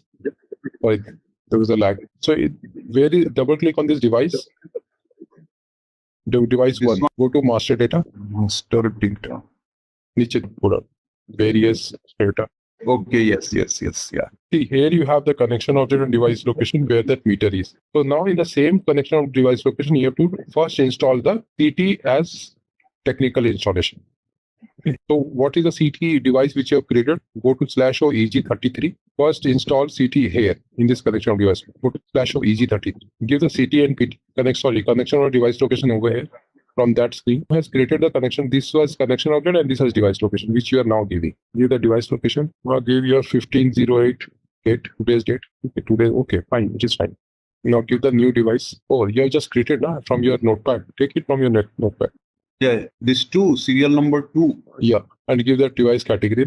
Give the device category. Device category. This is a CT 200 by 5, right? From the notepad, go to notepad. Notepad. The last CT 500 by 50. Now hit enter. Now change this date to 15th. Enter. Just give activity reason 02. Activity reason. You see where is the cursor? Where is the cursor? We have premise here. Enter and No, activity reason. Activity reason. Further down. Okay, fine. Activity reason 02. Give that. And just save. 02 na activity reason. Yes, you are right. 02. So now this meter is installed in that device location. How do I see this meter? Go to T code ECENV underscore CO /O/N ECENV /N ECENV underscore CO. This CO. Enter. Give the connection object. This is a connection object. Just confirm from the other screen. Yes. 94, right? Okay. Now just enter. Enter. See here, just hit the plus button. Device. TT 500 by 50 is just installed in this technical. Okay. Correct? Yeah. Because at this installation 596. Okay. All the device which is installed over here, we can see. So now you will have to see it, install a device. Everyone can see this. Now you have to install a device over here. How do I install a device? While installing a device, you have to allocate this CT. So since this is technically installed, it will automatically pop up here. Now go to install the device. You've created a device, right? Device 2. Yeah. Yes. Yeah, go back to your screen. Now create a device. The meter which you have created, right? You have not noted that meter number which you created. No, I have not noted. I have. We have like serial number 2 is meter number. Okay. CT meter you created with serial number 1. Okay. Let's go install the device CT meter EG31 /N EG31. I remember the. Okay, fine. Go to /home EG31. Here, give the installation number. We have installation here. Yeah, 15th August. You can. No. That's not required. That is not required. If you have given installation, while full installation, only installation. 15th of August. New device is 1 and CT meter. What is this? What you are doing? Okay, 1 and CT meter. Just cancel and come out. You just hit enter now. Cancel and come out. No, I didn't hit interaction. You didn't hit enter. Just select this meter first line and go to process list. Top process list. Can you see the cancel button? Top cancel button. One step you missed. That is why it is coming. Cancel button is just hit enter. Cancel it. Yes, come out. Give the installation. Just hit space and give the installation. Click on space. Select activity space. Select activity date. Space. Select. Now get new device 1 and device category CT meter. The new device is 1. Device category CT meter. No, CT meter. CT meter. MET. CT meter. Enter. Here, if you see, you give this activity reason 02. Activity reason extension. You can come down. Yeah. If you see this transformer, in this transformer, if you select now, if you do F4, in transformer, if you do F4, see automatically that 2 is coming up. You don't have to select from that device 500 by 50 which you have selected, it is automatically coming up. But you just select that. Just select. Now go down. So you have selected a transformer. Now go down. Now give the meter reading as 700 something. Now give periodic consumption as 300. Now this has 365. Number of days is 30 or 360. 30 you give 30. 30. Rate type you select from F4. Rate type you select from F4. Select F2. Now save. No, not required. Nothing required. Just save. Transform. Why? Come down. Why it is saying choose a different transformer? Just F4. Different F4. Again F4. On transformer. It is saying that choose a different transformer. Select this. Save. Why did double click on that? Error. Double click on that. Well, okay, a transformer to a meter with measuring type indirect. Okay. This is an indirect. Close. So you have, I think we have created a device which is we have selected semi-indirect, right? While creating this device, can you create a device category for me again? I think we have created a material. This is the device category, right? CT meter was semi. You have selected semi. You have selected indirect. Semi-indirect. We have to repeat that. We have seen. Yeah. Can't we edit that which we have? No, that cannot be edited. That is a problem. Go back. Just display the device category. If you display it, let's see what is that. Device category, is it semi-indirect or indirect? CT meter. Which T code? EG03. EG03. Right, CT meter. No, no, not 550. CT meter, CT meter, CT meter, CT meter. This type of measurement is semi-indirect measurement. Semi-indirect, right? So we are creating Yes. the device. We have created a device, one of semi-indirect only, right? Meter. Go up, meter. Okay. Now, which device you were trying to install? CT meter only, right?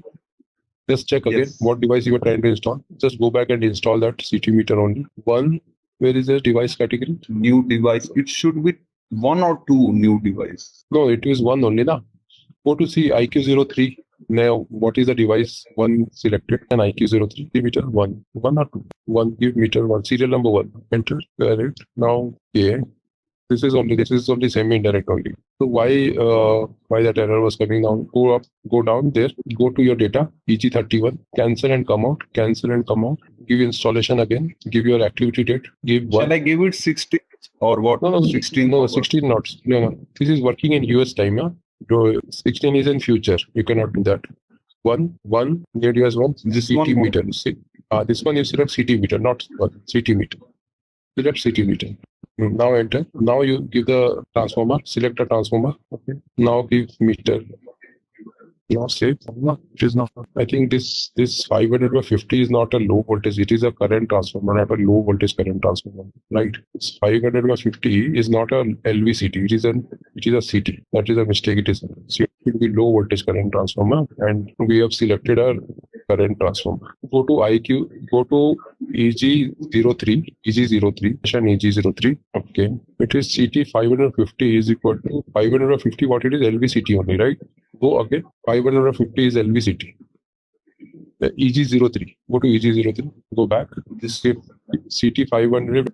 Device category. Device category CT 550. Enter. Yes. Double click on this. Okay. Double click on this PT 50 by 5 winding group. The bottom winding group is there now. 50 by 50. This is actually voltage transformer, because of which it is not. It should be low voltage current transformer. Okay. Go to change mode and change this. I'll tell you where. Go to EG42. Here also you select. Just select. The save button is not enabled. I don't think so. We can change it from here. Okay, go back. No, go back. I'll tell you the T code. EG42. You go EG42 / and EG42. Right, one only. Device number one. Right. Serial number is 1 or 2, which you are trying to. 2, not 2. Give device serial number 2. Top. Yes. 2. Enter. Change this one. So go back. Change this one to winding group. You select now winding group F4. Select CT 500 by 5. Here F4. Select 500. In winding group, right? CT, right? Now delete it and write CT 550. Enter. Go back. Delete this one and write CT 550. Delete CT 550. You write. Enter. Shall I save this?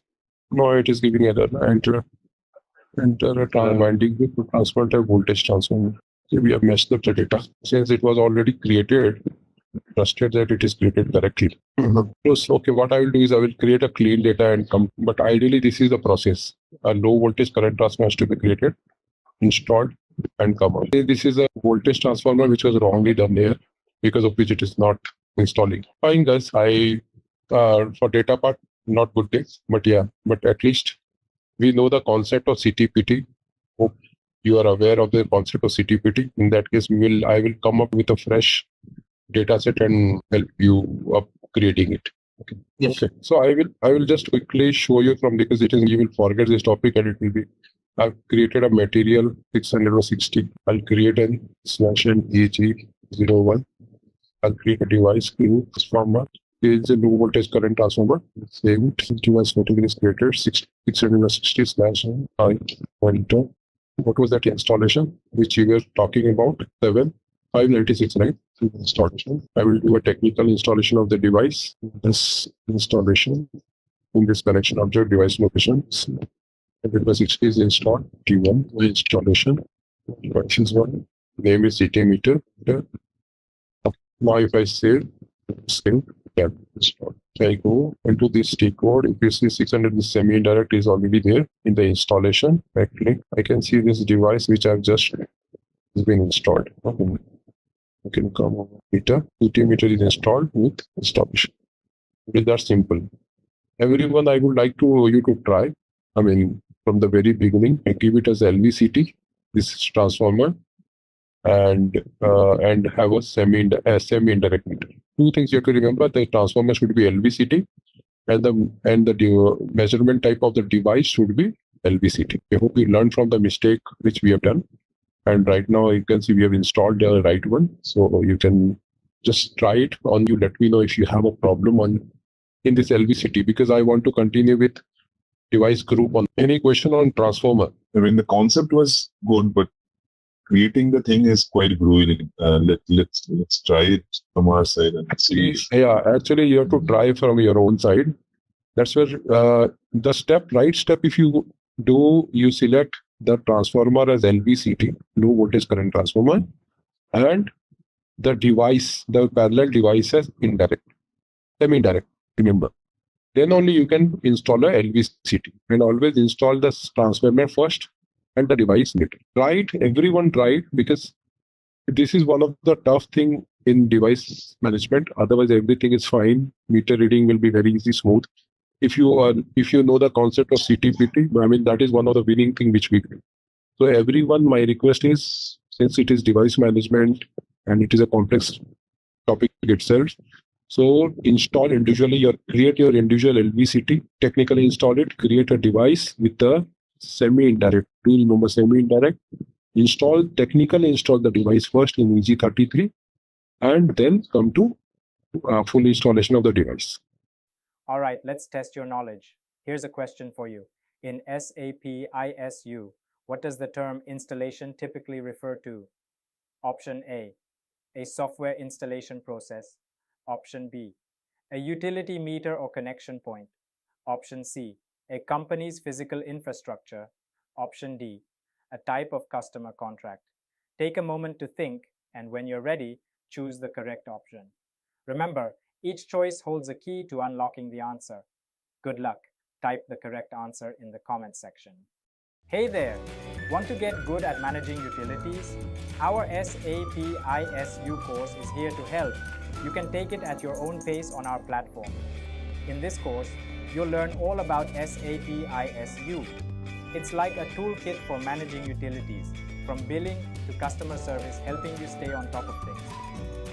Our course covers everything you need to know, from the basics to more advanced skills. It's made by experts who know what they're talking about. Your teachers are pros who've been doing this for years.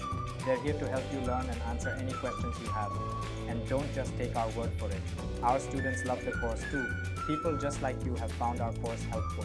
Best part, it won't break the bank. This amazing learning opportunity is very affordable. Ready to become an SAP ISU expert? Sign up on our page now. For more info, check out ZaranTech's website. Whomsoever goes, nobody can deny in this technology, basic setting register group, winding group, which are used in current era. Okay. An important aspect. Command group, I'm not taking input out. These are obsolete. So I will not do. Winding group is very essential for any Indian market or UK market or somewhere in US market. Somewhere. So so though you're not using it, since you have not come across it, you have come across it very differently, because you never know it, so you're not using it. Since if you know it, when you see your system, you will know how important it was. Every commercially high or industrial customers will have CTPT or will have billing factor. Okay. So in class, I will explain you what is this billing factor and why it comes. See, without billing factor, if you have seen scenario, without meter, to save a meter, you have to have CTPT anywhere in the world, because the meter is 12-volt meter. You cannot put high electricity in this. So you have to use CTPT. The CTPT in other industry comes as billing factor directly. In the register factor, it comes directly.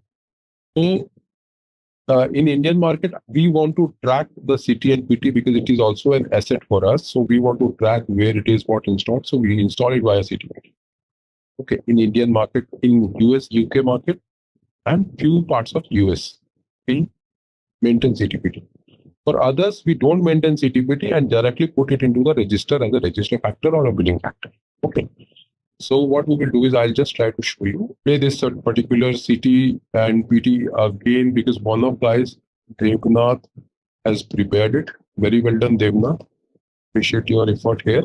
So what I will do is I will, on the similar lines, I will prepare a CT again, CT and PT, and show you a device group and install it. So let me quickly create a CT. Let me cover CT 600 by 60 we have done. I'm trying to create a CT. I have already prepared a PT for you. Then I will go for a device group. Next step, CT, PT, device group, then an indirect meter, and installing it. I also have prepared a document for you in case it is taking time. I've prepared a document for you for this particular. I'll forward you the document and you can follow that. Okay, rather than focusing only on this session, there is a complete step-by-step document I have prepared for you guys, and I will forward it to you because it's a lengthy process. I will also forward that. And so here I'm preparing a current transformer. Second line, consider. It is 400. I've created a CTO, now creating a device category. If you see, this CT is a current transformer. The current transformer is given 400 by 8. I'm saving this device category, creating a device. Now you can see there are two devices created. One is CT. This is 400 by 80. It's a current transformer. Okay, 400 by 80. Then I will show you another device, which is already upgraded for your ease, which is PT 200 by 10. See, this is PT 200 by 10. The device is 100 by 10 voltage transformer. Now what we'll do is we will create a device group.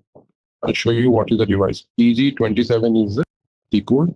We will create a device group. Group type we will select 2 voltage and current transformer. Which is the device is 1 device category. So 200 by 2 category is devices install it. The device. I'm saying the device group is created. So next is device. What is device group? Whenever there is a CT and PT both to be installed. Okay. Whenever you want CT, PT both to be installed, then we have to create a device group.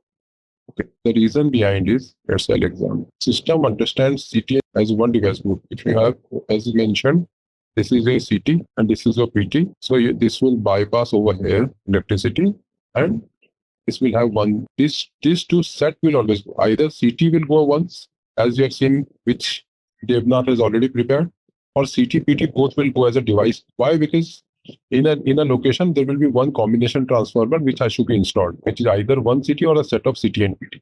And somebody questioned me always that PT will not come individual, it will always come with CT. Yes, you are right. So either only CT or CT and PT both. So whenever CT and PT both are coming, they will come up as a device group, which I just now showed, and this one. So we have created a device group from the table EG27 decode. Select, while you create a device group, you have to always select voltage transformer and current transfer combination. This one. 003. Okay. Do you remember to select this one? Okay. Then you will have a combination of both CT and PT, which you can install. Now I can create any indirect meter and install it. Let's say this is an indirect meter. We will just see how it looks like and we will install it. So this is an indirect meter which we created in the last session. How it is called indirect? If we go to the device category, double click on the device category, you'll find that this is an indirect meter. If I select 0, which is direct, 1 means semi-indirect, 2 means indirect. So this one is an indirect meter. Indirect, when it is 1 semi-indirect, then only it will allow CT. If it is indirect meter, it will allow both CT and PT. Okay. And you see this is 200. So what I will do is, I will try to create an indirect meter as well. Right? So this is an indirect meter.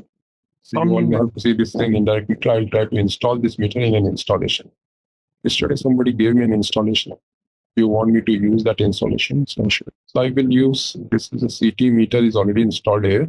I will try to install an indirect meter as well. So to install any meter with CTPT, first what we have to do, we have to technically install every meter. /EG 30 /32. To technically install a meter, I have to go to this installation, see what is the connection object and device. You see, this is the connection object. Then this is a device location. Read from date 15, because the group is created from today's date. 1508 2024 device 1 items installed.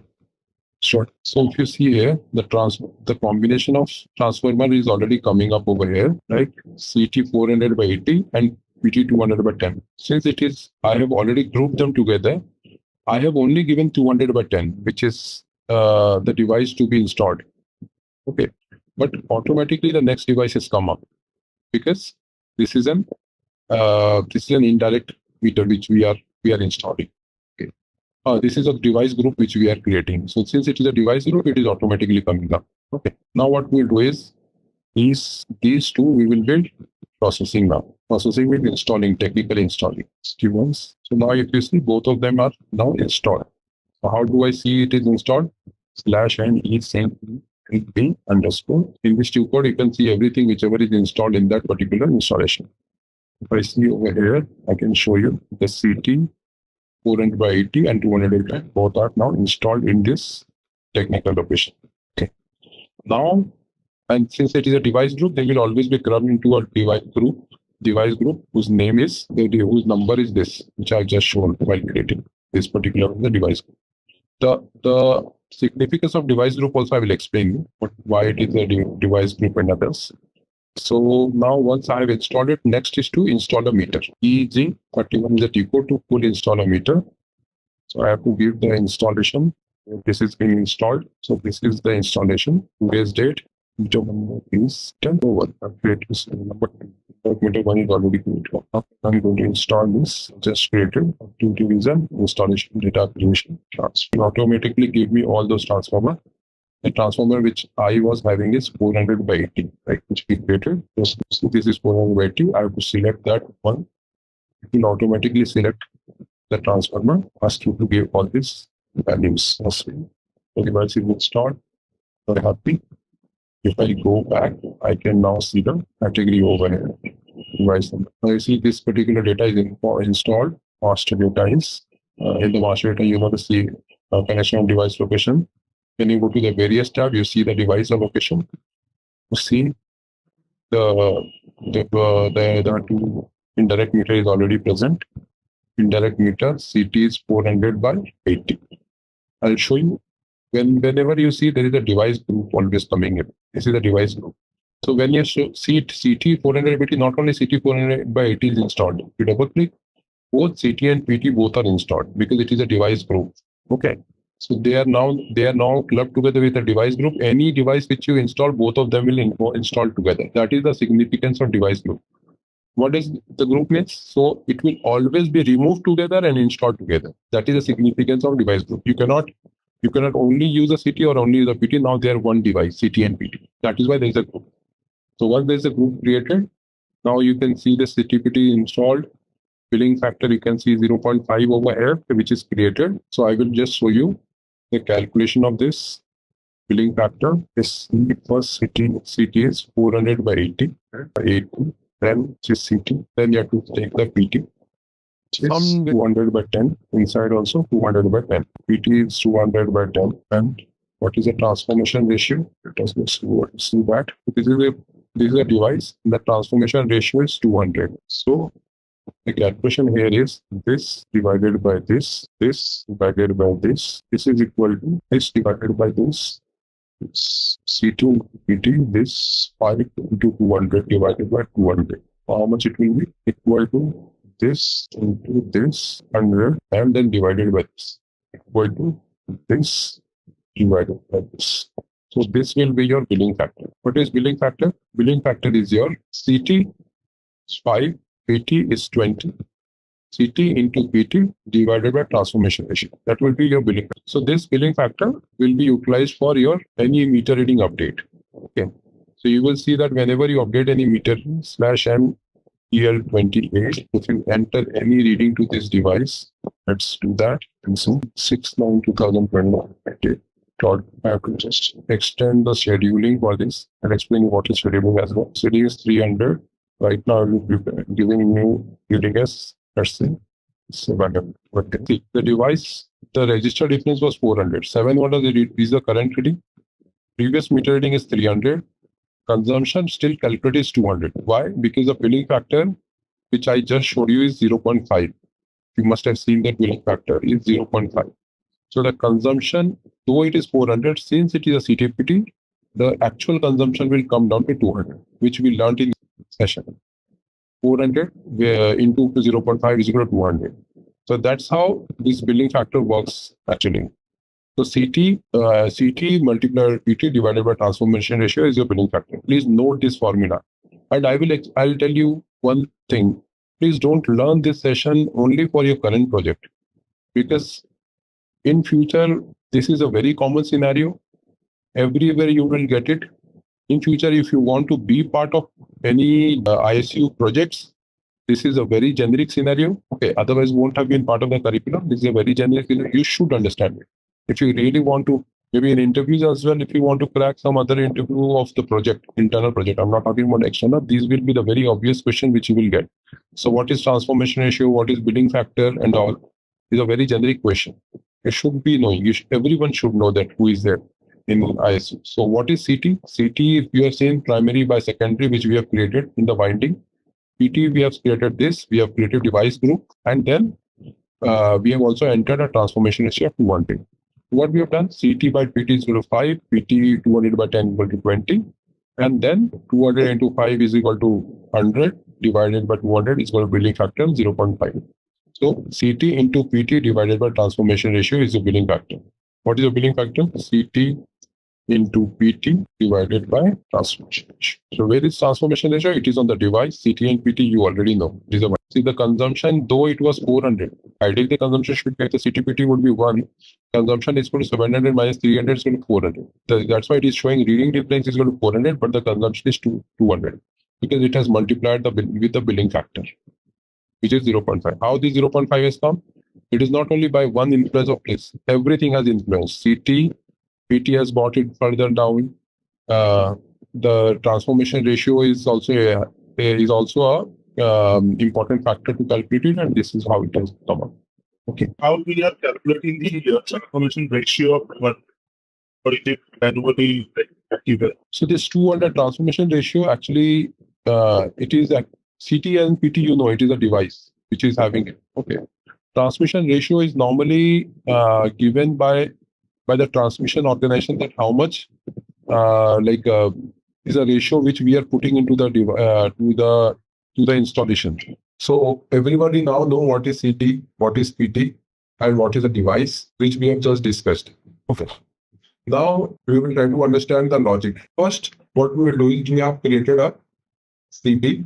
To create any winding group, what we do is we create a winding group first. Winding group, then we create a material, then we create a device. Okay. After this is a set of, this is one set. Then there is another set of PT which we create, which is winding group. Then same thing, winding group, material, device. Both of them are clubbed together. In case of only CT, you will have to create a winding group of LVCT. In case of CT-PT both, you create it as CT, and this is as PT. Okay. And both of them are to be done as device group. We call it DG here.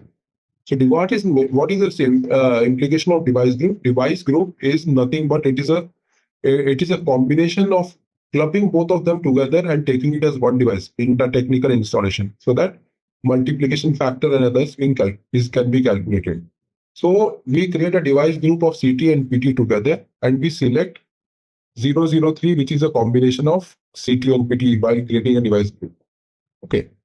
Once we create a device group, we can now install this once the device group is created, 3 is device group. Then number 4 is technical installation. Okay. Then number 5, once this is technical installation, then step 5 is install the meter. Okay. Which is indirect meter. While installing this meter, you select this particular device group and things are done. To ease your work, what we have done is, I have prepared a Word doc for you, and what I will do is a step-by-step Word doc. I will send it to of this process with screenshot. Okay, so you will have all this whatever we prepared now as a document repository of what is CT. You know what is CT now, what is PT, you know, what is device group, you know. We have to put together device, and then technical install, and then full installation of the meter. So now what happens? As we have in the first class, we understood what is the usage of this device thing. The usage is definitely to protect the meter, if you remember the first class. This meter has to be protected. So I am having a CT to bring this down by a ratio. Let's say 20 times what CT was done. PT will bring it down by 10 times. This total 200 times it was brought down. Now divided by transformation ratio in total. Let's say 100 was the transformation ratio. Then the billing factor will be. So that means if my meter is calculating 700 as a consumption, then the actual billing factor 700, then the actual billing factor will be actually inside 1400. But the meter is calculating 700. Since all other energies passed through here. Got it? Any doubt? Don't worry about these steps. The steps are already there with me in an email. I will send you a step-by-step document. Okay. The step which we just discussed, create a CT, create a PT, create a device name, technical install a device, syntax. Okay. Technical install, full install. Okay. Should I cover this up? Any question? This is the new topic. What is technical installation? What is full installation? Many industries have it. In many industries, you must have seen that there are two teams. One is called device installation team and one is called billing team. Okay. In many industries. So what happens? Previously, in other market, in some of the market, you see both of them don't take accountability of each other. So what happens? Let's say this team, device installation team, take this meter in hand. This team takes the meter in hand and goes and install on the wall. He says, once I have installed it, my job is done. Which during billing installation, what we do, we allocate the meter to a rate type we call it. We allocate this into the system to a rate for billing. So this guy, in some of the industry, we have seen that this guy says that, boss, which billing it will go, I am not aware because I'm a site guy. I will only take this meter and install at site. And my responsibility is that. Okay. And then there will be someone in the backend who will actually choose this meter and allocate it to the right installation in the system. This is step 2. So there are few times where this process of device installation is done in 2 steps. One is called technical installation, where this guy, technician, who goes to the site and installs it on the device, and his job is done. He brings the technical, while technical installing, he brings the particular read and hands it over to the next. So what will happen? This particular billing related guy will install the device and billing related installation or allocate it to the right rate. So, and that's where in the 2-step process, the whole device installation gets done. Okay. In full installation, so this is called technical installation. In full installation, what happens is one team and the billing is simplified. He has the meter, billing is simplified. He goes to the site, installs it, comes to the system, updates the meter here, and he knows that it is a residential customer and the rate is simplified. It is not very complex. He will select residential rate and install it. So in one step only, he will do full installation rather than depending on another team to do this action. So it depends on the industry to industry. There are few industry who does technical and full installation or billing related installation in 2 steps. There are few industry who does it in 1 step. So once it is done in 1 step, we call it full installation. And if it is done in 2 steps, we call it technical installation and billing related installation. What is technical installation? When the device management team is going to install the device and then billing team is put the rates and all, this is the technical installation? No, this device installation team will go install this device and update only that I have installed a device. I will update which connection object, means which building, which device location. Okay. I have updated. So this much only idea he has on which date. Date is 01/01/2024. Okay. So in that case, what happens? This device, I'll show you now in steps. Let's say I have created a device, got terminated. You can wait for a while. Sorry. Okay. I will create one device with this /show IQ session 1. So I've created a device 2 with this. Okay. Now I'm technical installing this device. EG34 is a TikTok for technical install. Sorry, EG33/EG13. So for technically install a device, what I need? Connection object, device location. Because I know the building where I have went. If I'm a technician, I know the device location where I have allocated. Correct? And I know the date on which I have installed. Okay. So what I will do is, I will quickly go to that installation. I will take the connection object. I will take that. I will take that device location. I know that this device I located on 18/08/2024. What was the device? 2. Routing serial number. Device group is this serial number 2. Okay.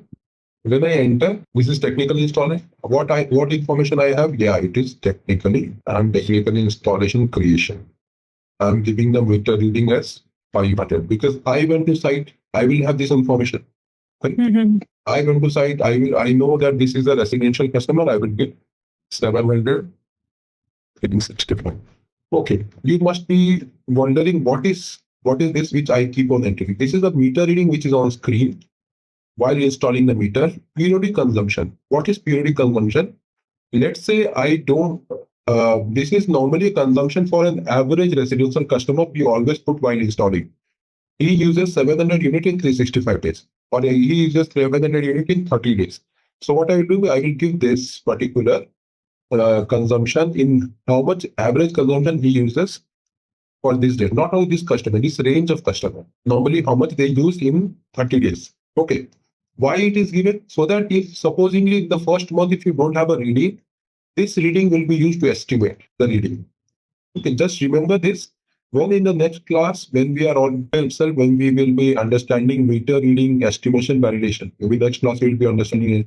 Please note it down. You ask me this question, I will explain you then. So this is 700 consumption. This is used for estimation when the reading is not come. So that is why while installing, we give this particular one. Okay.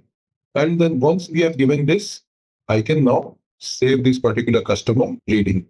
Okay, I have saved this particular 500 as a reading, which is there on screen, because this is the information which I have. I know the building, I know the device location where I went, I took the reading, I'm giving it here. Because my job is done, save. Okay. Now there will be another team. Let's say, Shruti, if you are a team from device management for device installation, and there's another team who is Abhishek, who is in the backend actually updating, or is a billing team. What he will do, he will do the billing registration, EG34. He knows that, okay, this is a device, this is a customer, I want to install this device in this customer's location. He will take that installation, will take this reading, we will take this particular meter and install it billing. So while doing a billing and installation, automatically this whatever information this guy gave will automatically come. I don't have to change it. I can override it. I have that authorization, but I don't have to do anything here. I have to just select the rate because I know there are multiple rates. There can be multiple rates. I know the rate and I will select the right rate and install it. Save. Done. Okay. So there are two teams who does it. You can see clearly on the screen. One who entered his task at site. The second whose responsibility was to enter the billing related information, which was rate type only. And then in two-step, the meter was installed. In case it is full installation, we have already been doing it multiple times. All this information were at once installed, given. Installation, activity rate, device, and within that, you automatically give the meter reading, rate category, rate type, everything you give at once when it is installed. Okay. So, it is why this technical installation and billing related installation is different because of segregation of duty. SOD of two teams is different. And we know how difficult in a utility organization is to club the SOD. Nobody will take a shared responsibility. So to avoid this, SAP has brought two different streams, technical installation and billing related installation.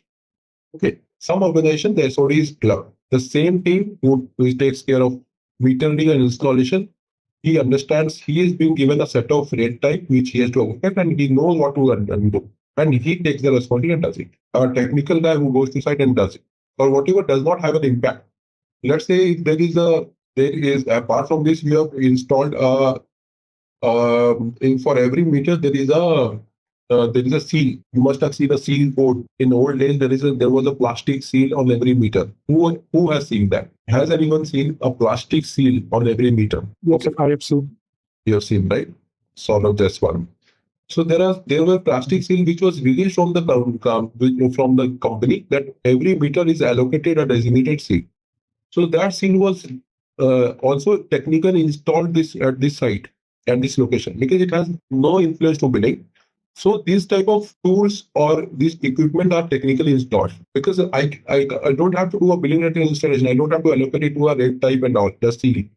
So I will technically install it so that it gives me that at this device location, what are the devices which are present from my company side.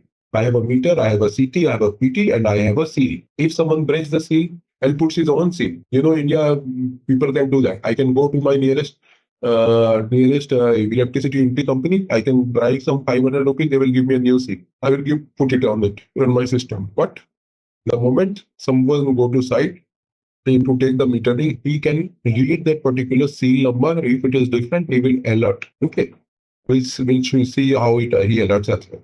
So he will alert, and then the different process starts, which is of which we call it as vigilance process. Okay.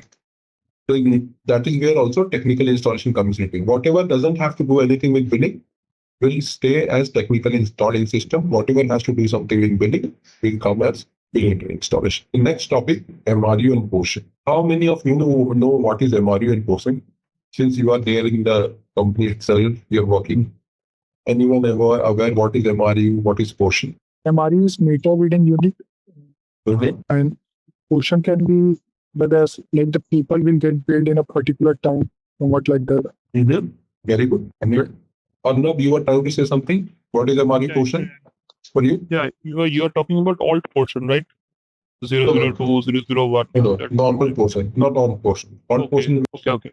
What is portion? Arnab? Like in which month the customer is due for its bill. Okay, which month is to be billed?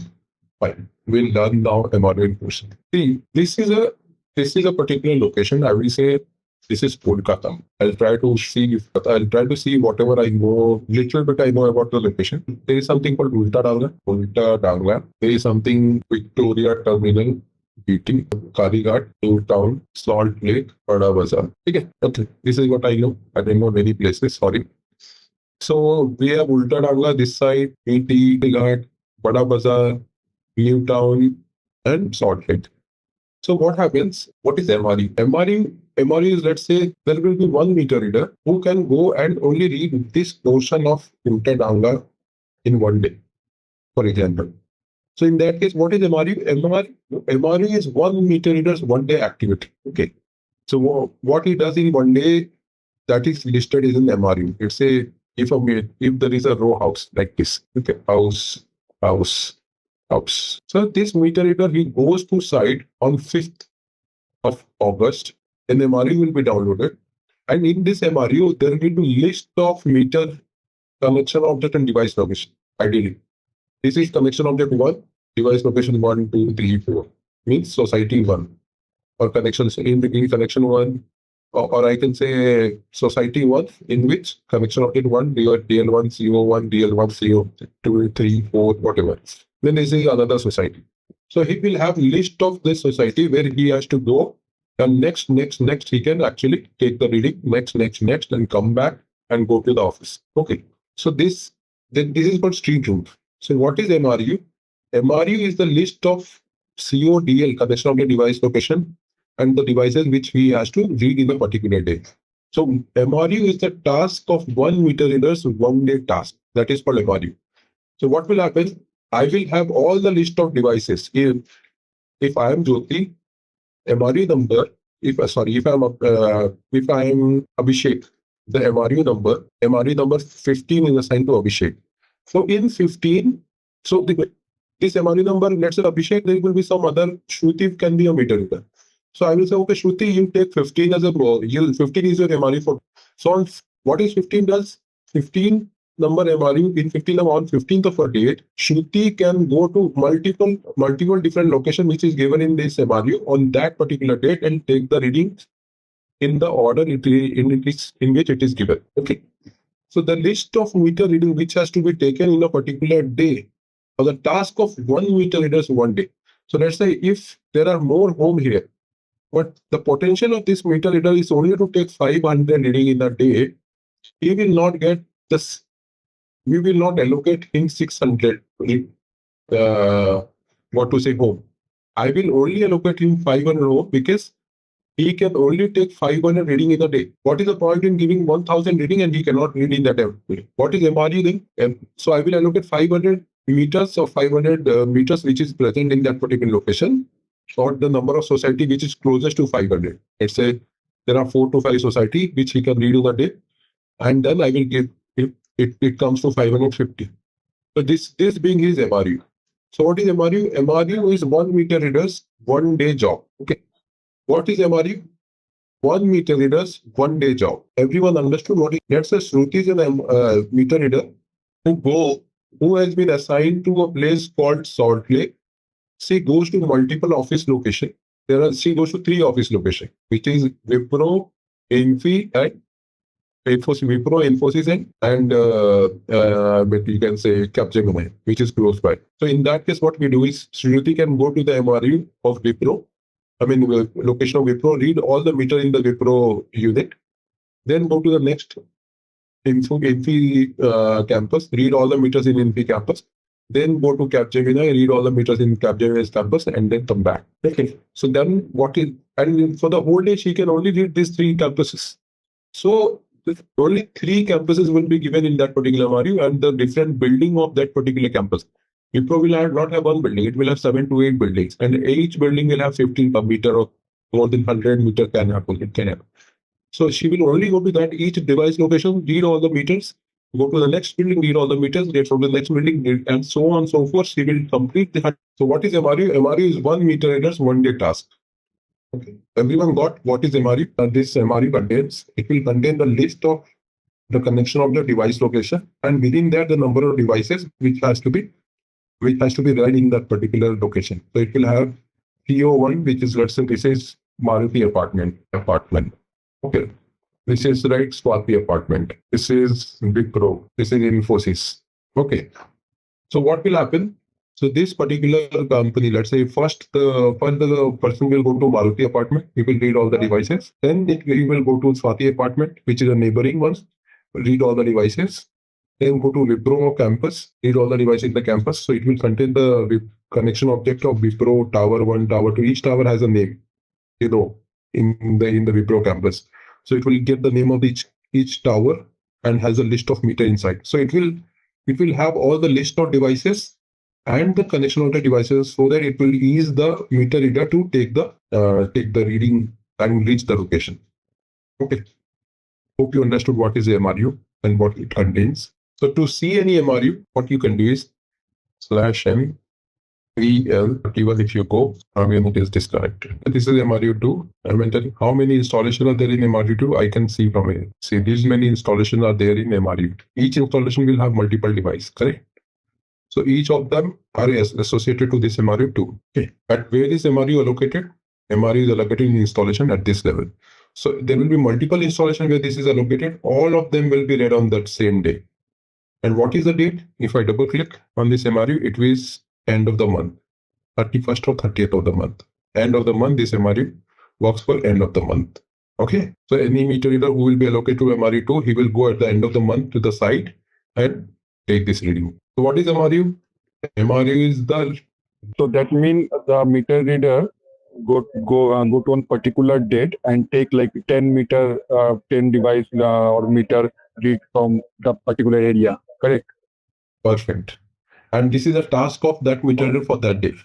MRU2 means task of 1 meter reader for that day. Okay. 167. Particular. So every meter, if you see, your home will have a cycle. When I say cycle, on every 9th of a month, some meter reader will come to you. Why, Because your MRU is 9. The scheduled date of your MRU is 9th. So automatically on 9th, a meter reading unit will be downloaded to his device, and he will take this device on 9th and come to read your. So every region has a cycle allocated. Okay. So let's say if I go back to my diagram of that, I deleted that Ulta Danga one. I will show you now. So Ulta Danga, Town, Viman Nagar, can say here Salt Lake, Bada Bazaar, Aligarh.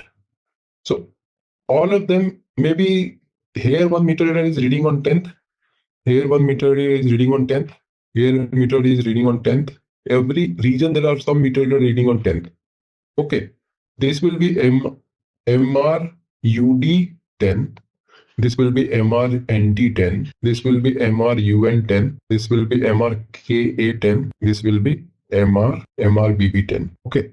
So whenever you create installation if there is any installation come up, I will assign it MRBB10. If there is some meter reading or meter reader who was or some unit who has come up, I will allocate it MRUD10, Newton MRNT10, and Salt Lake MRSL10, like this. It will not be 10 everywhere. It will be 10, 10, 10, 10, 10 in that location, because every location is the block which I have to keep on reading from 1 to 38. There will be 2 meter reader who will be assigned to that one location, one big location, 2 meter reader keep on reading. 1 meter reader, 2 meter reader keep on reading. 1, 2, 3, 4, 5, 6, 7, 8, 9, 10. So 10 they will reach here, they will reach this side. 10 they will reach here, 1, 2, 3, 4, they will do in some other location. That's 2 meter. So the MRU is to actually enhance the performance of the meter and also the coverage part, so that I don't miss any reading in the location. Okay. So 10th, everywhere you can see 10th is a date. It is not like only Ulta Danga, everyone will, all the meter will go to Ulta Danga and take the reading. No. It is across the whole region there will be reading taken on 10th, on 12th, on 15th. There will be meter reader who will go to different location and take the reading. Okay. How many MRUs you can have in a month? In a location. A location would be read only once,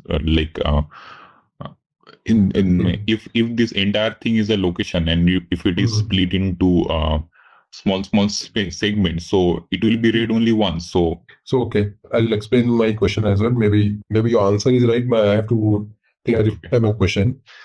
The question is, 10th I have read this region. First I must have read in this region. Second I've read this region. Third I've read this region. Fourth I've read this region. Fifth, sixth, seventh. So how many days should I read? Go on reading in a location. How do I divide my location? I will divide my location so that all my working days is covered. How many working days normally we have? 20 in India. Maybe Saturday, Sunday, or I can say 22. I'm taking 22 maybe.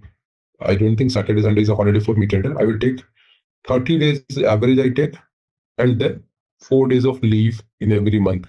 So 4 to 8 days of leave.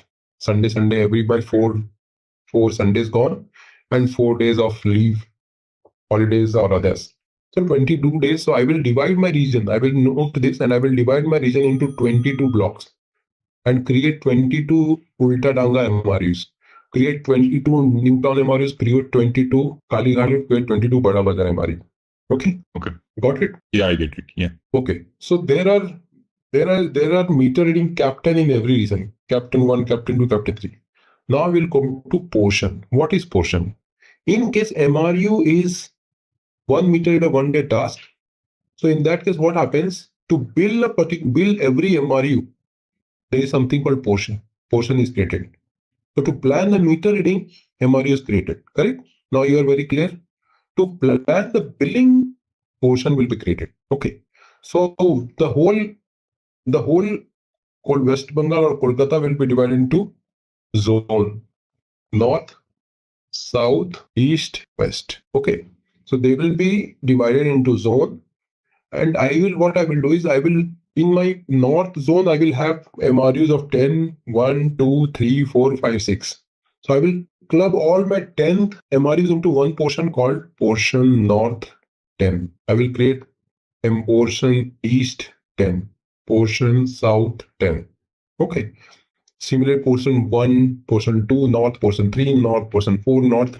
So this north zone, there will be a team lead of north zone, there will be a team lead of south zone, there will be a team of east zone, So every meter reading captain has a responsibility to complete every single reading in a particular month. His responsibility.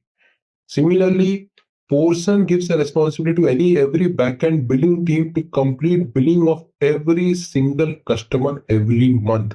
That is why I'm dividing it into zone and region, and then preparing an MRU on portion. Okay. So portion north will have every MRUs in north will be covered by portion north, south, east, west, like that. Okay. So what is portion? In one day, number of meter MRU which can build in a day in allocated location. That is called portion. Let us keep allocated location part. In north, I'll say all the MRUs which are built on one particular day in that zone or in that location is called portion.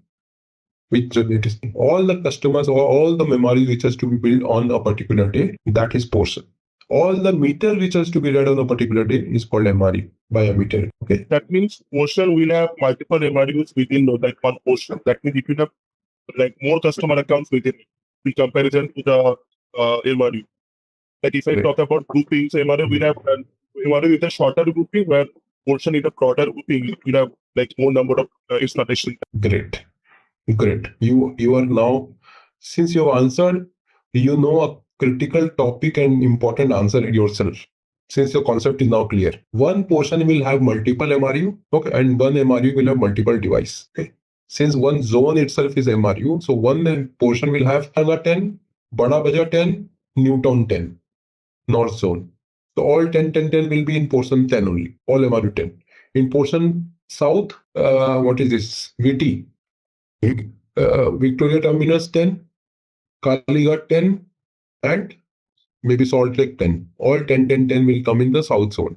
Something like that. Okay. So in that particular zone, so one portion will have multiple MRU, and each MRU will have multiple devices. So that the coverage. See, to go on site and it is a humongous task. But to sit backend and only bill the customer and ensure the error in the backend, I can bill 5,000 customers. But at site, I can take only 500 reading. Correct? Or 50,000 customer on the batch program will run, it will take all bill all the customer. My task is to ensure any error has come, I will fix the error. So for me, I am responsible. Once I am responsible, taking the responsible portion, means my responsibility to bill every customer. So I will have more numbers. Okay. Indirectly, that's how. So from business only SAP has come. So you look how business is related. So now everyone is very much clear with MRU portion. Any doubt? No doubt. Then the scheduling is completed now. I have to just show you in screen. Okay. I'll go to system. Rupa Banerjee, you know now, right? What is MRU portion? What is portion, Rupa? Okay, portion is basically number of MRUs in a single zone is a portion. Number of MRUs which can be built in a single day. Yes, in a particular day in a particular zone. Perfect. Zone can be anything. For Kolkata, showing North Southeast. They can say zone 1, zone 2, there can be 100 of zones. How you divide? Okay. So in a particular zone, the number of MRUs which are there, on a particular day, the number of MRUs to be built is called portion. Okay. You are right. In a particular day, the number of MRUs which has to be built is in a particular zone is called portion. Okay. The concept is quite clear.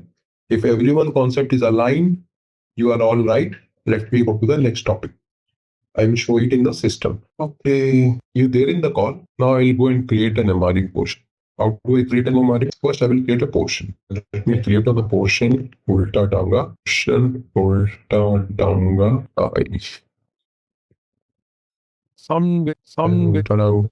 I can say circle chalk. I can say Subhash Chandra Chalk. SUC. Subhash Chandra Chalk. Okay. So I created here Subhash Chandra Chalk. Sorry, that was one. Subhash Chandra Chalk will come as MRU. Let me cancel this. Then for North Zone. MZ L08. So there are 3 dates. Schedule billing date, allocated date of final billing, and end of billing period.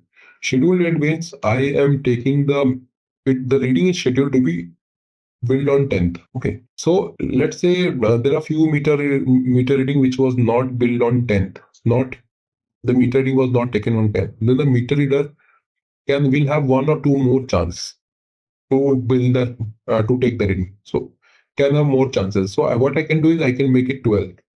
So in case that means I will give 2 more days for every. Let's say meter reader somehow was unable to read the meter, he can go to the next day, take the reading, or the next day to take the reading. So you will have 2 more days in spare in some of the industry. In that case, we do give it allocated date of final billing. Scheduled date of final billing is this is scheduled.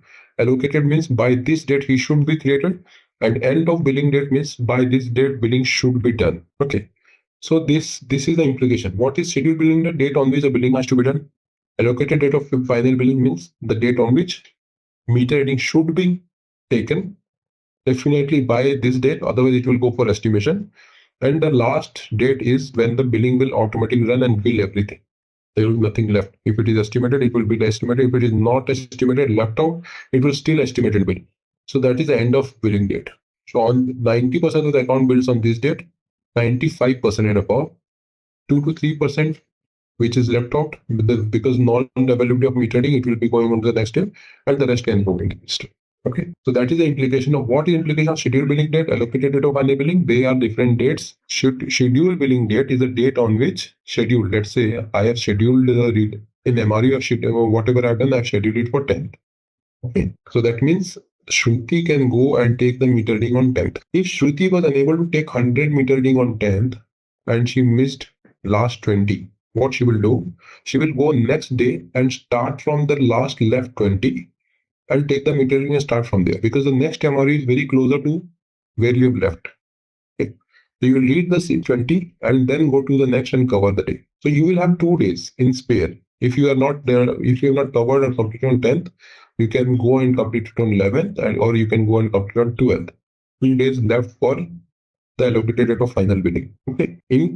So by this date, the meter reading should come in the system. Otherwise, it will go for estimation. And since you in the backend, you are a meter reader, you have to close all the reading by 14 if something is scheduled by 10th. Means 12th, when the last reading has come, 90% of reading was already taken. 95% of the reading was taken on 10th, billed on the same night. How MRE portion works? This is 9th, 11th, 12th. Your meter reading is on 10th, right? So 10th. A batch program runs, which will bill all the meter reading which has come on this day. So there is a program, EAMABI, just remember this, EAMABI, which triggers and bills all the meter reading which has come over the account which is billable. Let's say there were 500 accounts, out of them 480 got billed. 20 is having no reading. So the meter reader goes on 11, he takes 10 additional reading with his existing MRU. Today. Then the 10 rest of the reading in the next MRU along with the next MRU. Because he was unable to cover all 500 on that day, he has that leverage of going to the next and this, because I have allocated date of final billing here. So my batch program this batch program keeps on running on 9, on 10th, 11, 12, 11, it will start running and bill all this MRU again. 12th, it will again start running, bill all this MRU. 13th, it will again start bill all this MRU left out once. Whichever is billable, it will be entered. So because of which I have allocated date of final billing as 12.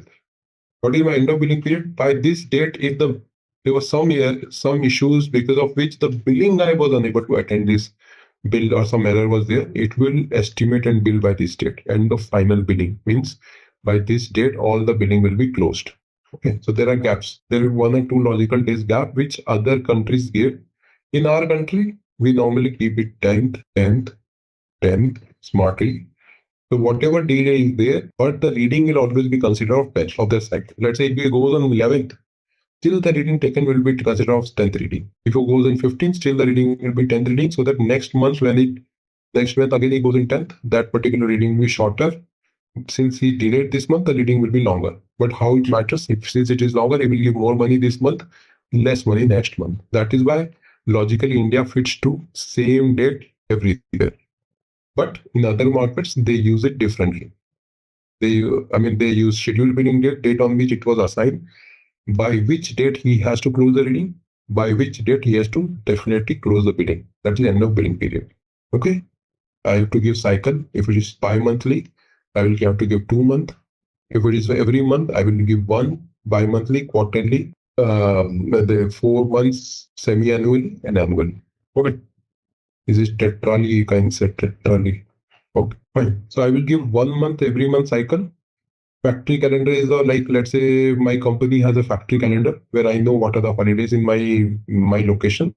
So I will select those factory calendar, and then interval from in interval to, I will select interval from interval to 30. I will say explain this interval from interval to what should I consider as 1 month. 28 to 32 days if we will consider as 1 month.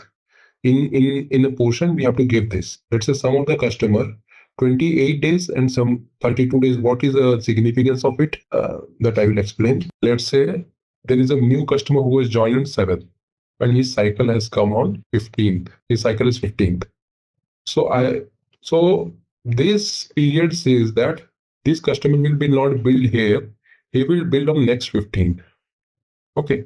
Within this 28 to 32 days, it will be the calculation will be done accordingly. He will bill on next 32 days. So whatever is number of days, accordingly his month will be prorated. So 7th to let's say 28 days, or let's say 30th days will be 30 days, and let's say 7 to 30, no, 7 to 7th, 7 to 10th is 30 days, and then 5 more days he will be billed on this. Means the proration for 5 days will be done. So this is actually helping a calculation what should I calculate as 1 month? My 1 month is from 28 to 32 days. Additionally, whatever it crosses, that will be prorated as delta days. So to help billing, just to understand what is this 28 to 32, it says me what is my 1 month. If someone is shorter to this, he will not be considered as 1 month. All those meter rental charges, year rental charges, all those charges will not be applicable to. Whatever customer has completed 1 month, those will be applicable for monthly charges. And beyond 1 month, it will be prorated. So this interval from interval month, interval 2 gives you what is the definition of month in your company. Okay. In case this is done, I will just save it. Once I save, your portion is being created. Portion 10 and 1 zone. Now I will create an MRU. MRUD. There is a MRU. Ulta Danga 10. MRU. Ulta Danga 10. Portion. I will give the portion which we just created. I enter. If you see, the moment I enter, all those dates, 10th date will automatically come from the MRU. Okay. To this particular place. Okay. And once I've given this, I have to just give number of previous MRs. 1 factory calendar. I can give any factory calendar. Means my local factory calendar. Here you can give India factory calendar if required. Their custom factory calendar, because every company has a different calendar. Maybe your any founder day or some other day which you want to internally calculate. So you will have your factory calendar for your own organization. So once this is done, I will just save. Once I have saved, my portion MRU will be created. Okay. So this is how I create my MRU and portion. So like when you create the portion, that time you enter the 10th in every month. So that's why like in MRU it's showing automatically 10 for every month. Yes. Yes. So the moment I hit enter, automatically it inherited the date from the portion. MRU doesn't have a date. It inherits from the portion. So let's say on 10, in this portion, if there are multiple MRU 10 Ulta Daga, MRU 10 New Town, MRU 10 this, everyone will use this portion. So for every one of them, what I will do is I will use the same portion. It will inherit the date of 10. 10th date will be commonly allocated. Rest inside whatever you can enter and others. The 10th will come from the portion. Okay. Yeah. Yeah, you have actually set in 1 month period for a portion, like to bill the MRUs. So when it's going forward, is it estimated the 1 month, or if we choosing the 3 months period, so it will estimate for 3 months, future reading? Yeah. Okay, so you are asking me some other question. Maybe see, MRU is, as you see, calculated here month by month. Okay, and you see the metering reason is 01. So your question is actually, let me reiterate, make your question right. So how will there are few scenarios where you always estimate the reading and quarterly you take the actual reading. So how do I do that scenario in maybe in your company or in the project where you do? The system automatically estimates for let's say 3 to 4 months, and or maybe bi-monthly, then it will estimate every alternate month and take an actual reading every alternate month. Right? Is that question right? Yes. And how it works? That may be your question, right? How is that seen? Whenever the meter reading is 01 while creating an MRU, that means I have to take an actual reading. If you see over here, 01 means periodic. Let me make it bigger. See, whenever I will write it meter reading by utility company 01 means it will be taken. Someone has to actually take the reading. While creation, if I assign it to 03, whichever month while creating the MRU, I will assign 0303 every alternate month. Automatically, it will take it as estimation. Okay, so it will automatically estimate the reading, or it will take the actual. So since I have taken all 01, so in my case, it will always be actual reading. Someone will have to go every alternate month, every cyclic month. If let's say in 2 months, if you want to ask if you want to make it automatic estimation, just go and for the next 2 months you make it 03. System will automatically estimate it, not release it for download. It will be estimated automatically. Okay, that's how. If you want to do it for 4 months, estimation, 4 months, you can do it 03, 03, 03. It will estimate for 4 months. Okay, parallelly. Hope I answered your question. Yes. Thank you. Welcome. So these dates you have already given. So now, but you have only given 2022. 1 year reading has come up there. 10 of 2022. But let's say in 2023, 24, how will the reading come up? How will this date come up? So if that is called scheduling. So you have to schedule it every year. Flash show. I go. If I display the schedule records of every, see if I display, there's no schedule record. Currently, there is no schedule record for this. Schedule record means actually assigning a date, planning a date. 1st of 2022 to 12th of 31st December 2022. It has to be planned by the meter. Then 2023 to 2024, 24 to 25. These MRUs will keep on having a schedule record generated for that particular date. Schedule record generated means you are confirming that the MRU is right. I don't have re-engineered my site activity. So these MRUs means, let's say there is some re-engineering and you are obsoleting all these MRU. They don't create a schedule record. Create the schedule record only for the active ones. So that is a schedule record has come for which you are assigning date. So how do we create a schedule record? If there is no schedule record created now, then what will happen? I will show you. Slash O EL28 or EL01. If I go here, if this is the MRU, this is 01 region. If I want to create any order, no schedule record exists. To get the schedule record, what to do? I'll show you. Go to this T code, schedule record here 43. Give your MRU portion 1/1/2024 to 31/2025. Generate. 24 schedule record for 24 to 25 is generated for portion. Now I will do it for MRU.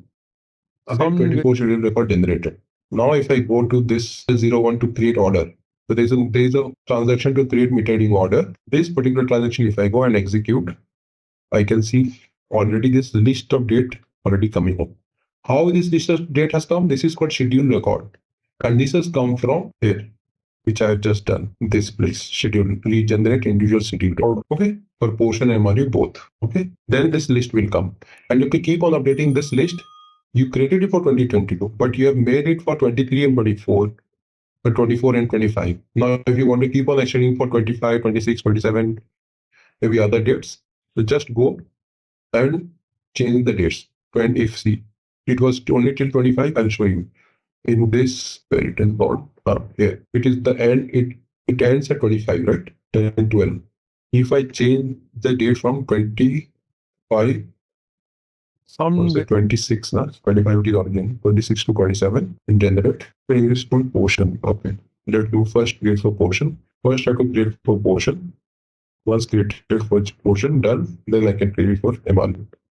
Okay, once I've done it, if I go back here, come again here, now you can see my date has reached 2027. Right? Yes, how this list is coming? This is coming by generating the schedule record, which you do by this T code, EA43. Okay, and this is called scheduling.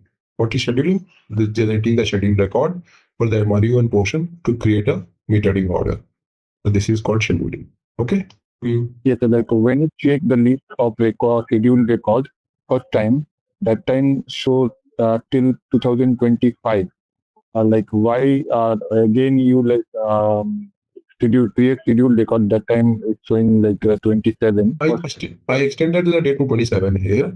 That is why I generated a new schedule record. If you see here, I changed the date from 24, 25, and then I changed it to 26, 27. Okay, like this. So again, a new set was generated. I can change it to 28, 29 and first generate portion. So which recording creation. Yes, 43. And this you can generate. See, you cannot create more than 3 to 4 years. The limit code gets exceeded.